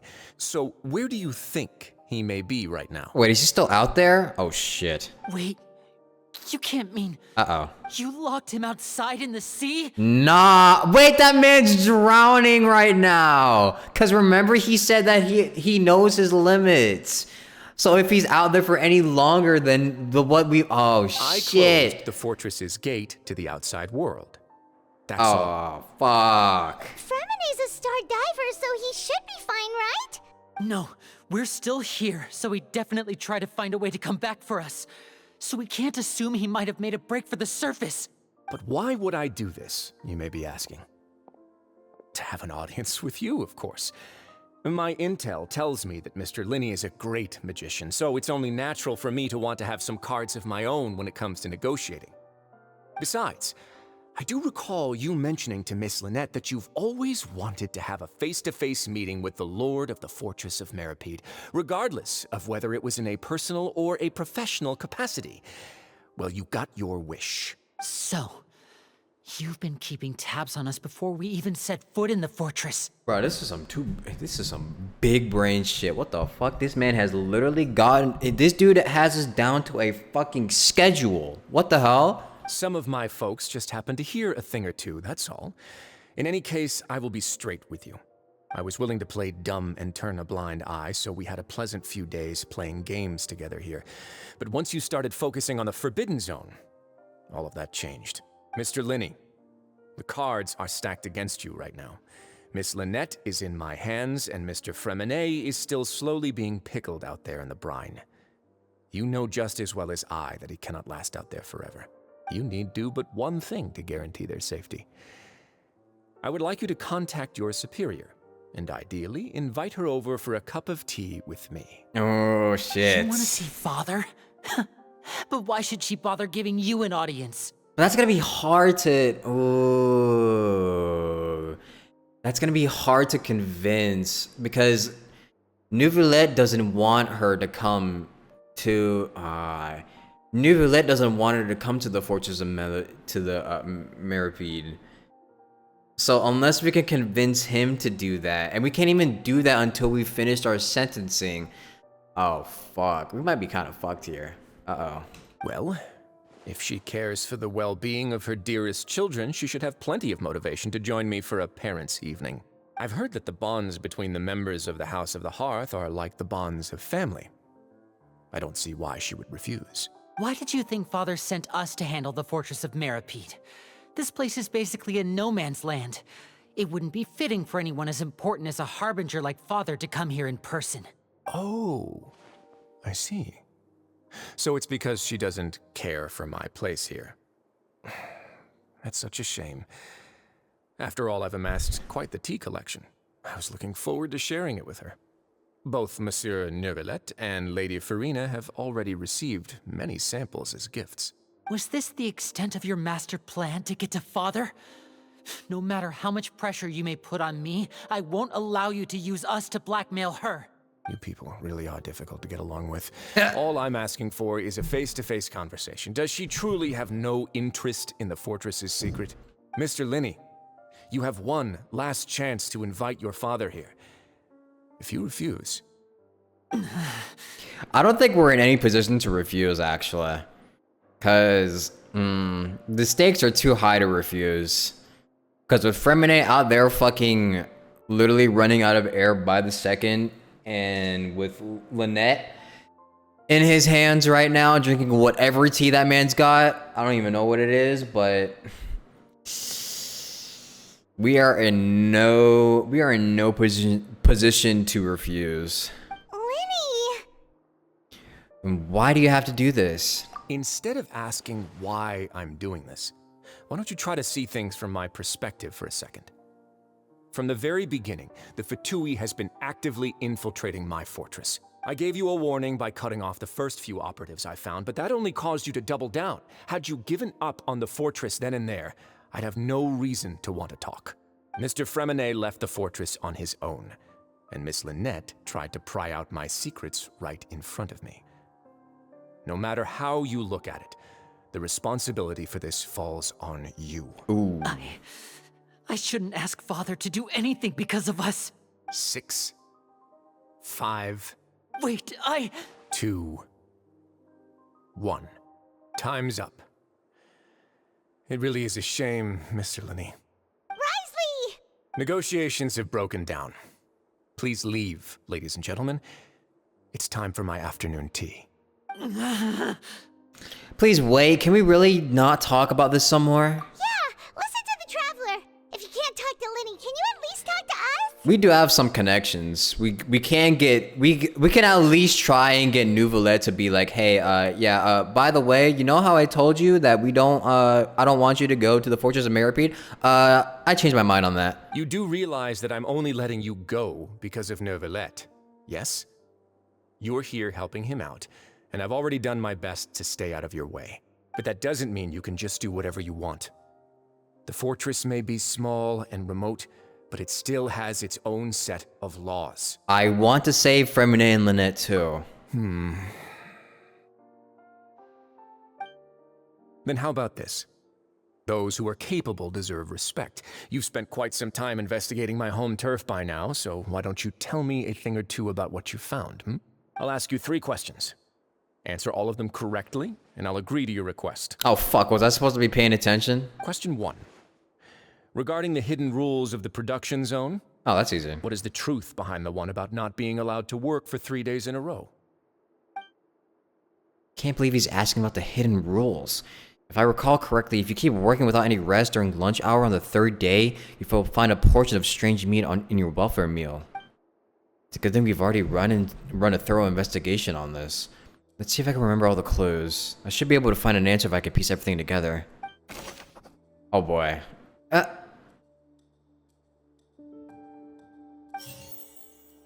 Okay. I've been told that the infirmary is always empty for the half hour just before lunch. But what could Sijuin be doing during that time? The Fonta promoter has been struggling because he doesn't recognize the real value of coupons.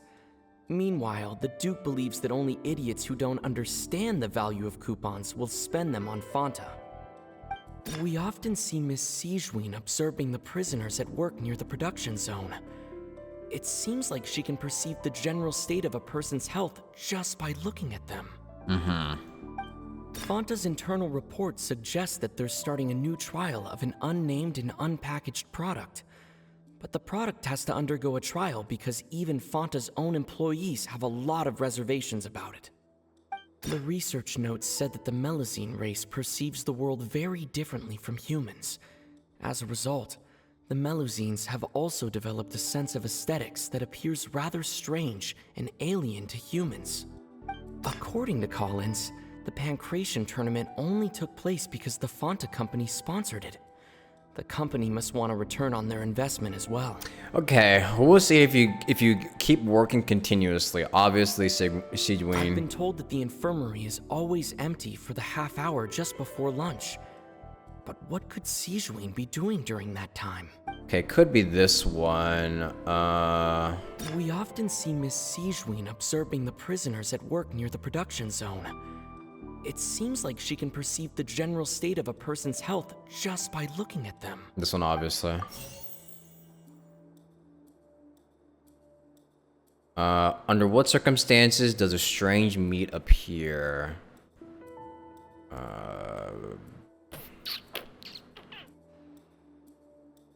The research notes said that the Melazine race perceives the world very... No, not this Fonta's one. internal report suggests that they're starting a new trial of an unnamed and unpackaged product.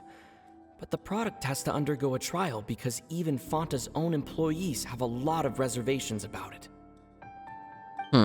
According to Collins, the Pancration tournament only took place because the Fonta company sponsored it. The company must want a return on their investment as well. Wait, it could be that. The Fonta promoter has been struggling because he doesn't recognize the real value of coupons. Meanwhile, the Duke believes that only idiots who don't understand the value of coupons will spend them on Fonta. I have a feeling it could be According to this. Collins, the Pancration tournament only took place because the Fonta company sponsored it. The company must want a return on their investment as well.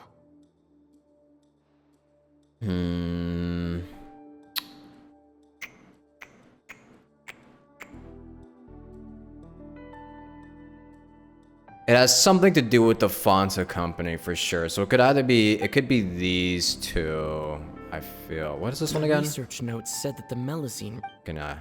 According to Collins, the Pancration... I'm gonna try this one first. Why does the strange meat appear the way it does?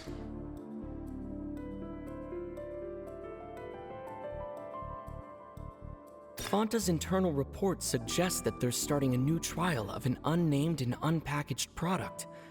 But the product has to undergo a trial because even Fonta's own employees have a lot of reservations about it. Why does it appear the way it does? We don't have any clues for that, do we? I've been told that the infirmary is always empty for the half hour just before lunch. But what could Sijuin be doing during that time?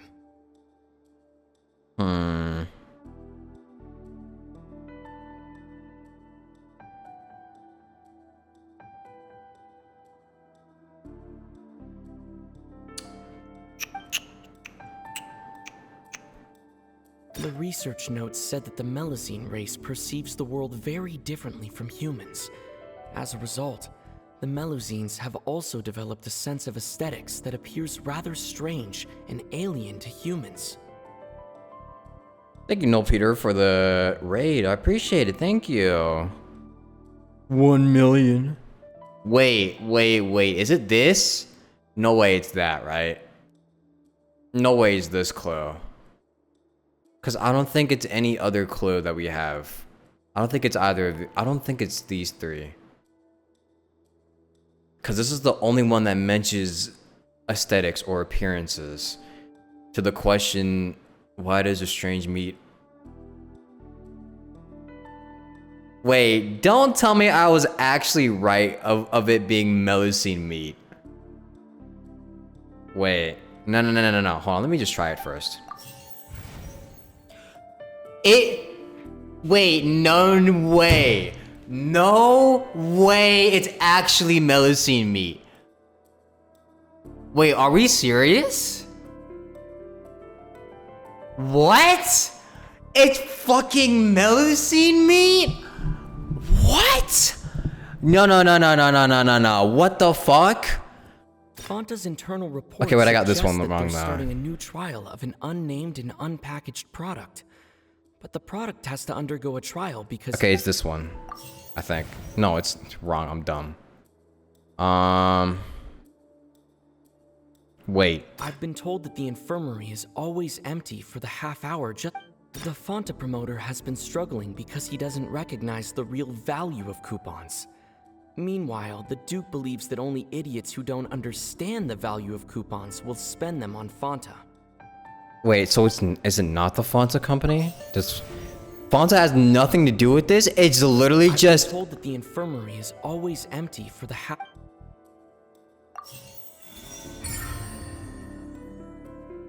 What the fuck is going on?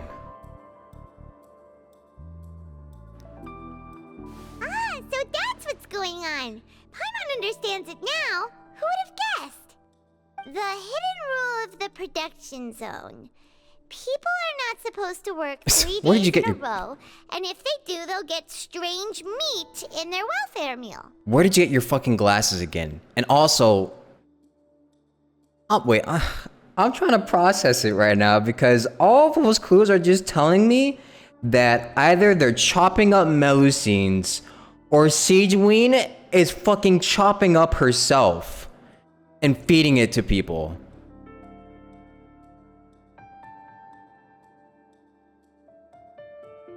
At first, we thought this strange meat must have something to do with the people who disappeared.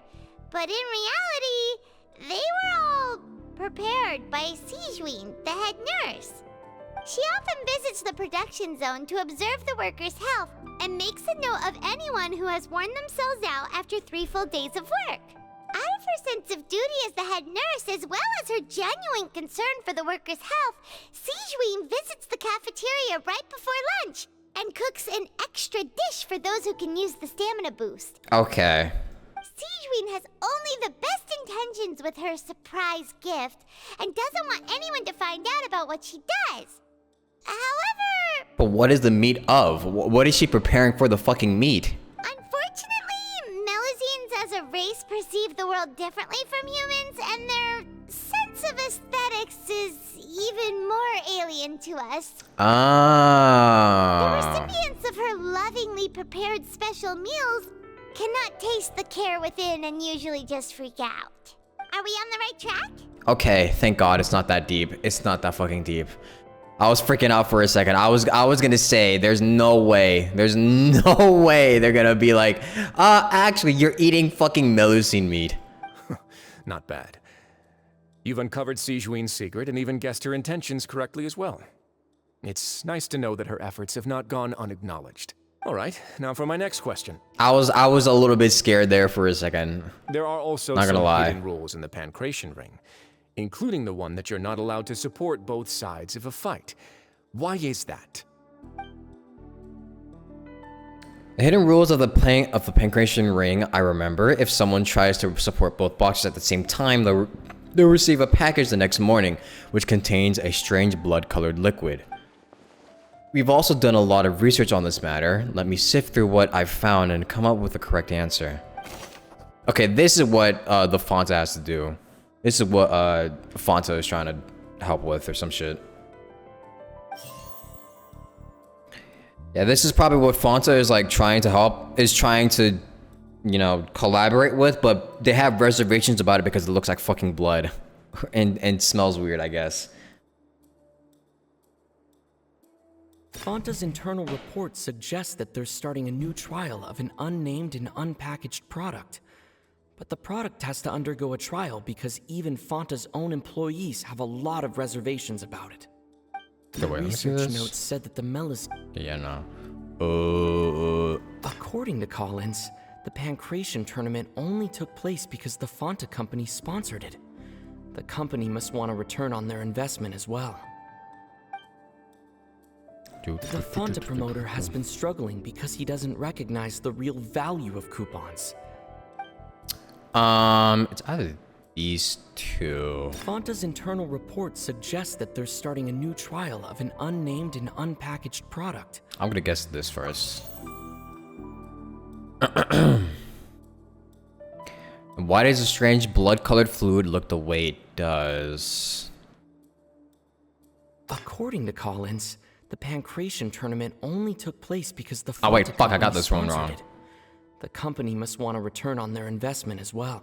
The Fonta promoter has been struggling because he doesn't recognize the real value of coupons. Meanwhile, the Duke believes that only idiots who don't understand the value of coupons will spend them on Fonta.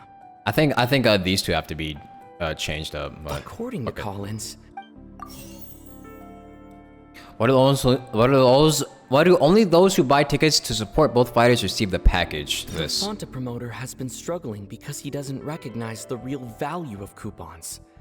Meanwhile, the Duke believes that only idiots who don't understand the value of coupons will spend them on Fonta. Yeah, he sends it to the people who support both fighters because the people who support both fighters don't understand the value of coupons because they're just basically wasting them.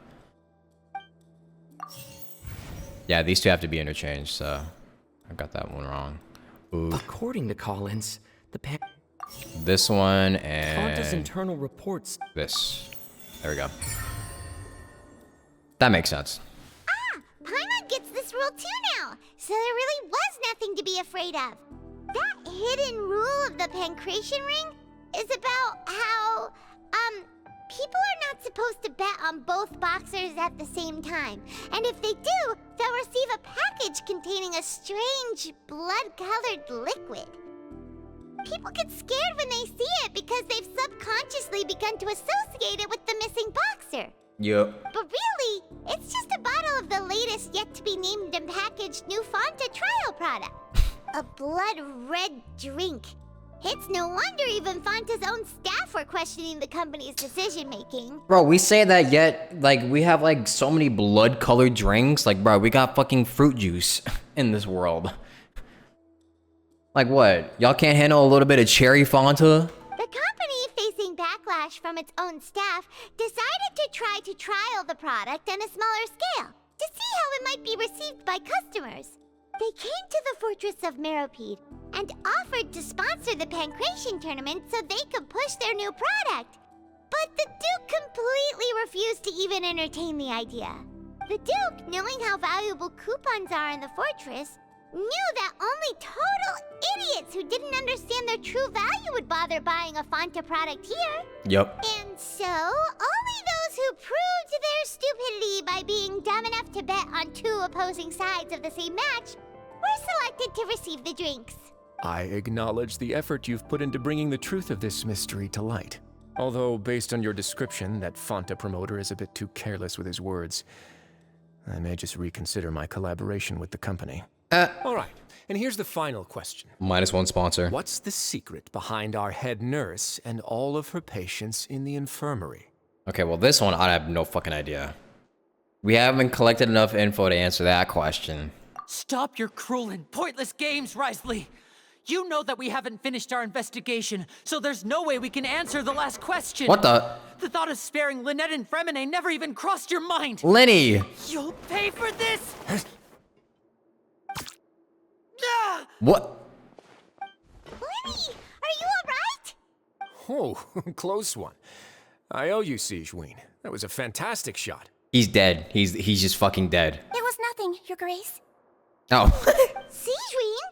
Though this gun may look like a toy, it's actually fully functional, as I just demonstrated. Sigewinne. Oh. You. It's a tranquilizer gun. Are you his accomplice in all of this? Yeah, that was pretty obvious. Not at all. I am merely a resident of the fortress, and thus protecting it is my duty. When Monsieur Nervulet asked me to come here, he told me that my job would be to take care of the well-being of everyone here. I am merely discharging my duties. But if you mean what you just said, then isn't Linny someone you should be looking after as well? Isn't he a resident here just like the rest of us? And if you're close with Nervulet, why not learn a thing or two about virtue from him? But I really am just doing what Monsieur Nervulet told me to do. Everything I did, I've done to protect them. Had I not, they would be in far more dire straits right now. His Grace knows it too, right? Your Grace? Mind proving my innocence to them? My dear Sigewinne, whatever shall I do with you? Would it have killed you to just wait another minute or two? Well, it's nearly time after all. The way you do things can be truly frustrating sometimes, Your Grace. I figured I should try to talk some sense into you. Heh. What are you talking about? What time? Take me if you want. Let them go. How touching. Can you just give me one more minute? Don't be like that, Your Grace. All right, everyone, calm down. 2 more visitors will be arriving any time now. I'll go get a cup of tea. Miss Sigewinne, I leave Miss Lynette in your care. You... What are you doing? I believe I hear footsteps. Who's that? Damn. A familiar figure? Oh. Some space, please. What's up, Clarend? Miss Clarend. My door. My door, man. Fremine. Fremine. Okay, so everyone's safe. What's going on? What is Clarend doing here? Work. I'm sorry about shooting you, Mr. Linney. The tranquilizing effect will begin to wear off soon. Please take it easy in the meantime, though. What happened to Fremine? Wasn't he diving just outside of the fortress? Why is he looking like this? These symptoms, it can't be. Oh, does he have fucking Delta P? Flushed face, an accelerated pulse. He must have consumed primordial seawater. Oh, well, that's great. Oh shit, well. What did you say? Well, he's about to start dissolving by like the next 5 minutes. Please, make some space. I'll I'll need to give Mr. Fremine a more thorough checkup. Your Grace, I'll leave the rest to you.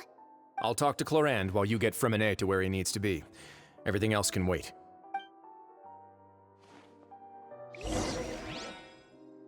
Try to understand the situation of the people around. Even the traveler's confused. He's like, what the fuck is going on?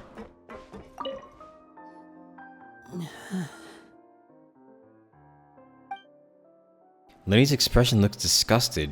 It seems like he'd rather not have Sigewinne touch Fremine. Still, he didn't stop her, since it's obvious that Fremine does require urgent medical care.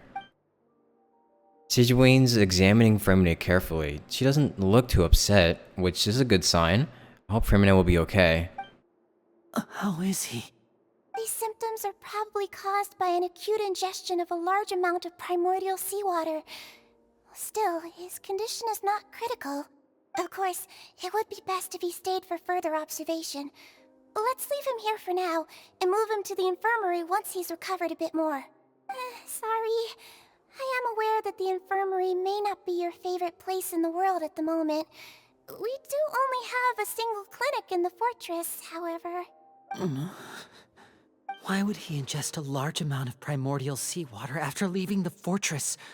How could that possibly happen? I think he was just drowning. Please, look after Mr. Fremine for the moment. I'll go fetch some medicine and a respirator. Oh, I'll bring Miss Lynette back with me. Where is she? How is she right now? Oh, she just took a nap in an empty room after I tranquilized her. If my calculations are correct, she should also be waking up right around now. You might not believe me, but His Grace and I actually made some snacks and tea for her. Tranquilized everyone. Lenny has finally begun to stop tensing the muscles on his face. It seems he trusts what Sigewinne has said. Oh, I tranquilized your tea. Yeah, I kinda tranquilized her. We gave her some tea and crumpets beforehand though. I thought I made good time on the way back. Oh, I'm just admiring your punctuality. Had you arrived just a few minutes later, Sigewinne may have been forced to shoot Mr. Lenny again. How's the situation out there? The water has changed. It's pretty much as expected. The concentration of primordial seawater has increased significantly. I was only out there a short time, so it wasn't too bad. But if one were to stay for any significant amount of time, well, you can see how that boy's doing. Wait. Where was he when you found him? The abandoned zone at the end of the pipes. A good distance into the water. Closer than I thought. He must have recognized it early on and tried desperately to swim back. Locking the door was necessary. I don't think we could have saved two. Well, I did try to convince him that I had my reasons. Never seems to work, though. It would probably work on Neuvillette. He has a knack for picking out who had good intentions, even when the outcomes were all terrible. It's a bad sign if you're having to plead your case to Neuvillette. Hmm. Want some tea? Not particularly. If you want to drink some that badly, just say so. Fine, I'd like to get some tea. Want me to get you a cup too, since I've already made it? Might as well then, I suppose. Oh my. Actually, do you have a towel? I would like to dry my hair. That's the wet mop of a hair. Lenny, are you okay? So the primordial, so there's an increasing amount of primordial seawater popping up. So wait, does that mean that? Does that mean that the water around Fontaine, if it's going to slowly swallow up Fontaine, anyone that gets affected by the water, they'll end up fucking dissolving? Yeah. Vaporize? All a part of the prophecy. I'll be fine. They're all here now. Don't worry about me. The prophecy. Are you sure? You don't look alright. My hands and feet are still a bit weak, but that's probably just the residual effects of the tranquilizer shot. I'm back, everyone. New mechanic, if you dive with a Fontaine character, they disappear from your account. Lenny! Oh, Traveler, Paimon, you're here too. Hi. Hermione? Is he... He'll be fine. But for now, please help me lift him up.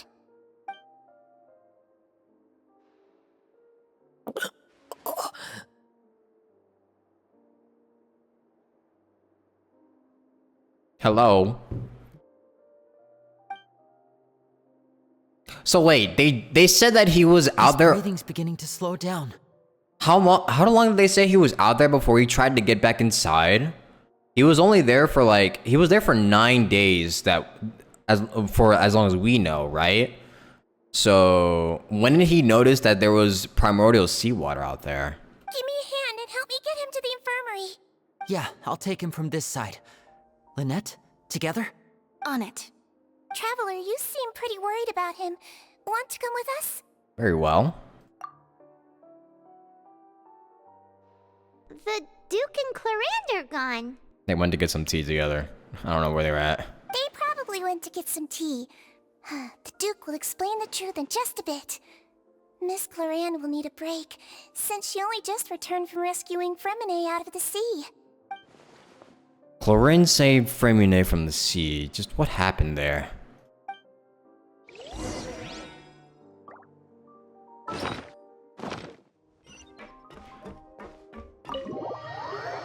Oh wait, oh, I should have gone upstairs to see if they were fucking having tea. Damn it. Aw. Can I go back?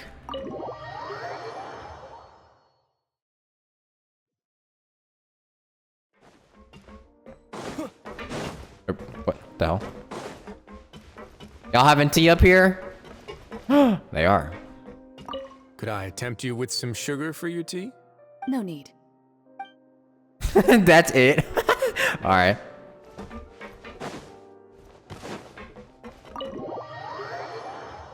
Tea, my lady? No.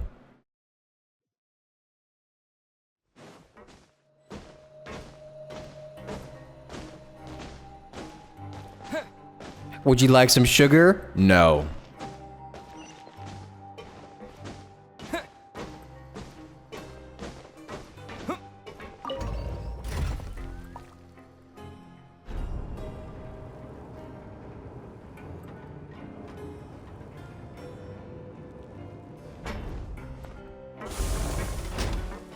However, I'm still a little confused about what the whole plan of this was. Cause now it seemed like, So they did okay. I do understand what they were explaining before with, you know, the whole foiling Arlecchino's plans and all of that shit.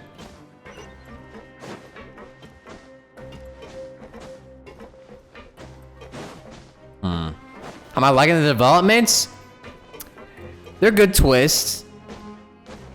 I just need a little bit more explaining to get everything, to understand everything fully. We're probably about to get it though.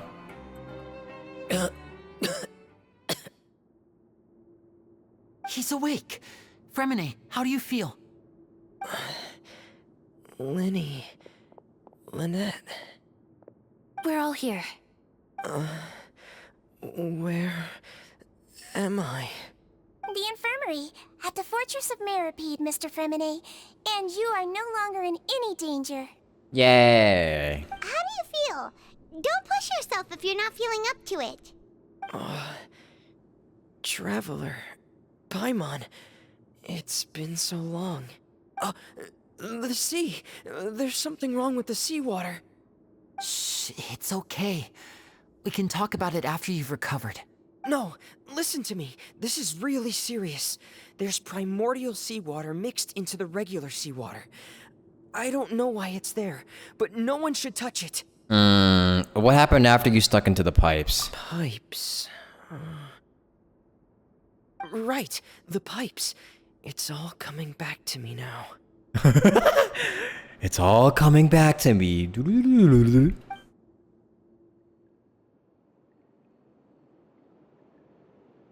So what happens?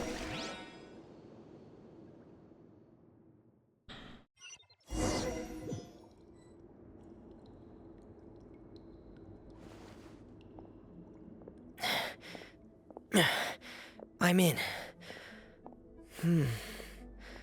Seems like this pipe hasn't been used in a long time.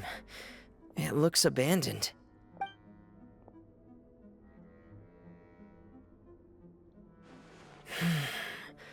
Where could Master Child be?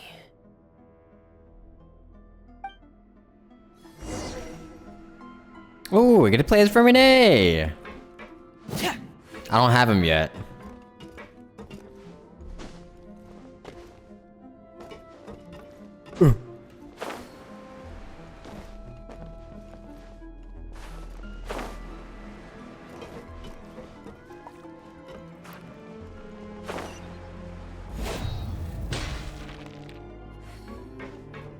Yeah, this is Act 4. This is Act 4 of the Archon quest. This mechanism looks like it's been tampered with. Could he have done it?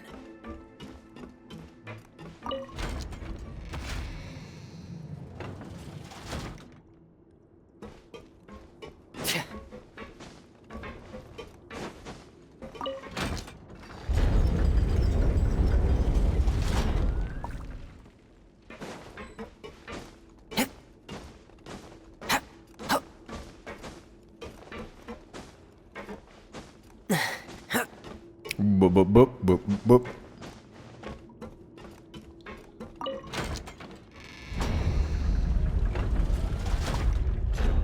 Try not to go through all this.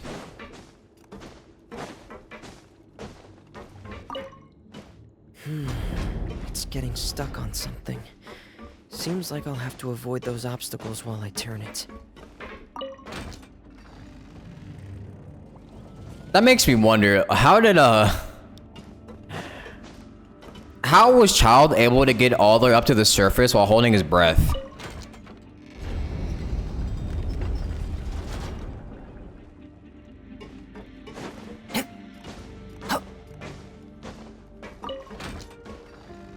How long can Child hold his breath to get up to the surface if he actually did escape? He's a whale? True. You're right.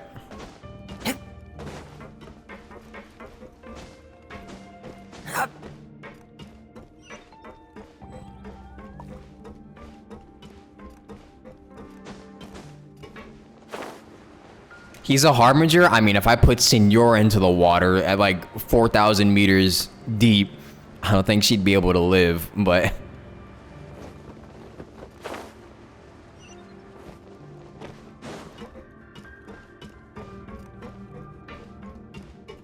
She's fire? That's different? This is where the water starts. Okay. Master Child probably dived into the water. I'll go take a look as well. Child secretly from Fontaine. According to Skirk, Child looks like he got power from the primordial sea. That could explain why he's unaffected. Actually, no. I mean, he's not really from Fontaine, so he's not even affected by the primordial sea in the first place, so...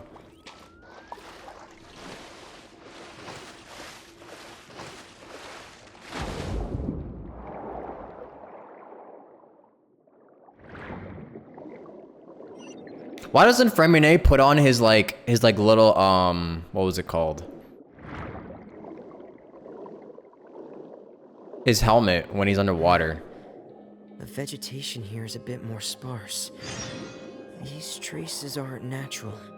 A person must have left them, and recently. I should be going in the right direction. It would cost too much budget to give him a helmet underwater, I guess. Traces here too. I need to keep going. Huh?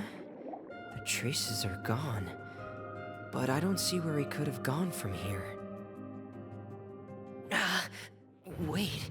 Oh. What the? Yep, there's the...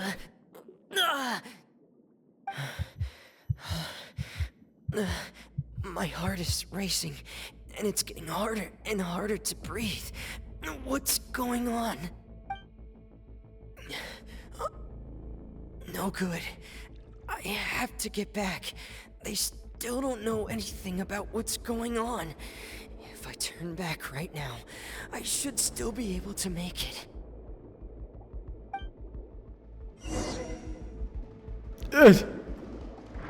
Go! We gotta go, we gotta go! Swim! Swim, Fremine! Ah, my HP! I can't die here. This is bad. I'm feeling worse and worse, and I'm still underwater.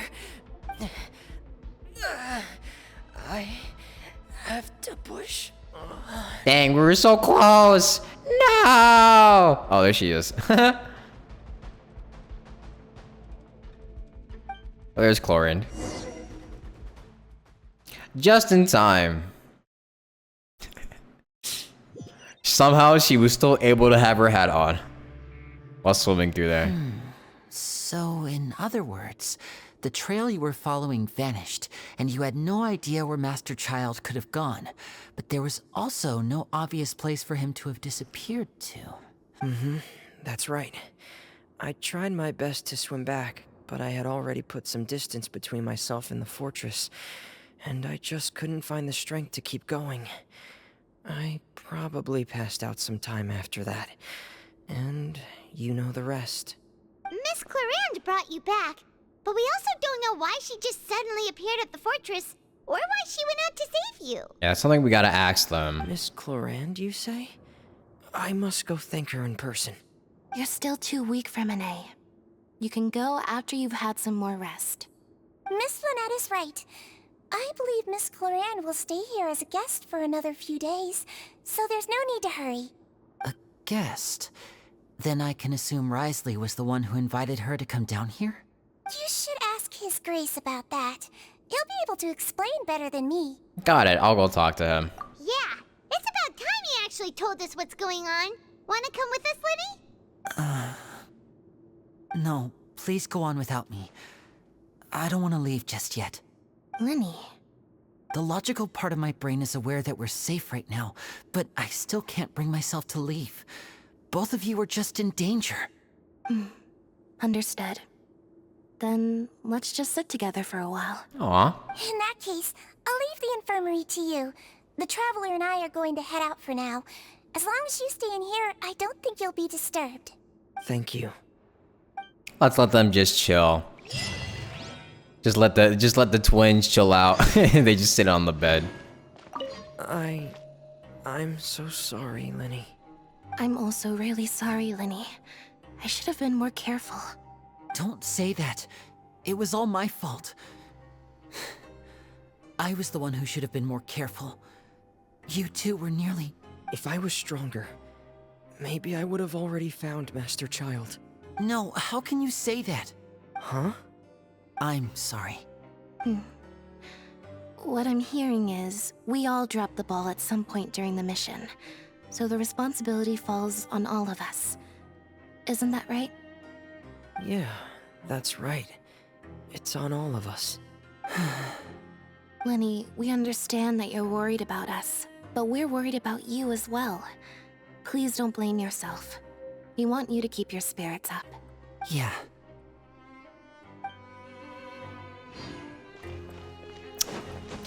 Well, yeah, Fremine, sorry to break it to you, but I don't think getting stronger would have saved you from the primordial seawater.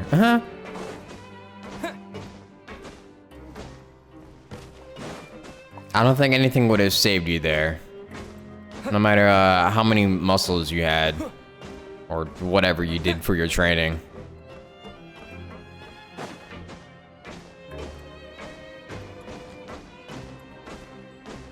Is Fremine blood related to Lenny and Lynette? I think they're all adopted siblings rather than like actual blood related. Well, except for... yeah.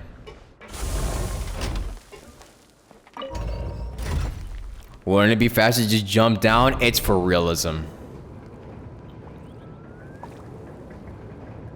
Yeah, Lenny and Lynette are blood related. That's what I was gonna correct, but I wasn't too sure. Because they are twins. I think it's just that Fremine is the adopted one.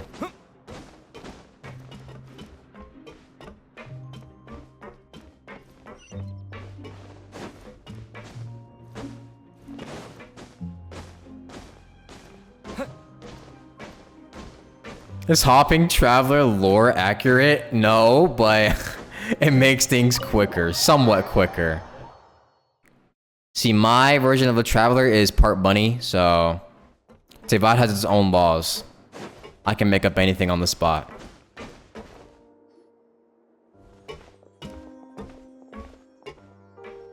Excuse me? I take it Mr. Fremine's condition has stabilized? Of course. I wouldn't have left the infirmary otherwise. I've been expecting those two, but might I inquire as to the purpose of your visit, Miss Siegeween? I wanted to check up on Miss Cloran. How are you feeling? Me when you come across an elevator IRL. Mostly fine, I think. If you don't mind, I'd like to perform another quick physical exam. It'll just take a few minutes. All right. Thank you for looking out for me. I'll take my leave for now, then. Well, want to explain yourself, Risley? Of course, but I'm not partial to the word choice of explain. How about enlighten? Okay, please enlighten me. Where should I begin? How about you start by asking me any questions you have? You can start with whichever one you'd like to get answered the most. Then Paimon will begin. Did you know about Lenny's goals from the very beginning? No. I just knew they were Fatui operatives sent to the fortress by the Knave. As for their specific goals, I only figured those out as you made progress on your investigation. You managed to monitor and stay ahead of them even though you didn't know what they were trying to do? They came here with ulterior motives. I'm quite adept at discerning what that kind of behavior signals. And why didn't you stop them? Initially, I thought their goal was just to investigate Child's disappearance. Linny suggested that I had deliberately let him escape, but in truth, I didn't really do anything special to help or hinder him while he was here. Everything he did, from finding helpers to leaving this place, he did on his own. Of course, it's inevitable that the Knave would make a big deal out of her fellow Harbinger's unexplained disappearance. I'm also quite curious about where that Harbinger went. So I figured I might as well let the Fatui do their own investigative work. All I care about is the answer. So he didn't actually do jack shit. He's just been chilling and letting them do it on their own. Wow. He's kind of been playing us this entire time. What the fuck? So you were hoping Lenny's group would just do your work for you. You make it sound like that's a bad thing. Unfortunately, things didn't go as planned. I assume that Fremine has told you already, the ratio of primordial seawater around the fortress of Meripede is on the rise. The Forbidden Zone has always been Lenny's target, and you got roped into that investigation after running into him. I began to intervene out of concern for your safety, and also to prevent the fortress from becoming entangled in more irksome matters. Are the rumors true? That you're also a former criminal? Now, why would you put it like that? Isn't staying here all day and serving as the manager of the fortress a kind of sentence unto itself? Another form of prison?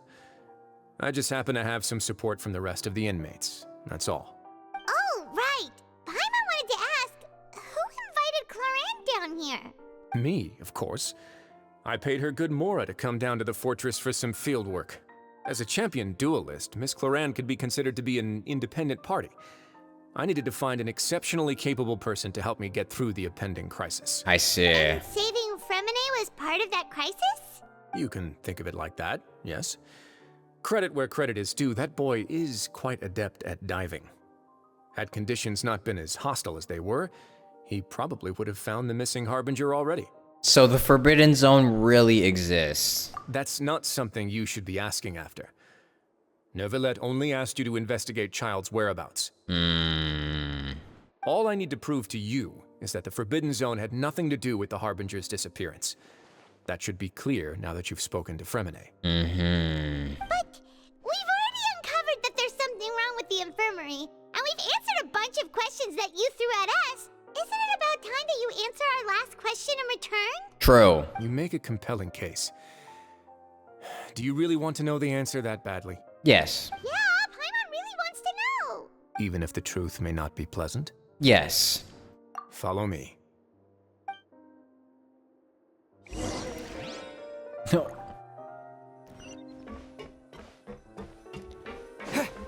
I will be finding out no matter what. Child is missing? Yes.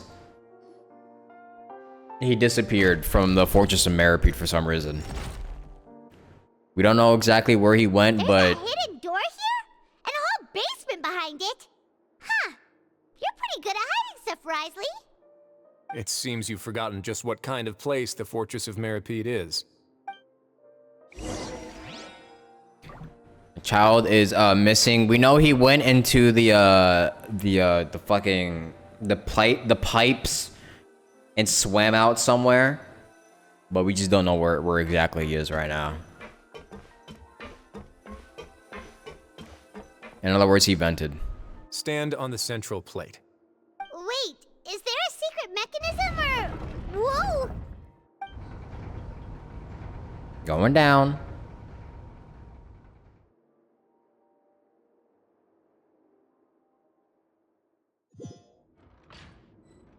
Traveler, we've received harsher truths. Is the Forbidden Zone?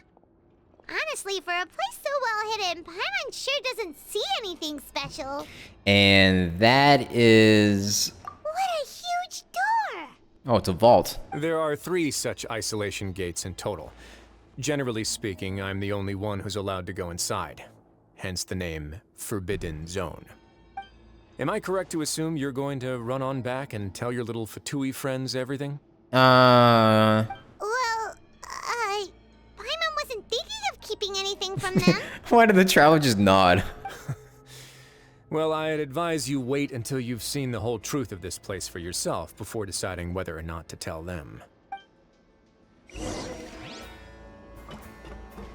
Okay.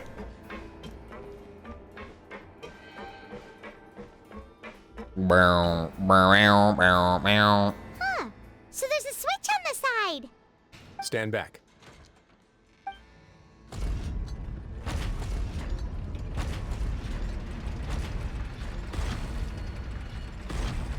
Whoa. It's just They all purple. just went up one by one. What's in the middle of that room? Go on, have a look. It's just a gear, isn't it? A gigantic gear. Don't you dare close the door behind me. What is? This room is really empty with nothing in here, which is quite strange on its own. There's also a device smack dab in the middle of the room, which looks like some kind of massive sluice gate. I've been interested in what lies beyond that gate ever since I assumed leadership of the Fortress of Meripede. Of course, it would be unwise to recklessly open it, but it'd also be risky and negligent to simply ignore any potential danger that could be behind it.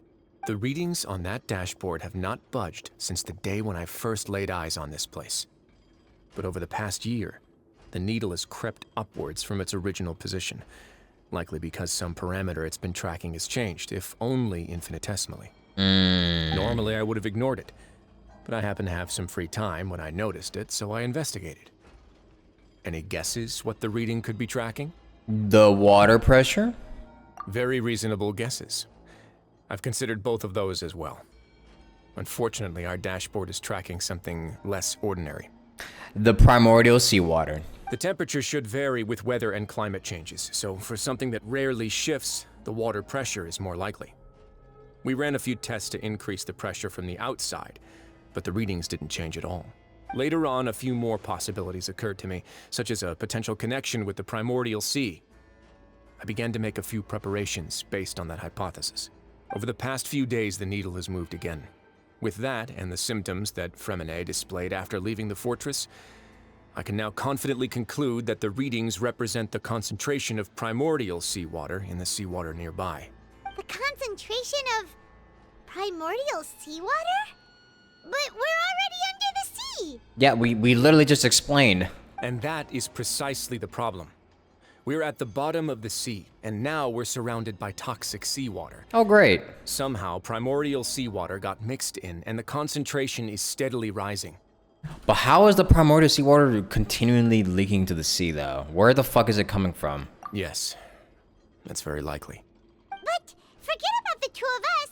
Not even Neuvillette knows where the primordial sea could be, much less where we could find and plug a leak. Oh. Oh!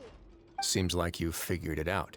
Wait. I believe the primordial sea lies directly beneath this sluice gate. For some reason, the primordial seawater levels have risen significantly, and it's now very close to us. Oh. The indicators are now red.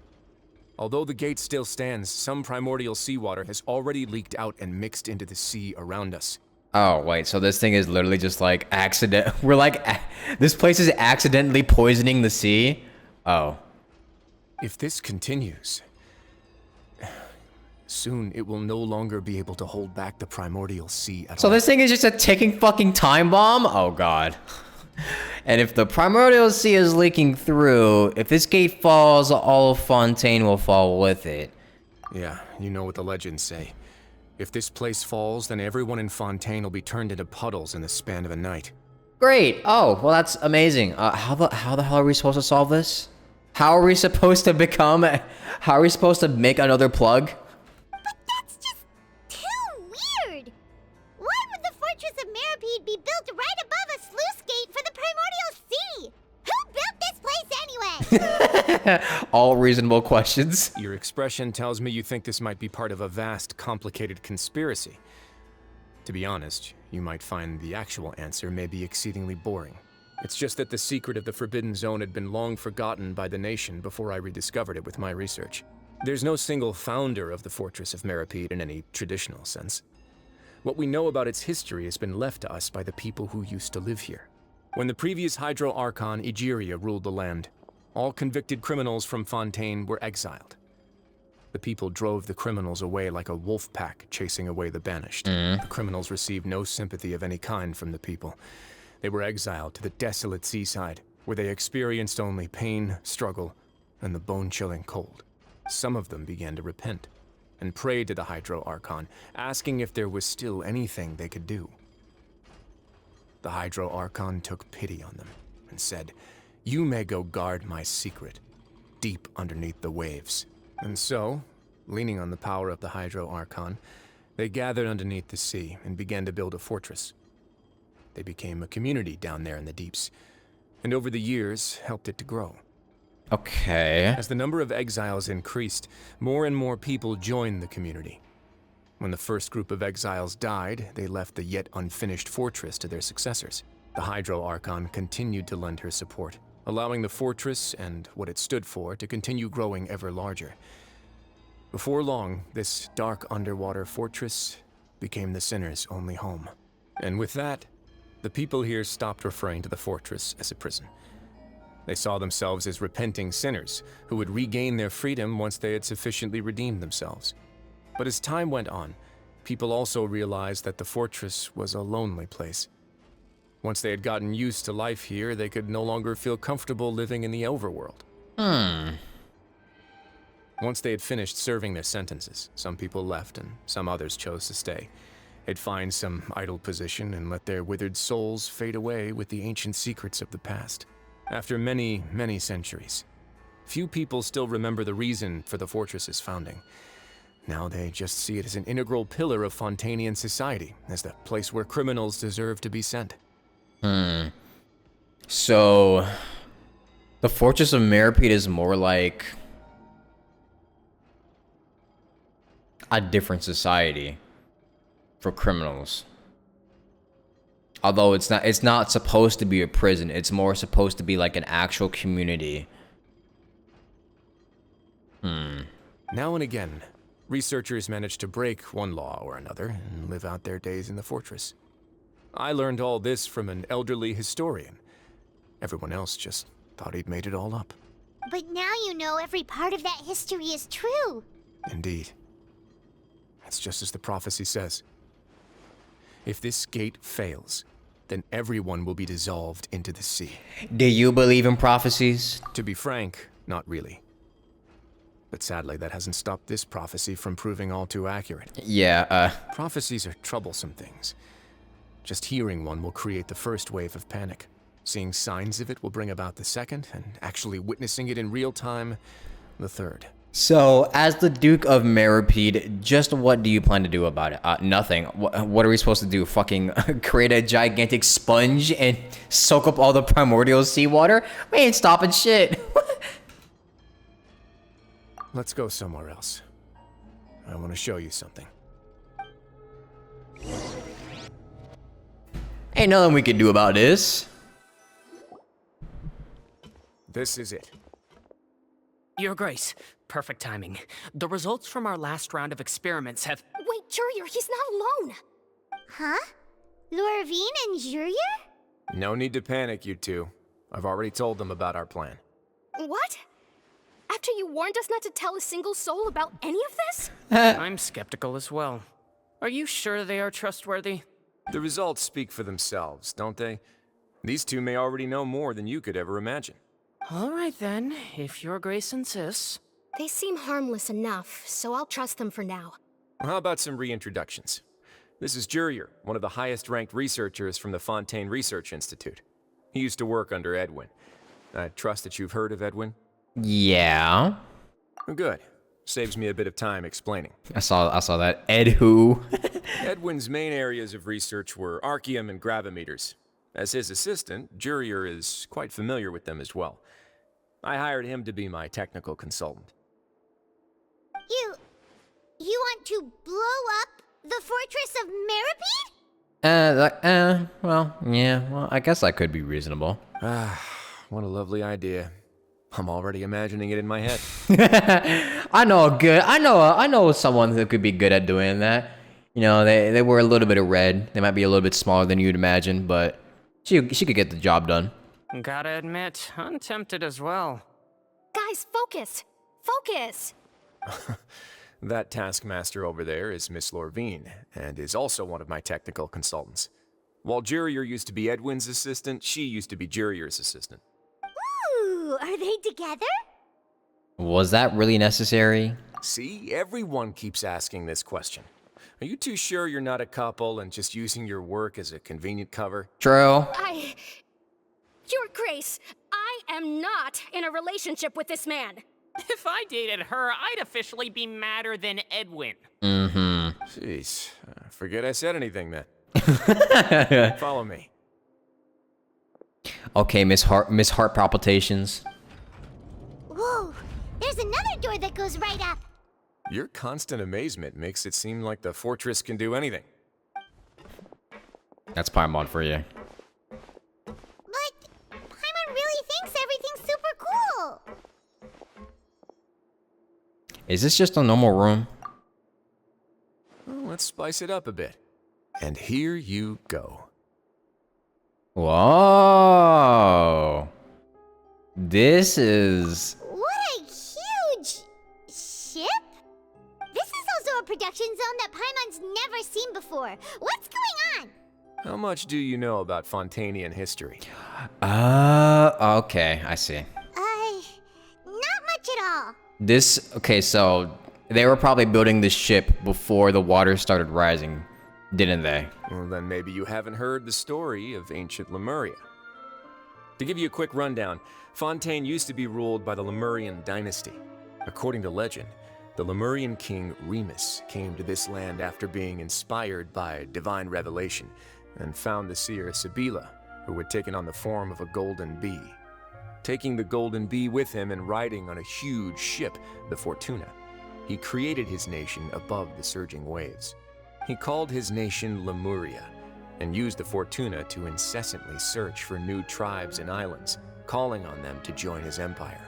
There's a ship in this story too? Where there's water, there'll be ships. People believe that hope can always be found at the end of a voyage. Do you believe that too? To a point, I think. As you've already seen, I have a whole factory's worth of labor, materials, and technology at my disposal. Certainly can't hurt to give it a try. So the moment I began to speculate that the primordial sea might lie underneath the gate, I also began this project. Were you inspired by the legendary Fortuna? Maybe. Fontainians need something to hold on to cope with the impending disaster. So this is a plan for the ages. Can't you share your plan with everyone? Were the workers to find out the truth behind this ship, riots would destroy the fortress faster than any catastrophe. As the fortress's administrator, I'd never make such a reckless call. Alright, that's enough talking for now. I'll need another 3 cups of tea to soothe my throat.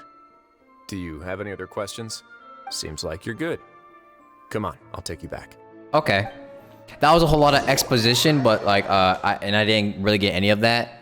But I'll have to go back to the VOD to listen. I'll leave you here for now. Oh, thank you so much. No worries. But don't forget, it's up to you whether or not you want to share what you just saw. What you do from here on out will likely affect those 3 as well. Do we want to put, okay, well. He means that my actions now will decide the next steps the Lenny's groups take. In other words, if I want to tell Lenny the truth, I must make him understand that we cannot afford excessive conflict right now. Yeah, we'll put a lot of thought into it for sure. Yeah, we will. Great. I look forward to what happens next. You would not tell them? Yeah, I'm kind of thinking we don't tell them for now, at least. Until we at least come up with something.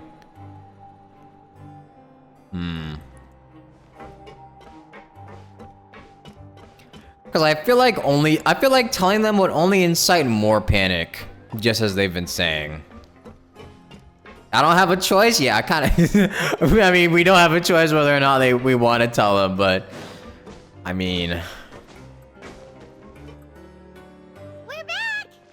Welcome back. Do you want a cup of tea? How can you be so much like Risley, always drinking tea? Tea is good. Huh. Actually, now that you mention it, I just remembered something now. While I was sedated, I could still barely hear 2 people talking next to me. They were discussing everything, from the leaves, to the water, and even the teacups themselves. Must have been Risley and Sijwin. Yeah, I heard 1 male voice and 1 female, so it should have been the 2 of them. No. They really were just talking about brewing tea. I think you're half right. I really can't make sense of this place. So, Traveler, Paimon, were you able to learn anything from Risley? Yeah, he explained everything. Very well. Then, would you mind checking your answers against my speculations? Lenny sounds a lot more like his old self. Yeah, I took the time to rest, so I'm feeling a lot more relaxed now. Nobody else is around, and Miss Sijwin is also busy with something or other. So let's just talk here. All right, then I'll posit my theories. I asked myself 3 questions. Firstly, why was Fremine affected by the primordial seawater? It was because he dove into the sea. My theory is, the long-lost primordial sea is probably very close to the fortress of Mirapede. Whoa, he's good. He got that right on the first try. Got that one. That's our Lenny. Secondly, Risley's attitude changed dramatically during the course of our stay here. He ignored us completely at first, then suddenly roadblocked us. Why? I spent quite a long time thinking about this. If he has been monitoring the Fatui since the very beginning, he probably ignored us at first because he was hoping we could find Master Child for him. Yeah. What's more, the Fortress of Mirapede is not part of Fontaine's court system, nor does it report to Udex Nervulet. Risley is basically the king of a no-man's land. As long as the fortress doesn't do anything about Master Child's disappearance, Father can use it to pressure the Fontaine authorities. And while the 2 factions are pitted against each other, Risley will be free to move between the parties of interest. If I had to guess, he probably has something that he's working on himself. It's likely related to the secret of the infirmary, but I just can't think of what it could be. Lenny's grasp of the big picture is amazing. You're super smart. Thanks so much. Then finally, there's the last question. If Risley does have a plan, what could it be? All I know for now is that his plan probably has something to do with the changing nature of the seawater. He's even gotten Cloran to help him out. Bro's building a Noah's Ark, literally. That can't be the full extent of what he's doing. There's probably a secret passageway behind the block in the infirmary, and there's something big in the fortress that most people here never get to see. He has a bargaining chip, and it could be important enough for Father to deal with him directly. I don't have enough information, so I have no idea what his chip might be. But let me guess. You have the last piece of the puzzle. Damn it. Oh god. Yeah, and we shared it. Well.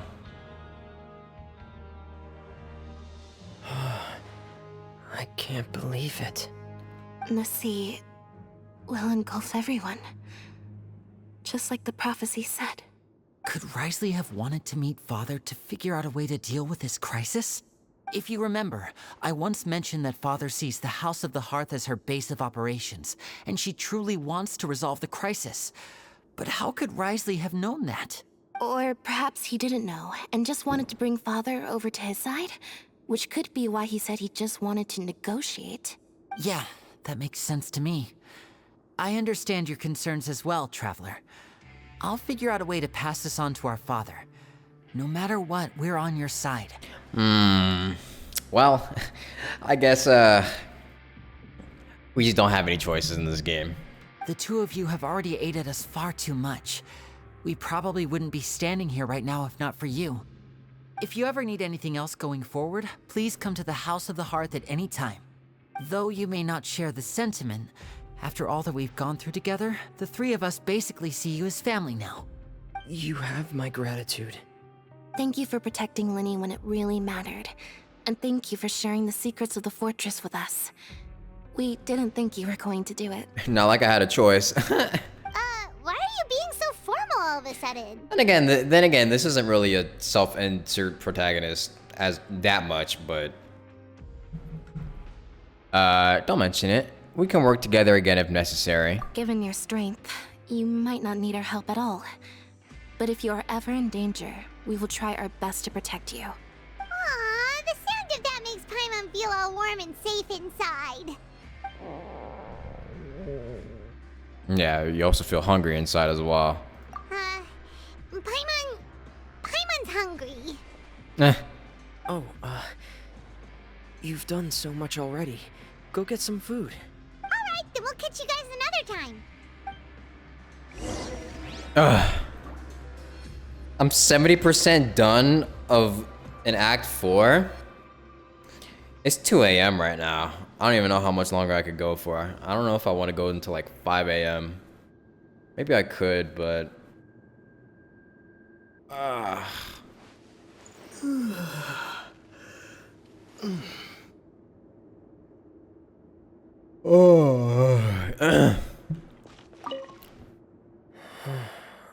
I feel like I should try to become someone more capable of helping.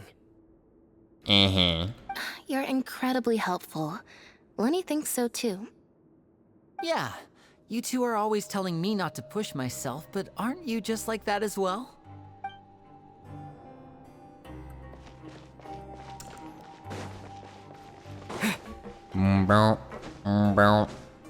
Should I stop here? I don't even know. If we're 70% done, I mean, I kind of want to get through all of it so I don't have to, like, you know, split the VOD or, like, split the recordings. But it's 2 a.m. I kind of want to finish it. Because I'm not really that tired. The only thing is that I mean, I'm not gonna be able to eat I'm not gonna be able to eat tonight, but probably just have like a snack or something. I'll give you a sec.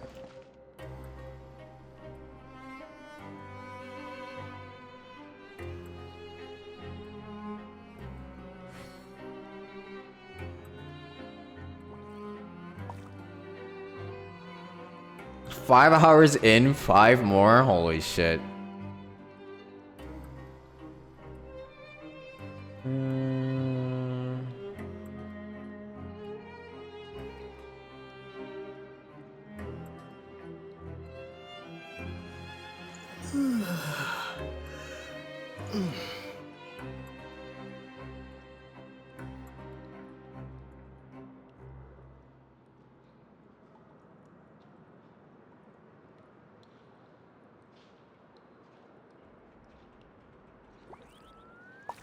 Ba-ba-ba.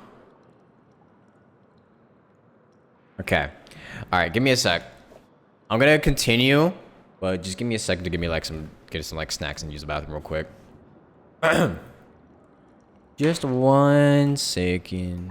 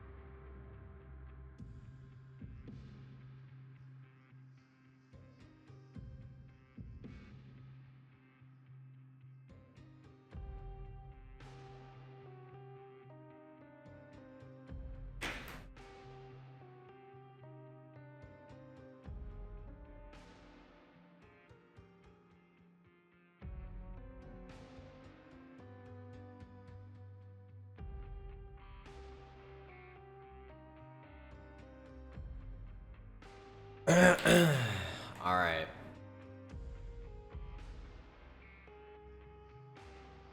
Alright. I've got myself some like soup so I can at least have something to eat. I got some water. Let's continue on. It's time for dinner. Welfare meals now being served at the coupon cafeteria. What's up, Carrie? Come on, let's go pick up ours as well. Hello, Winter's POV. Traveler and Paimon, over here. Are you here for dinner too, Miss Sijween? And I'm taking the opportunity to prepare Miss Cloran's dinner as well. Huh. You're right. She's actually sitting in the fortress cafeteria. What would you like to eat? We can choose. Yep, you can. I've already talked to our chef, Mr. Wolsey.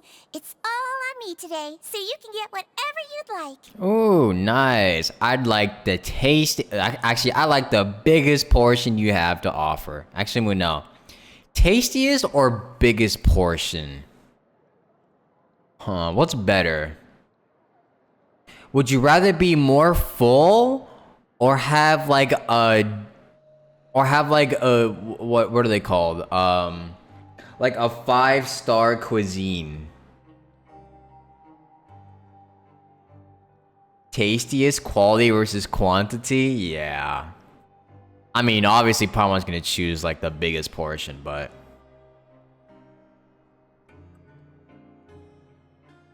gluttony? True. Biggest portion would be very gluttonous. How about tasty? Me too. Don't forget Paimon. No problem. Just leave it to me.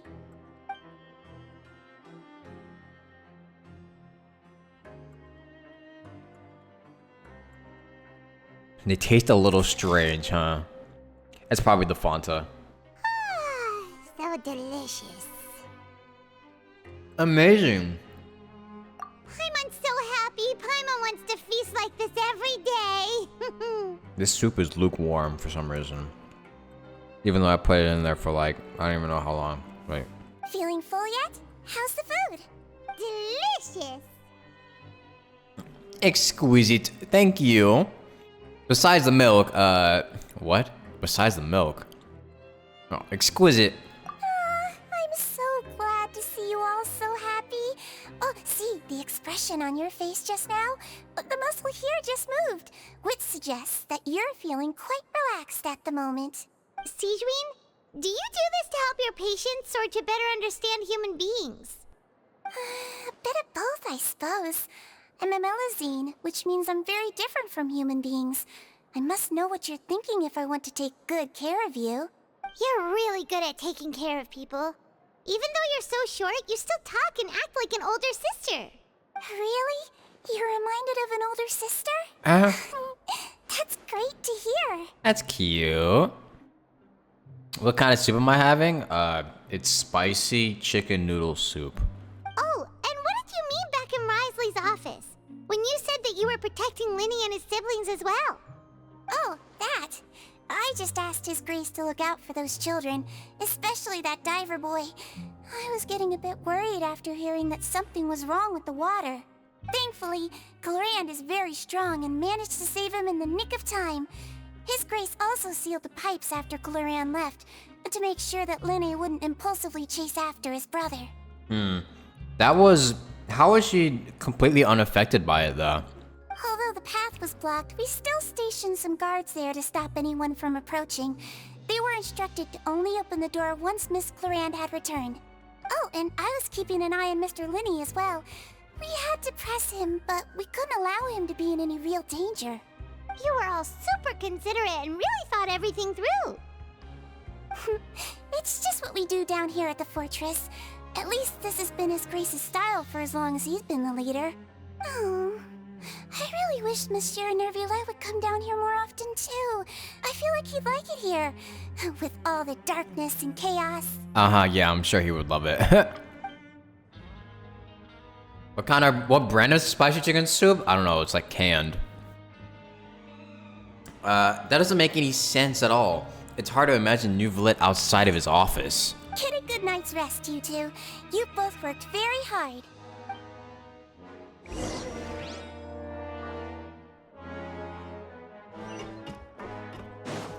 Oh, time for bed. Did you enjoy your food, Chlorinde? Chlorinde! Ah, it's you two. How's dinner? It's all right. Miss Sijwin really put in a lot of effort. So we heard that Brisley invited you to come down to help, and you saved Fremine too. You sure work super fast. Oh, it was child's play. Still, Paimon didn't know even champion duelists could take on side jobs. Oh, and why aren't you eating with Sijwin and the Duke? Won't you get bored eating by yourself? Miss Sijwin was with you, and the Duke has business of his own. Actually, didn't Navia say that you went out for dinner with her as well? Yeah. First time in a long time. First time in a long time? So you mean you've gone out to dinner with her in the past? Oh. In the past, yes. You seem to be enjoying yourselves here. Oh, wait. Hold on. She moved on quite quickly from that. It's all thanks to Neuvillette. This is technically a work trip for us too. Things will be getting messy at the fortress soon. Don't run around unnecessarily.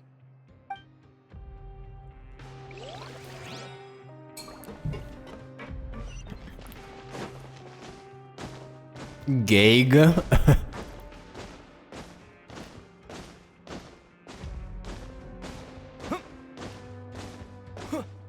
I wonder what they were having dinner over.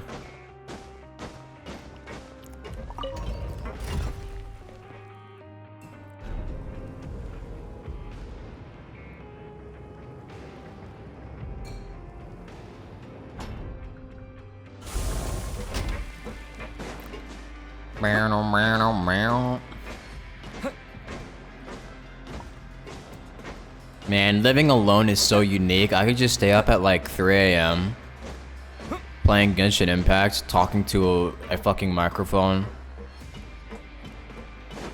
And I don't have to worry about anyone questioning me about it until the neighbors start putting out noise complaints. So much has happened. Paimon just feels absolutely exhausted now that she's finally relaxed. Paimon's super sleepy. Are you sleepy too? Yeah, I'm getting there.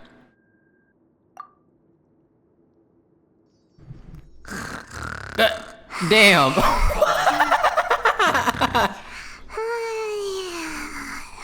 Bruh, she just laid out.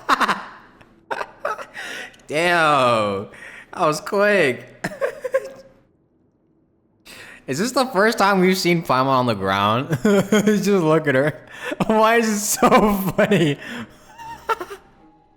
Dude, this is so fucking funny. I've never seen this before. And just laid her ass out on the bed. They didn't even put covers on her. She really immediately fell asleep. Delicious. Paimon wants seconds for free. How cute. Good night. We see any visions again? Out of my way! Get out of my way! What? What happened? Why is everyone running? Oh. No idea, but something must have happened. Stop asking! Oh wait, is this shit abrupting? Oh god, did the fucking gate blow? Who's yelling? Paimon still wants to sleep. Uh-oh. What's that sound? Paimon, wake up. We need to go out and see what's going on. Paimon is just still laid out.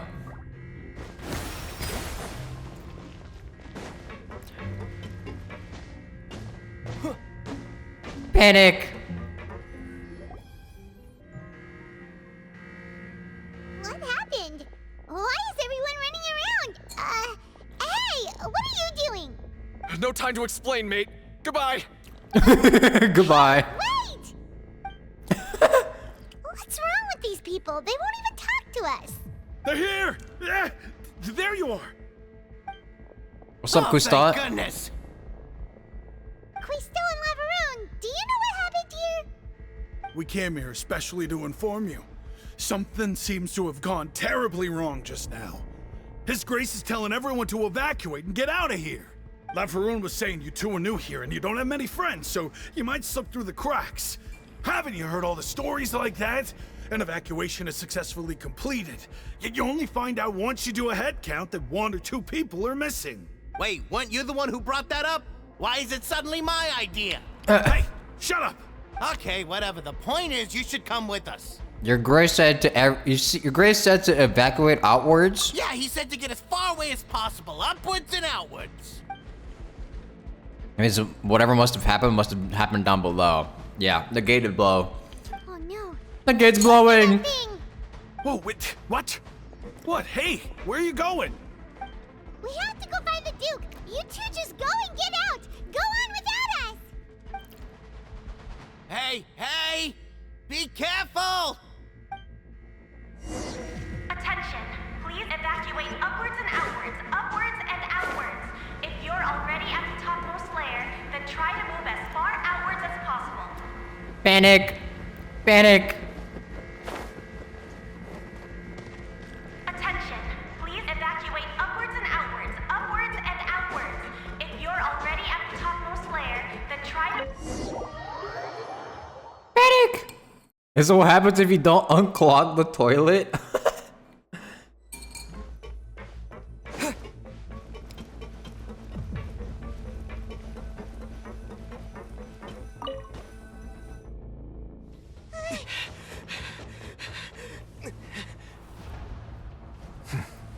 They're here. Just like I said.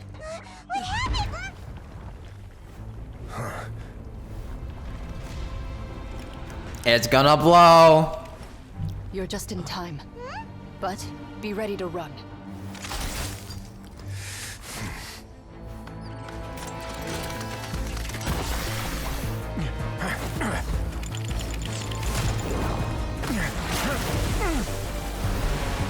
Oh yeah, we probably don't want to touch that. Uh-oh.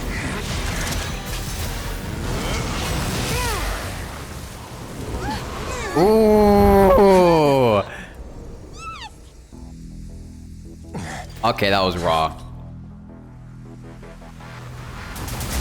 Never mind. It didn't work. Time to go.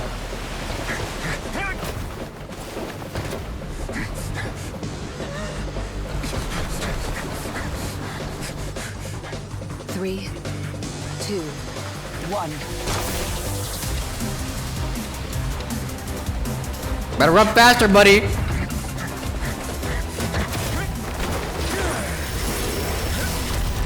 Jesus Christ.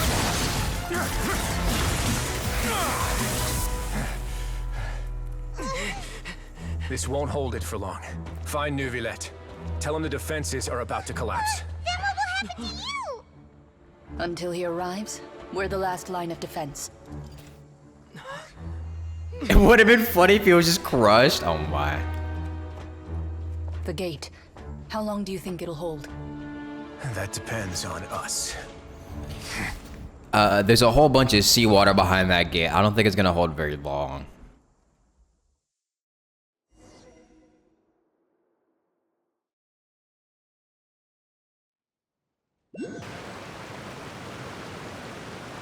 Neuvillette, why are you here? Hey, we got up here fast. Traveler, I need you to head to the Opera House immediately. Farina will soon be meeting with the Knave there. You must protect Farina and make sure she doesn't spend too much time alone with her. What? What the fuck? Oh my god. Too much stuff happening at once. Okay, you can explain everything else to me later. Will do. You have my sincerest gratitude. Okay, well now I gotta go. Now I gotta go protect Farina from Herlikido. Okay. Alright, well.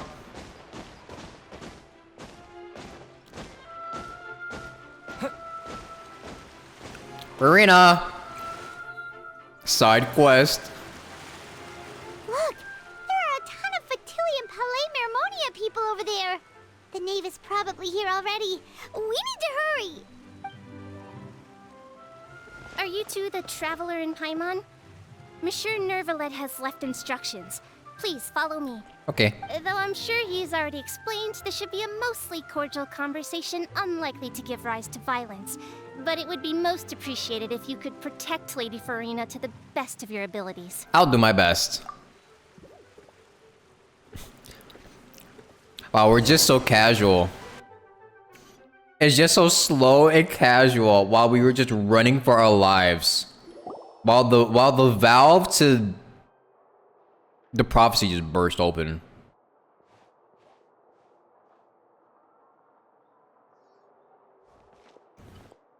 Oh, so you two are the honored guests Miss Farina mentioned. What's up? Of course, of course. How could they not attend a meeting such as this? I must always have 2 or more guests at my dessert table. Otherwise, the occasion would be too lonely and unbecoming of my station. It is my pleasure to make your acquaintance, traveler. I have heard much of your accomplishments. I am the Knave, one of the 11 Fatui Harbingers.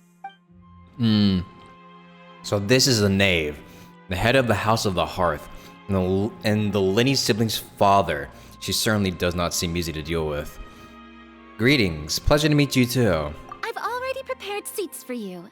Come, sit beside me. Perhaps you two are unaware of how Miss Farina and I do things. You see, we actually recently agreed to get together for tea when we had the time. See this?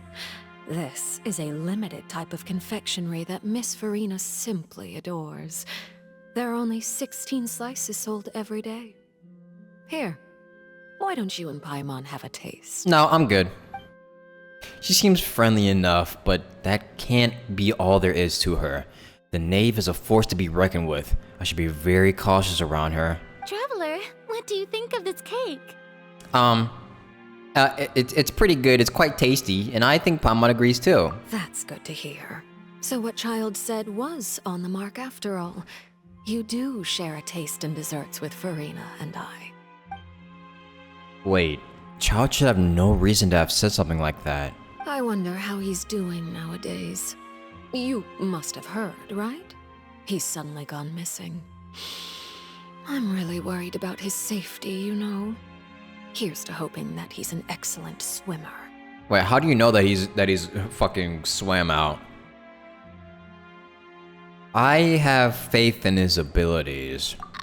Since we're talking about him, I feel like I should add something. His martial prowess really looked certainly pretty impressive, yeah. Farina looks quite nervous. There must be some kind of bad blood between her and the Knave. Alright, well, let's see if I was right before, and if the Knave, if Arlecchino knows that Farina knows something about Farina. Oh, so you're also familiar with his aptitude for fighting, Miss Farina. Oh, right. I almost forgot. Child was subdued by Udex Nuvillette right in front of you. Against ordinary people, my colleague would never be on the back foot. But alas, he just never imagined he'd run into such a person. I must express my admiration for Monsieur Nuvillette. I managed to find a few leads on his whereabouts. Coming from you, that's not surprising at all. But I thought you would be happier to hear the news. Of course, but it's still a bit of a shame. You see, I would have been far happier had I received this news somewhat earlier. As you well know, a long time has passed since Child disappeared. Uh-oh. Well, in any case, there's no need to worry. We know for sure that Child is still alive. Oh, and just how do you know that? Because we found evidence that proved he left the Fortress of Meripede. And where did he go after leaving the fortress? Oh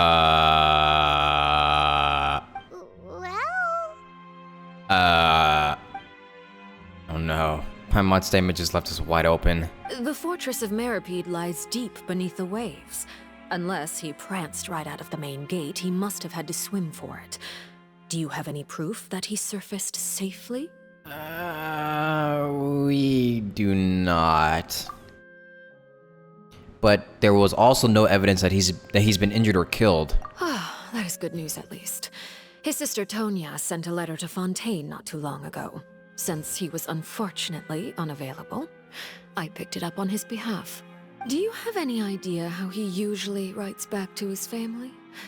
Dear Tonya, your letter made me feel like we were still enjoying our time in Snezhnaya together. I'm currently admiring the scenery on the streets in front of the opera house. Is it something like that?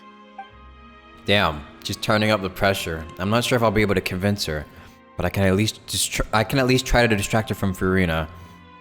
So that sounds good to me, yes. All letters tend to follow the same few formats anyway, right?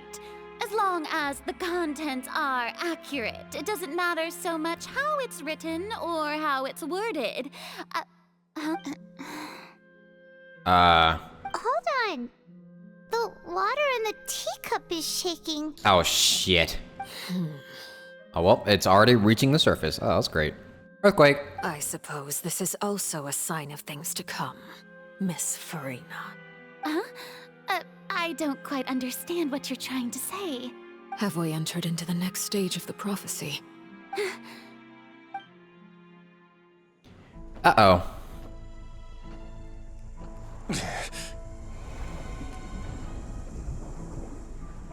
My thanks to you both. I will take it from here. You got this, Nivelette.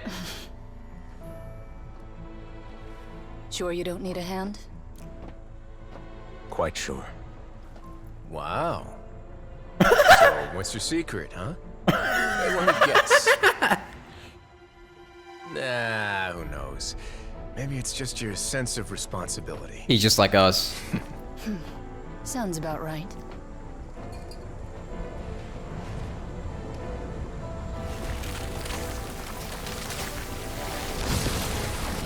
Oh, he's got this. He just stared at it like it was nothing.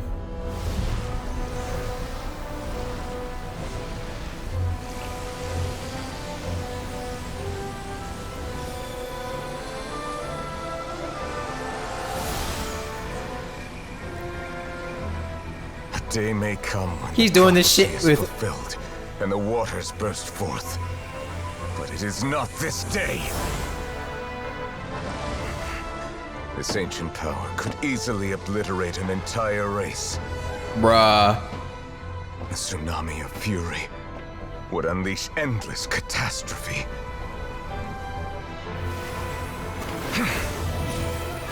He did that shit with one hand. One hand. This sentence is too severe. Forgive me for overruling it. Wow.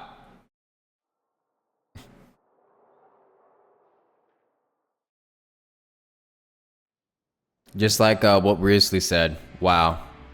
All right. Seems like the problem inside has been suppressed. Let me guess. We're safe for now. Indeed.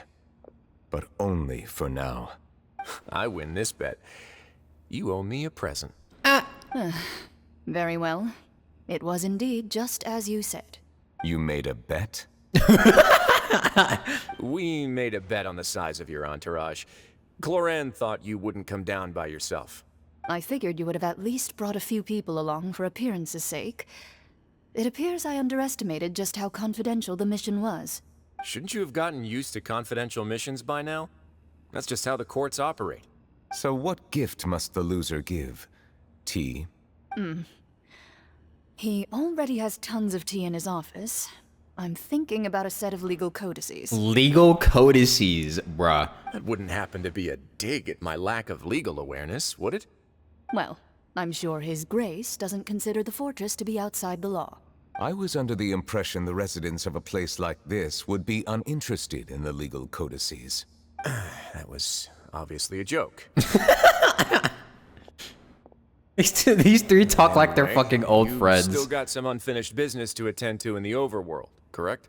No need to stay here if you have a pressing matter. We all know you can't leave Palais Mermonia for long. Thank you. I hope everything went smoothly with the Fatui Harbinger. Yeah, it's not. Please come back.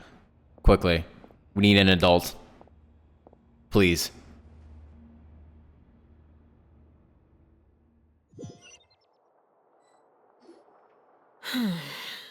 I must say, we've spent long enough playing house.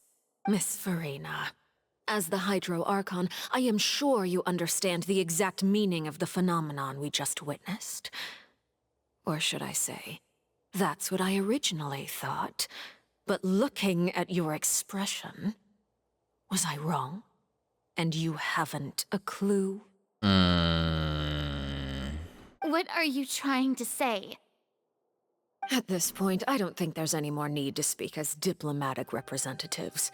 Allow me to speak to you now as just a Fontainian. You know the prophecy by heart, and also that every part of it is being proven true. Yet, here you are relaxing, drinking tea, and eating desserts as if it's all nothing more than a few stray bugs in your garden. Jeez. Do you really think that's acceptable? Say, cook her. The prophecy's hanging above our necks like a guillotine. Every faction is looking for a way to either avert the disaster or save their own. Even the orphans of the House of the Hearth have devoted everything to saving their homeland. Damn. But you? It beggars belief just how nonchalant and carefree you have been. From the very beginning, you, the god Focalor, you have utterly failed to take action. Damn! You're wrong.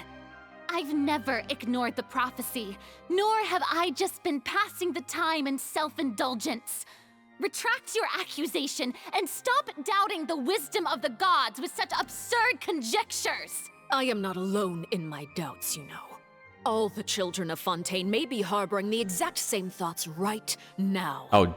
Oh, great Hydro Archon. How are you going to save them? Save us? How are the people you've sworn to protect supposed to survive in a land that will soon disappear beneath the waves? Oh, Lord. I have my ways, and I've been working on them for all this time. Even if you look down upon me, you have no right to judge me. Fontaine will be saved. Even if I still cannot see the true future right now, as long as I continue on as I am, I will be able to hold my head up high. Furina's not acting like her usual self. She's actually seriously refuting the knave's accusations. She means what she says. She's not putting on a front. Then I ask you, Miss Farina, just what have you been working on? Where can we see it, and what is it doing to help? Oh! Uh-oh. Oh, she got her ass there. Oh. So, was that all a lie? Or can she really not tell us? She was so full of conviction and confidence just now, but now she's deflated like a popped balloon. My machinations are just like the prophecy itself. They will only reveal themselves at the fated time. Farina. It is just that beings like yourselves are unable to perceive them as of yet. You're not helping yourself, Farina. I see. As a god, the proof of your labor always lies beyond prying mortal eyes. That's like saying you got a girlfriend, but at a different school, dog. Come on. That's not... Allow me to be so bold as to ask another way. Would it be possible for you to tell us the parts of your plan that are not confidential? Such as your emergency response plan for the impending disaster? An emergency response plan? That look in your eyes. Have you not even prepared one of those? The emergency response plan is also strictly confidential. Then allow me to jog your memory. Miss Farina, what is the purpose of your Oratrice Mécanique d'Analyse Cardinal? And what do you plan to do with the massive amounts of indemnitium that has accumulated over the years? The Oratrice? It's just like it appears to be. So you also have no idea. If I'm not mistaken, Someone's using it to prepare for something. But unfortunately, it would seem that someone is not you, Miss Farina. Oh my god. I first caught wind of this when Linny tried to investigate the Oratrice in the Opera House. You see, even just getting close to the core contaminated him with an extremely large amount of indemnitium. But even if that had nothing to do with you, then what could you possibly be working on, oh great Hydro Archon? Oh, right. I almost forgot. Udex Neuvillette is not at the tea party with us today. Miss Farina, I suppose you must have ordered him away to take care of some troublesome business. Oh no, don't do it to her. Yes, that's exactly right. Please keep it a secret for me. Of course I will. Although, I must say, Miss Farina, you seem quite insecure without the Udex by your side. Oh, very well. Let's stop that conversation here. There are still a few slices of cake left, so please, help yourselves, everyone. She got fucking cooked. Oh my fuck. Jesus Christ. She did not have to go that hard on her. Even I wouldn't have gone that hard on her. Jesus. Oh my lord. She turned on the oven to 450 degrees and left her in there for 2 hours. What the fuck? These aren't topics I can speak about. I don't even know what Neuvillette's task was. If I had to guess, he probably want to deal with the surging Primordial Sea, but can he really deal with it all by himself? And is Farina being truthful or not? Traveler, I heard that you were recently commissioned to handle a few matters on behalf of the Udex. Why don't you take an extra slice of cake? Those who work hard deserve gratitude and praise. Damn! Oh, that's gotta sting! Oh, that's gotta sting so bad. Ah! You too, Paimon. Even Paimon? Thank you. Paimon will take you up on that offer. Ah. Oh, Paimon's super full. That cake was great. Should we have eaten that? If it's on my tea table, it must be of the highest quality. Yes, and we must thank the knave for bringing these over as well. You're welcome. I'm sure the cake also felt greatly honored to be featured at Miss Farina's table. And I was merely catering to Miss Farina's tastes, seeking a chance to chat over tea. It is getting late. Why don't we call it a day? There are still a few matters that I need to take care of, so I must take my leave now. Very well. We'll end it here. Mind seeing me off, Traveler? We could use the opportunity to discuss Child before I must be on my way. Sure, of course. Paimon's coming too. Wow. And it's just quiet. She's just left sitting here all by herself at her tea table.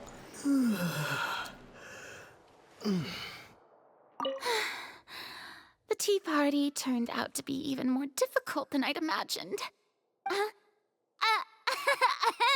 Why are you looking at me like that? Is something the matter? If there's nothing urgent, then I shall be retiring for now.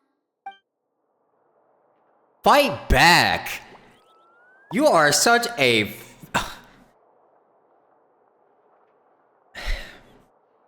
know what?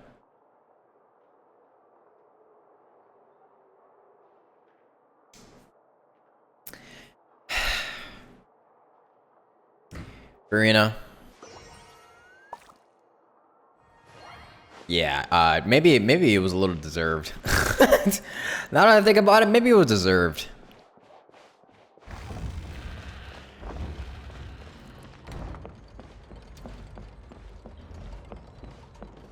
Someone in chat said it. Someone in chat called her a girl failure, and I honestly think that's probably the best way you could describe Farina. I hate to say it, cause even though she's obnoxious at times, I still like her as a character, but honestly, that is probably the best way to describe her. She is just a girl failure. More like Archon failure, God failure. Yeah. She is just...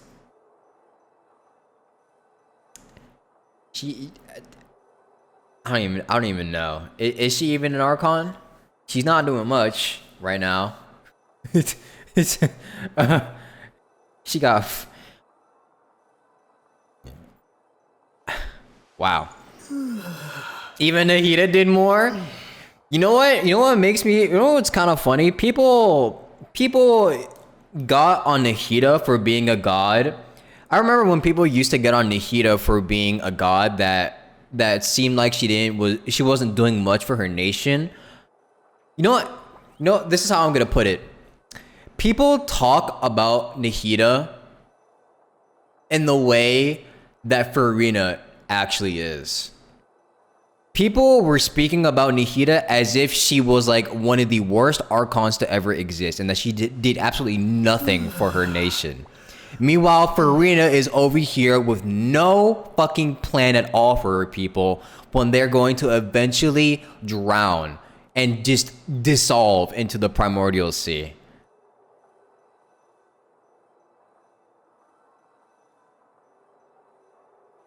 You didn't see anyone say that about Nahida? I saw plenty of people say that about Nahida. I saw plenty of people say that.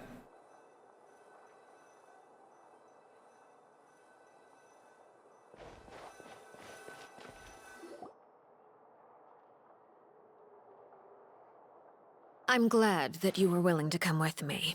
Of course, Child was just an excuse. I have no interest in your dealings with him. That's what Paimon thought. What do you want it to say? You lent your aid to the children of the House of the Hearth. As their father, I would like to express my gratitude. There's no need. Was there anything else you wanted to say? That was all. Formal topics should be discussed in formal settings, and informal topics in informal settings. I know you just returned from the fortress of Meripede. Relax. I have no intention of trying to get anything out of you. Linny, Lynette, and Fremine are still there, and I trust their judgment and abilities. They've all been working very hard and have always done all they can to fight back against anyone who tried to stop them, especially Linny. You mean Wriothesley. He's a tricky one to deal with. It's unfortunate that Linny's so eager to prove himself that he can't learn to rely on others, including me. By the way, and you can just consider this a bit of idle gossip, but what's your impression of Farina? Well... let me think about that for a second. You are outside of our disputes, and the freest person in all of Fontaine, able to move around most easily. Allow me to share my perspective with you. And that's everything that happened during the trial. Master Child was declared guilty and immediately transported to the fortress of Meripede. Didn't he say he was coming here on vacation? Does he not feel an ounce of shame for all the trouble he has caused? Forget it. He did give us an opportunity. I will be meeting someone shortly. Do you require help with any preparations? No need. I will take care of it myself. Well. I need to meet with Farina, the Hydro Archon. She is at the heart of Fontaine. But what's fascinating about her is that she often seems more like a celebrity than a working Archon. True, yes. Oh, come over here, you little critter, you. Oh, who is that? Oh, wait, that's Arlecchino. Well, that's kind of a cool suit. You dare to run from me? Stop right this instant! My goal is just to discover the location of the Gnosis. But I didn't expect the chance to approach Farina to be handed to me on a silver platter. This is so easy, it's actually making me a bit suspicious. Mm-hmm. Anything left unguarded is usually just bait. But no one will blame someone for taking the bait. After all, from the moment it was attached to the hook, the bait is meant to be sacrificed. Oh. It's just as I guessed in the second before I struck. The hydronosis is not currently held by the Archon. In fact, this Archon doesn't seem like a god at all. And I sense that she's under some kind of curse. I fucking knew it! Who are you? And what are you trying to do? Please don't kill me. I'm begging you, please. I fucking knew it! The fear in her pupils is genuine, so perhaps she's not bait after all. Either way, targeting her has lost all meaning. Oh my god! I was fucking right! I left the scene with ease. Nobody came looking for me, and nobody could serve as a witness to my near assassination of Focalor. I suspect even Farina dares not mention this incident to anyone. Not long after, my informants confirmed what I had guessed. After returning to her quarters, Farina quietly cried alone. She was so scared that she could not sleep that night, nor could she even bring herself to eat her cake. Wow. There's no doubt that there's something wrong with her. I began to entertain the possibility that she is not the true Hydro Archon. Perhaps Eudex Neuvillette is actually the genuine article. She's a fucking fraud! She's a actual fucking fraud Archon! Oh my fucking god! I didn't think that I was gonna be right. Okay, there's no way, okay. This is only just speculation from her right now, but still. I didn't actually think I was fucking right about her having barely any powers at all. And being practically defenseless, bruh. Bruh. I didn't think I was actually gonna be right about that. I have to find the Gnosis. If the Neuvillette hypothesis is correct, he is probably in possession of it. Alternatively, it might have been hidden in a place that's hard for ordinary people to access. Yes, Father. My dear children, please speak. News from the fortress of Meripede. Master Child has gone missing. On top of that, the contacts and guards we bribed at the fortress have all gone quiet as well. Probably the handiwork of that Ridesley. I'm afraid so. This is a good opportunity. The value of a Harbinger is much higher than most would imagine. We now have an excuse to exert diplomatic pressure on the Fontaine authorities. Set up a meeting for me. I would like to meet the Hydro Archon and Eudex Neuvillette. Oh, and I have an additional mission for you three. Yes, Father. Tartaglia's disappearance was not a part of my plan, but Wow. I can use it to make a breakthrough. With this as my excuse, I can ask for an official audience and continue my investigation of Farina and Eudex Neuvillette. The initiative belongs to the House of the Hearth. My wish to investigate the fortress of Meripede will be a front. Linny and his group will be responsible for the actual intelligence gathering. This is just actual fate. All of it just completely fell into the palm of her hands. She actually got so lucky with this. That is crazy.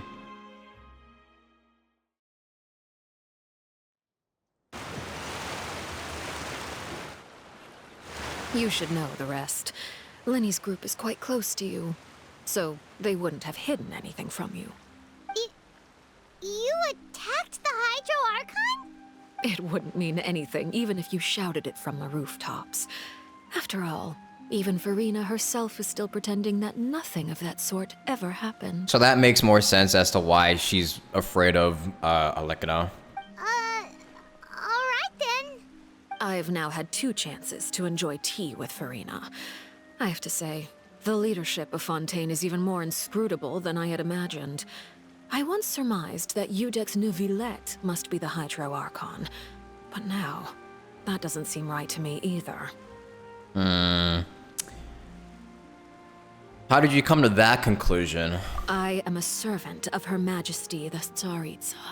Over my years of service, I've learned how a real Archon conducts and carries themselves. Whether Iudex Neuvillette or Farina, neither fits the bill. It's hard to imagine either of them as the Archon. Is my actual theory that I came up with the other stream gonna be correct?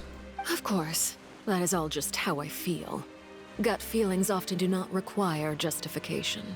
It is, however, quite amusing to me that after all my years working in intelligence gathering, I've come to realize I am at a complete loss regarding the identity of the god of the land of my birth. Don't you think Fontaine is quite intriguing?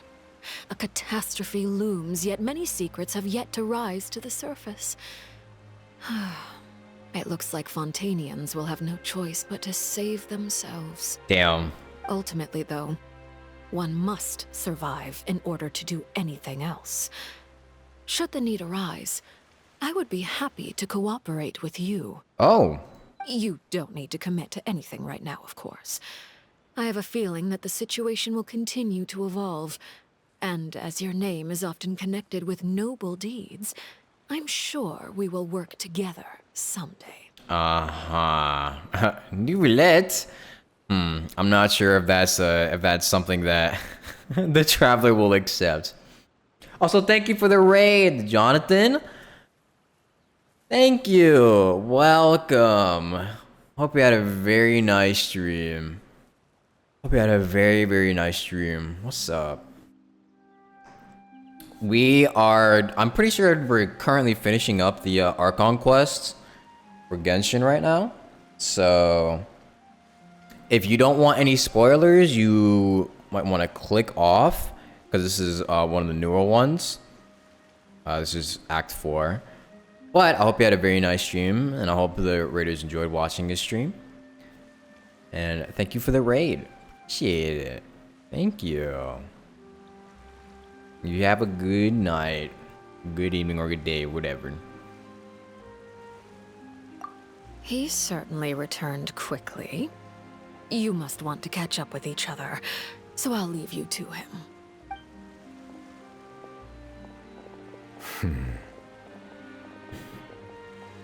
Neuvillette, is it over? For now, yes. But this issue will prove quite thorny in the long term. I'm concerned that sooner or later the prophesized events will occur. Yeah. Thank you for protecting Farina. And we have no plan. The nation's gonna drown. Maybe ask what happened down there. To put it simply, I used my power to force back the Primordial Sea and reseal the sluice gate. As for what happened on our side, yeah, she got cooked. So as expected, the knave has turned up the pressure on Farina. She's trying to feel her out, though I'm still unsure as to her motives. Can I ask you some questions? Permission granted. You have enough power to force back the Primordial Sea. Does this mean you have some deeper connection with the Hydro Archon? Whoa. It can't be that you're the real Hydro Archon, right? But that's just a speculation on our part, though. I don't think so. You can't tell us? Damn it! Then that's okay. It's never that easy. We can talk about something else. We won't try to force you. You guys in Fontaine are super strange. It's never that easy getting straight answers from anyone of high power in Teyvat. If by the phrase, you guys, you are referring to Farina and I, then although I'm not sure just what you are trying to imply, I must clarify that I do not share her positions on a multitude of topics. Uh-huh. So, what did you sense in the Fortress of Meripede? Did you manage to protect those that needed to be defended? I believe so. The fortress has a long and complex history. It has seen much grief and suffering. And now, another catastrophe will soon be upon us. I mourn this turn of events. It's raining again. No, stop. No, don't be sad. No, don't be sad, Nubilet. Huh? Why is it raining all of a sudden? No. He's crying again. The clear sky suddenly filled with dark clouds. The rain became heavier, light rain soon growing to a downpour. And just moments before, Nubilet has mentioned his sense of grief. Thinking back to that legend and what Fremine said, it said that a dragon of water once resided in Fontaine. Every time it weeps, the skies will cloud up and pour out rain. Wait, Nubilet, you can't be... You may be closer to the truth than you think. Yeah, it's pretty obvious. I think it's pretty obvious to tell who Nubilet is. Oh? And what are you thinking? He's the dragon sovereign of water. The dragon of... what? He's a sovereign. Huh? An actual sovereign. Please do not be so surprised. Hi, Farina. Farina? Where is she going? Nubilet, are you listening? Ah, my apologies. We were just guessing randomly. We didn't guess right, did we? You're not actually the dragon sovereign of water, right? Well, if you don't want to confirm or deny... You guessed correctly. I sincerely hope you'll be able to keep this a secret for me. Mm-hmm. The dragon boy. We've got an actual sovereign. Right, of course. We'll definitely help you keep it a secret. There's still something Paimon wants to ask you, though. Please, go ahead. Well, if you are the dragon sovereign of water, and you were able to force back the primordial sea from the fortress, then since Fontaine's prophecy is all about seawater, couldn't you just use your power to solve the crisis? None of the currently living dragon sovereigns in the world, myself included, possess our full dragonhood. Damn! They say that when the first usurper arrived on Tivat, they seized a part of the dragon's power. Bruh. Today, that stolen power is the basis of the Archon's authorities. Bruh. So everyone is just nerfs? Bruh. Fuck. There are 7 elemental archons and 7 matching dragon sovereigns. The dragon sovereign of water who lived through that era perished a long time ago. As their successor, I know far less of that part of our ancient history. Ah, makes sense. In any case, I believe I will not be able to do much unless the Archon disappears and returns their elemental authority to me. Given the status quo, however, I would recommend finding another way to deal with the prophecy. Oh, so even you can't solve it. Well, we're fucked. We're fucked. It's over. So the Gnosis is another part of the power? Yeah, that's what they're trying to say. Is I guess Gnosis also take powers from the sovereigns. Or at least there's like a decent part of power from the sovereigns. I still have some urgent matters to attend to at my office. If you have any more questions regarding ancient history, you are welcome to discuss them with me at a later time. Which is funny, because then that means that the Archons are basically just like stealing power from the sovereigns. So it's basically not even like their own like powers themselves, kind of. Please go right ahead. There's a place that Paimon wants to go too. Traveler, why don't we pay another visit to the Fortress of Meripede? Paimon is a little worried. All these Archons are frauds! Alright, see you later, Nubilet. We'll see you another time. Take care. Don't think they mean don't think they are stolen but planted? Yeah, that's probably a better word to say, but...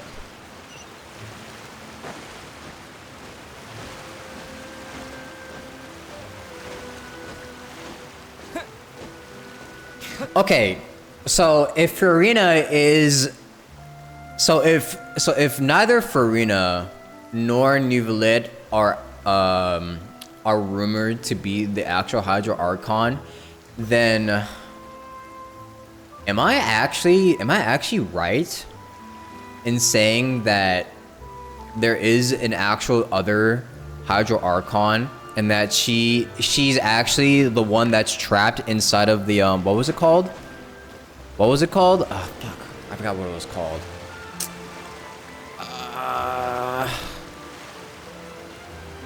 The Oratrice, yeah. Maybe the actual Hydro Archon is trapped inside of the Oratrice.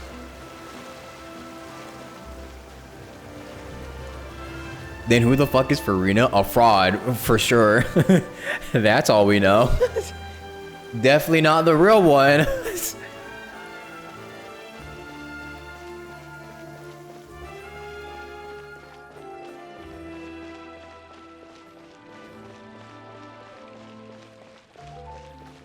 And I don't think the Hydro Sovereign would carry the would have the Gnosis with him. I mean, he would be considered powerful enough to control it, or at least to keep it safe. But still, I don't think he would just have it in his possession willy-nilly like that. Was it worth staying up to learn this lore? I say so, yeah. Why gotta go? I gotta go down. Farina's just a theater kid living her best life. It was all going according to plan.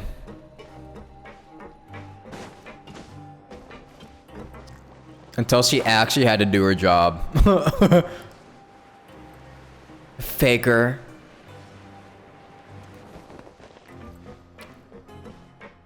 That's why the Oratrice has its own consciousness, maybe? Yeah, that's what people were also saying before when we were coming up with that theory.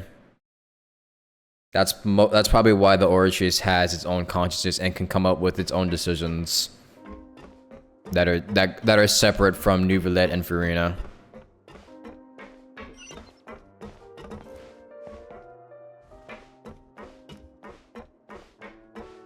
It's probably most likely the same as Nahida. She found a way to separate herself or something? Yeah. I mean, what I said before was that maybe the previous Hydro Archon separated herself before she died and implanted her other self into the Oratrice. But that's only a guess. I don't know how the hell she would even be able to do that, but... Why is it telling me to go back and... Okay, whatever. Yeah, and the Oratrice has a voice. I think we've literally heard the voice in the fountain, correct? If I'm not mistaken. Either that or that's just a pathetic ass Farina that we hear crying. But I'm pretty sure the voice that we hear at the fountain is the real Hydro Archon.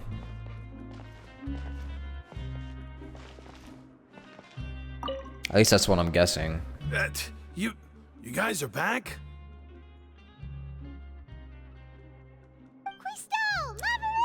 My soup is cold now. You guys didn't get caught and thrown back down here, right? Uh-uh. Huh? No, not at all. And here I thought you'd managed to escape from jail during all the commotion. I'd held you up as legendary jailbreakers, but now you're telling me you just never left? If you read Farina's drip marketing, it's Farina? Oh, okay. We're sorry, but we just had some business to take care of. All right. There's no need to get caught up in the details. We're just relieved to see you. He was super worried about you, you know. Hey, it wasn't just me. Weren't you super worried as well? Something like that, yeah. I was also transferred to work in the kitchen a few days ago. I can still hear Quisto mumbling to the carrots. Are those two all right? Do you think they made it out alive? Whenever he'd say that, I'd tell him I'm sure they're fine. Wherever they are, they're kicking back with drinks in hand, enjoying the lovely scenery. Hey, there's nothing wrong with worrying about your prison pals. Is there? I mean, considering how they always love listening to all my gossip. These two. They sure are a lot warmer and friendlier than when Paimon first first met them. I'm sure the welfare meals have just skyrocketed in quality recently. Oh, well, if you say so. I'll be watching you to make sure you finish every last bite. Oh god. Please don't. Yeah, okay, so if Farina is the one that we heard in the fountain, there still leaves the voice that Lenny heard when he was investigating the oratories.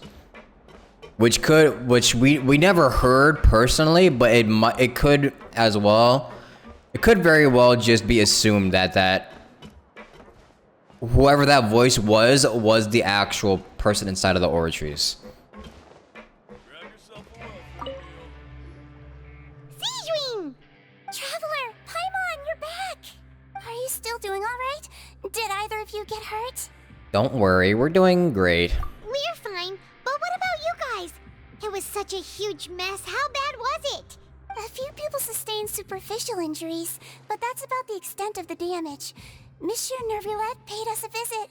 It was all thanks to him that we managed to suppress the crisis for the time being. Of course, we must also thank you for the help you provided. How did Nervulette know that he was needed here? Well, Monsieur Nervulette has strong resonance with the hydro element. When the water level rises, he can feel the waves produced.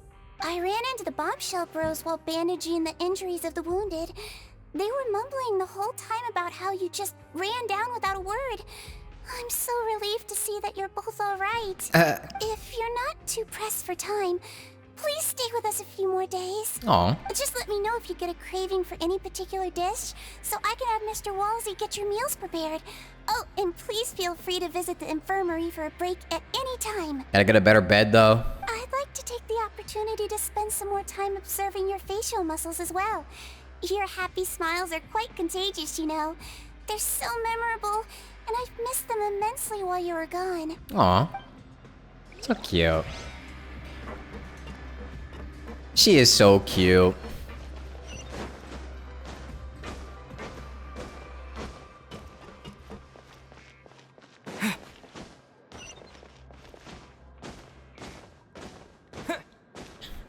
Yeah, she's half Melusine. Half human, half Melusine. How the fuck am I supposed to get over there? That's going down. Gotta go up. You don't care if she's gonna be bad, you want her? She's probably gonna be a hydro healer. We all know it's gonna happen. Hoyoverse loves making their small children into healers. For some odd reason, so... How do I get up there? What the fuck? Let me go over here, fuck it.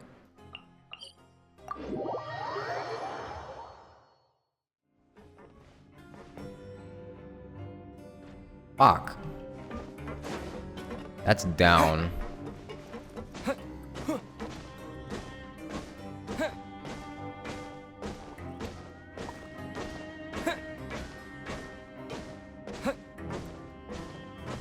Can you vote for Kokomi being the true Hydro Archon? True.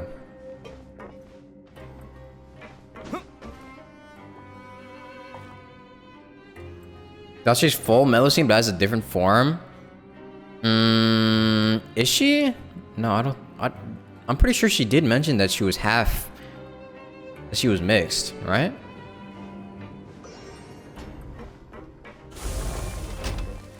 Am I remembering wrong?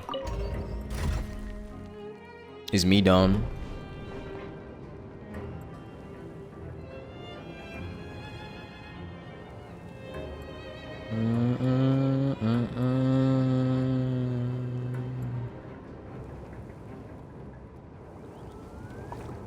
Well, that was eventful. I'm sure it's going to be a very eventful field day on Twitter when people find out that Farina is a fraud. There's gonna be a lot to talk about with this Archon, with these two Archon quests. For one, I definitely think people are gonna talk about how Act 3 was probably the slowest. Act 3 was definitely like one of the slowest Archon quests so far. And that might leave a bad taste in some people's mouth. But also, with these new revelations, with Farina being a fucking fraud and all, I'm sure it'll be quite something to see on Twitter with all the debates.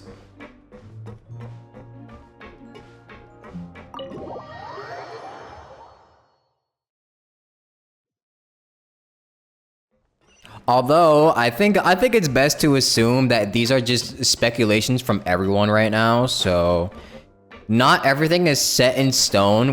I mean, you know, the Archon quests are still developing, so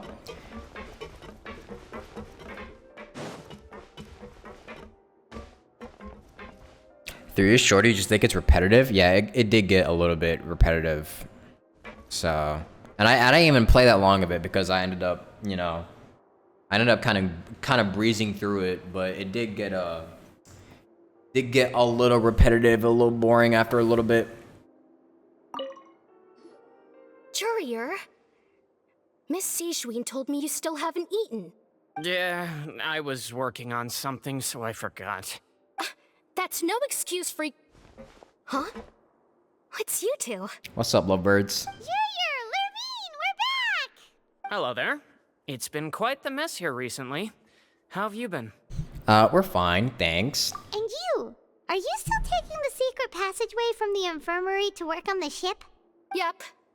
That is still top secret, though. So don't say a word to anyone. It can be a bit annoying when there are lots of people in the infirmary, but I still prefer taking that route over the one from the Duke's office. I mean, the infirmary does make it easier for you to slack off. Oh yeah? Then why are you also here so much? You two really are just using your jobs as a cover for your relationship, aren't you? Not at all! Oh boy. Courier, the rumors about us are literally everywhere now. Please do something about it. But it's not like I caused them by myself. All right. I'll try to do something about it when I can find the time. They're not even gonna confirm or deny it. What?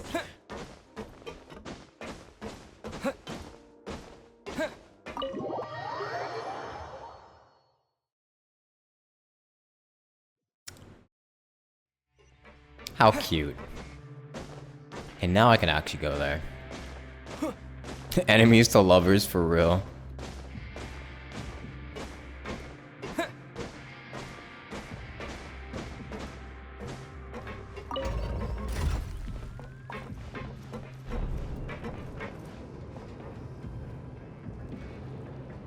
The Furinators are prepping for war right now. Oh yeah, I'm sure they're getting their fucking battle. They're getting all their. They're sending out all their troops by the second. They've deployed all of their. They've deployed every single member to their front lines right now. It is not looking good.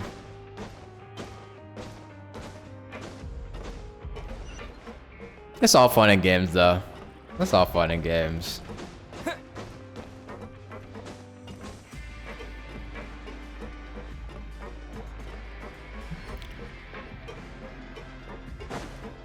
Although, you know, I still kind of feel, even though this Farina probably isn't the real Hydro Archon, I do feel like maybe, I don't think they would come up with an entirely new design for the real Hydro Archon. The one that we see right now is probably just a copy, in my opinion. And either that or she's affected by the curse that like someone was saying before. She is affected by a curse that's preventing her from like actually being her real self. Because I don't think they would come up with an entirely new design for her. Now guess, what suit will this next card be? Like how it was with Nahida? Yeah. A bare teeth cat? Well, look who it is. What's up? Traveler, Paimon. Hello, everyone. Looks like you're recovering nicely from it, eh? Mm-hmm.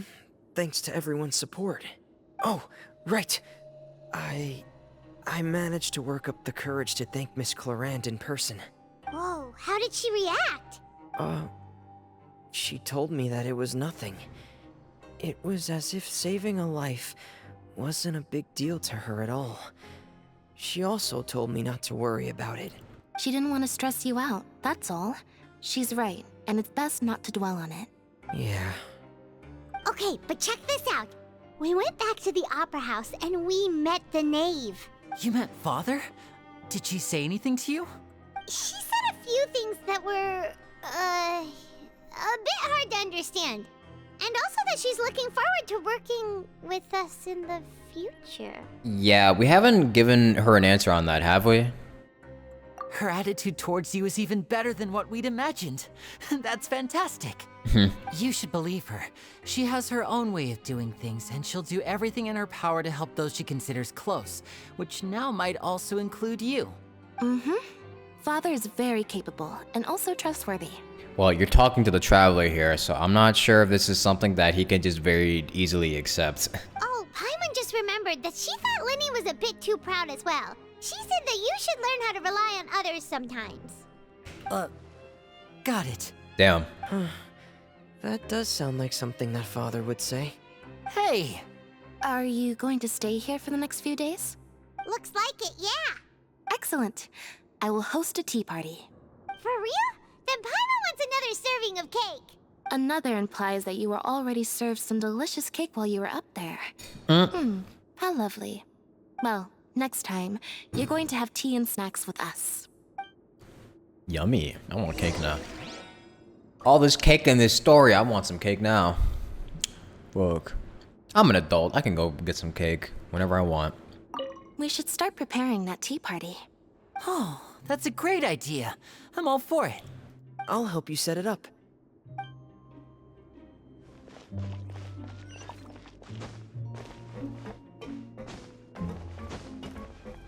Is Risley's body good, or did they make him second Ito? It's kind of hard to tell because he's got clothes covering up every single muscle in his fucking body, but I would say they did from what I see, I guess they did a little bit of a better job. He's not like super buff or anything, but he's not like a fucking stick either. So somewhat of an improvement, I guess. Still got a long way to go, but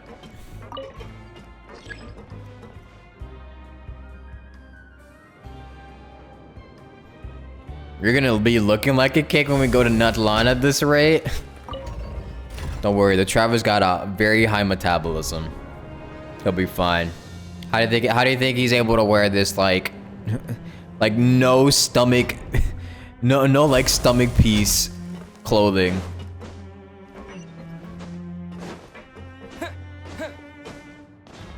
He does it with confidence, knowing that he'll never gain like more than 10 kilograms of weight ever.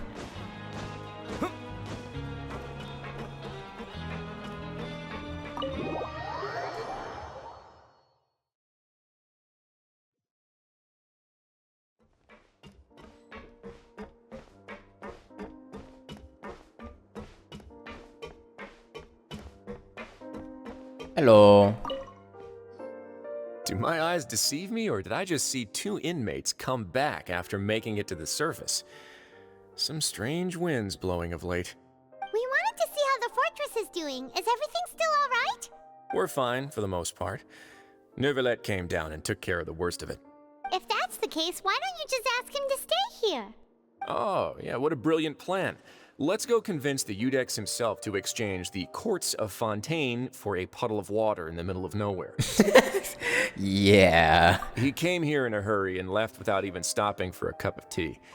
He did remember to take Miss Sigewinne's gift with him, though. He sure sounds super busy.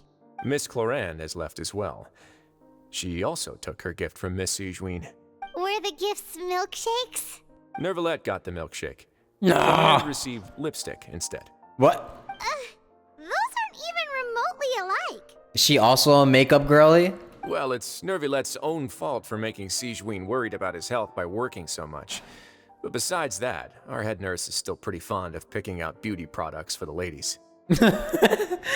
Oh, and I have some gifts here for you as well. Are these from Sijuin too? Nope, they're from yours truly.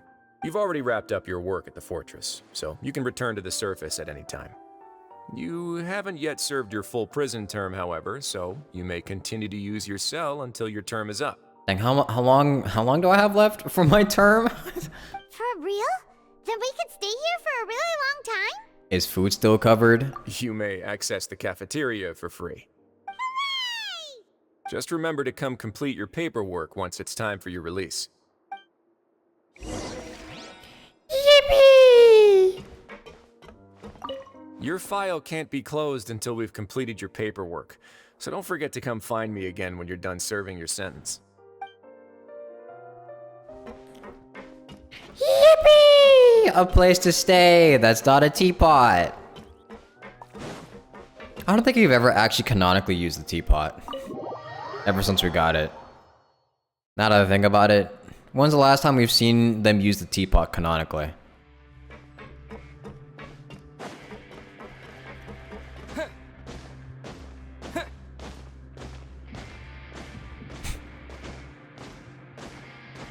Never exactly.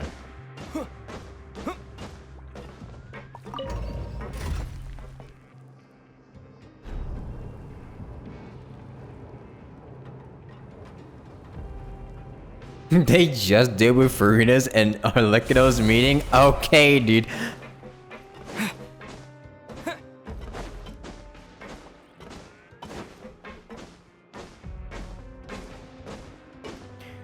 Boing, boing. Wow.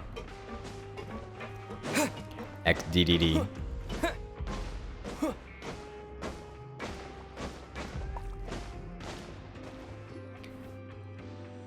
We're back in our cell again. We're no longer prisoners though, so it really doesn't feel the same. It feels like a huge weight is off our shoulders. Sure feels that way. But the truth is, we never did anything bad to begin with, so I'm not sure why we put so much pressure on ourselves. Paimon, is there something you'd like to say? Huh? How did you know? Because you usually just immediately fall asleep. Hey, that's not true! Alright. Okay, Paimon just wanted to say that we really are an amazing duo after all. It's like, we've now gone to so many places together and become friends with so many people. We've never stopped traveling or stopped meeting new friends. True. There are so many bad things in the world, and we're just two people, but we've still been solving problems no matter where we go. Isn't that pretty cool? We're the best adventurers ever. You're counting Paimon today? Aren't you the only adventurer here? Being a guide counts too. Then let's ask Catherine to give Paimon an adventurer handbook as well. Paimon will also be an adventurer from today forward. Alright, we're gonna have to teach you how to use a sword. Maybe we'll start with a knife. Just the thoughts making Paimon giddy. Paimon's gonna crash, so you sleep soon too. The last time we fell asleep here, we woke up to a whole mess outside our cell. The primordial seawater nearly rose up. That was so scary. We should be safe now, right? We'll be fine, surely. We'll be fine. Alright then, good night to you, traveler. Good night. What if we see another vision again? They're just not gonna bring that up again. Ha! Speak of the devil. Speak of the devil.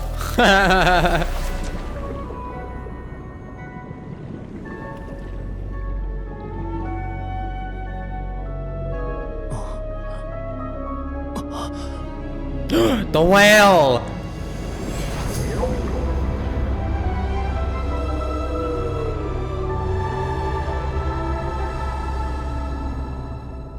The whale! Wait, and he's in the primordial sea too.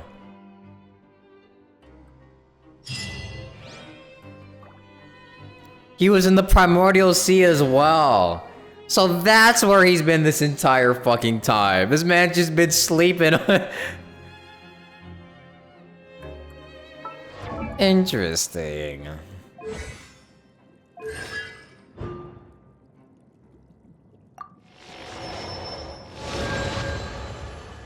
Movement speed of the water bubble will decrease by 30%.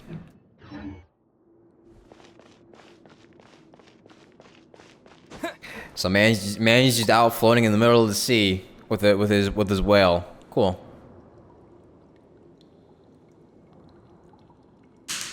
Woo!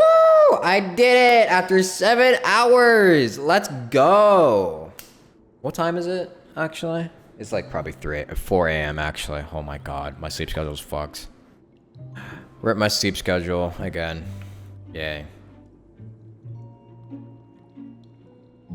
Stream Nuvlet story quest next. I've got a lot more than just Nuvlets to work on.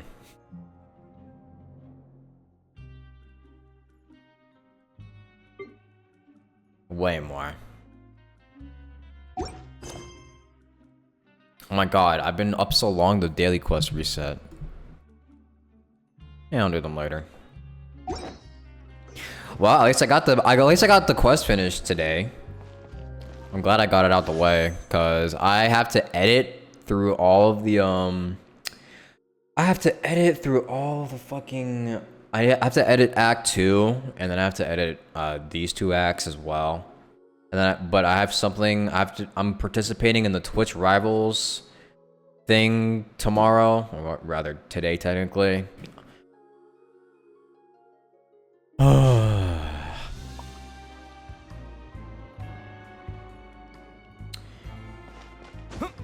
It's gonna be a lot.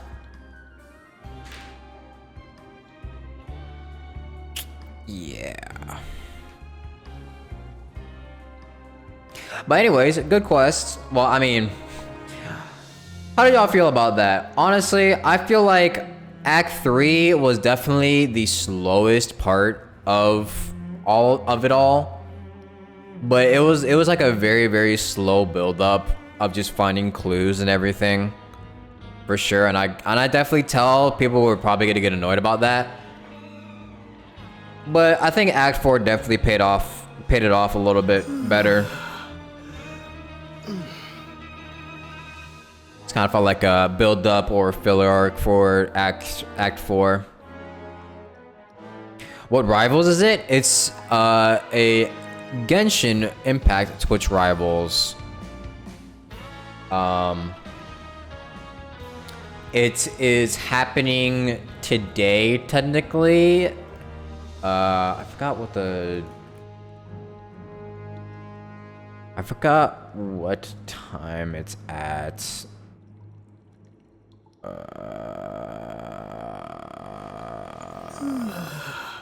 Where is it at? Let me try that. Let me turn on the game sound actually. There we go. Ooh. I can't even find it. Where is it? Oh yeah, it's at the Genshin Impact speed. It's the Genshin Impact speedrun showdown.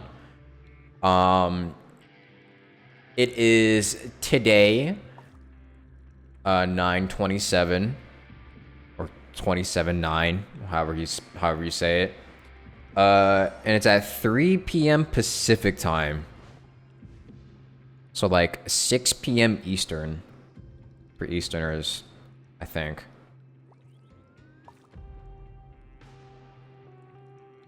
Wait, did I get that? I don't even know if I got that right. Fight, whatever. It's 3 p.m. PT Pacific time. So I will be taking part in that. It's going to be very chaotic because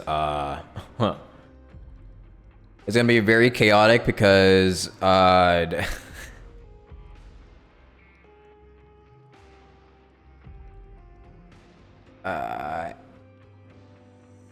it's just not gonna be something I'm used to, so it'll be interesting to watch and to play. I think we have to do it on stream too, so you'll be able to see my POV.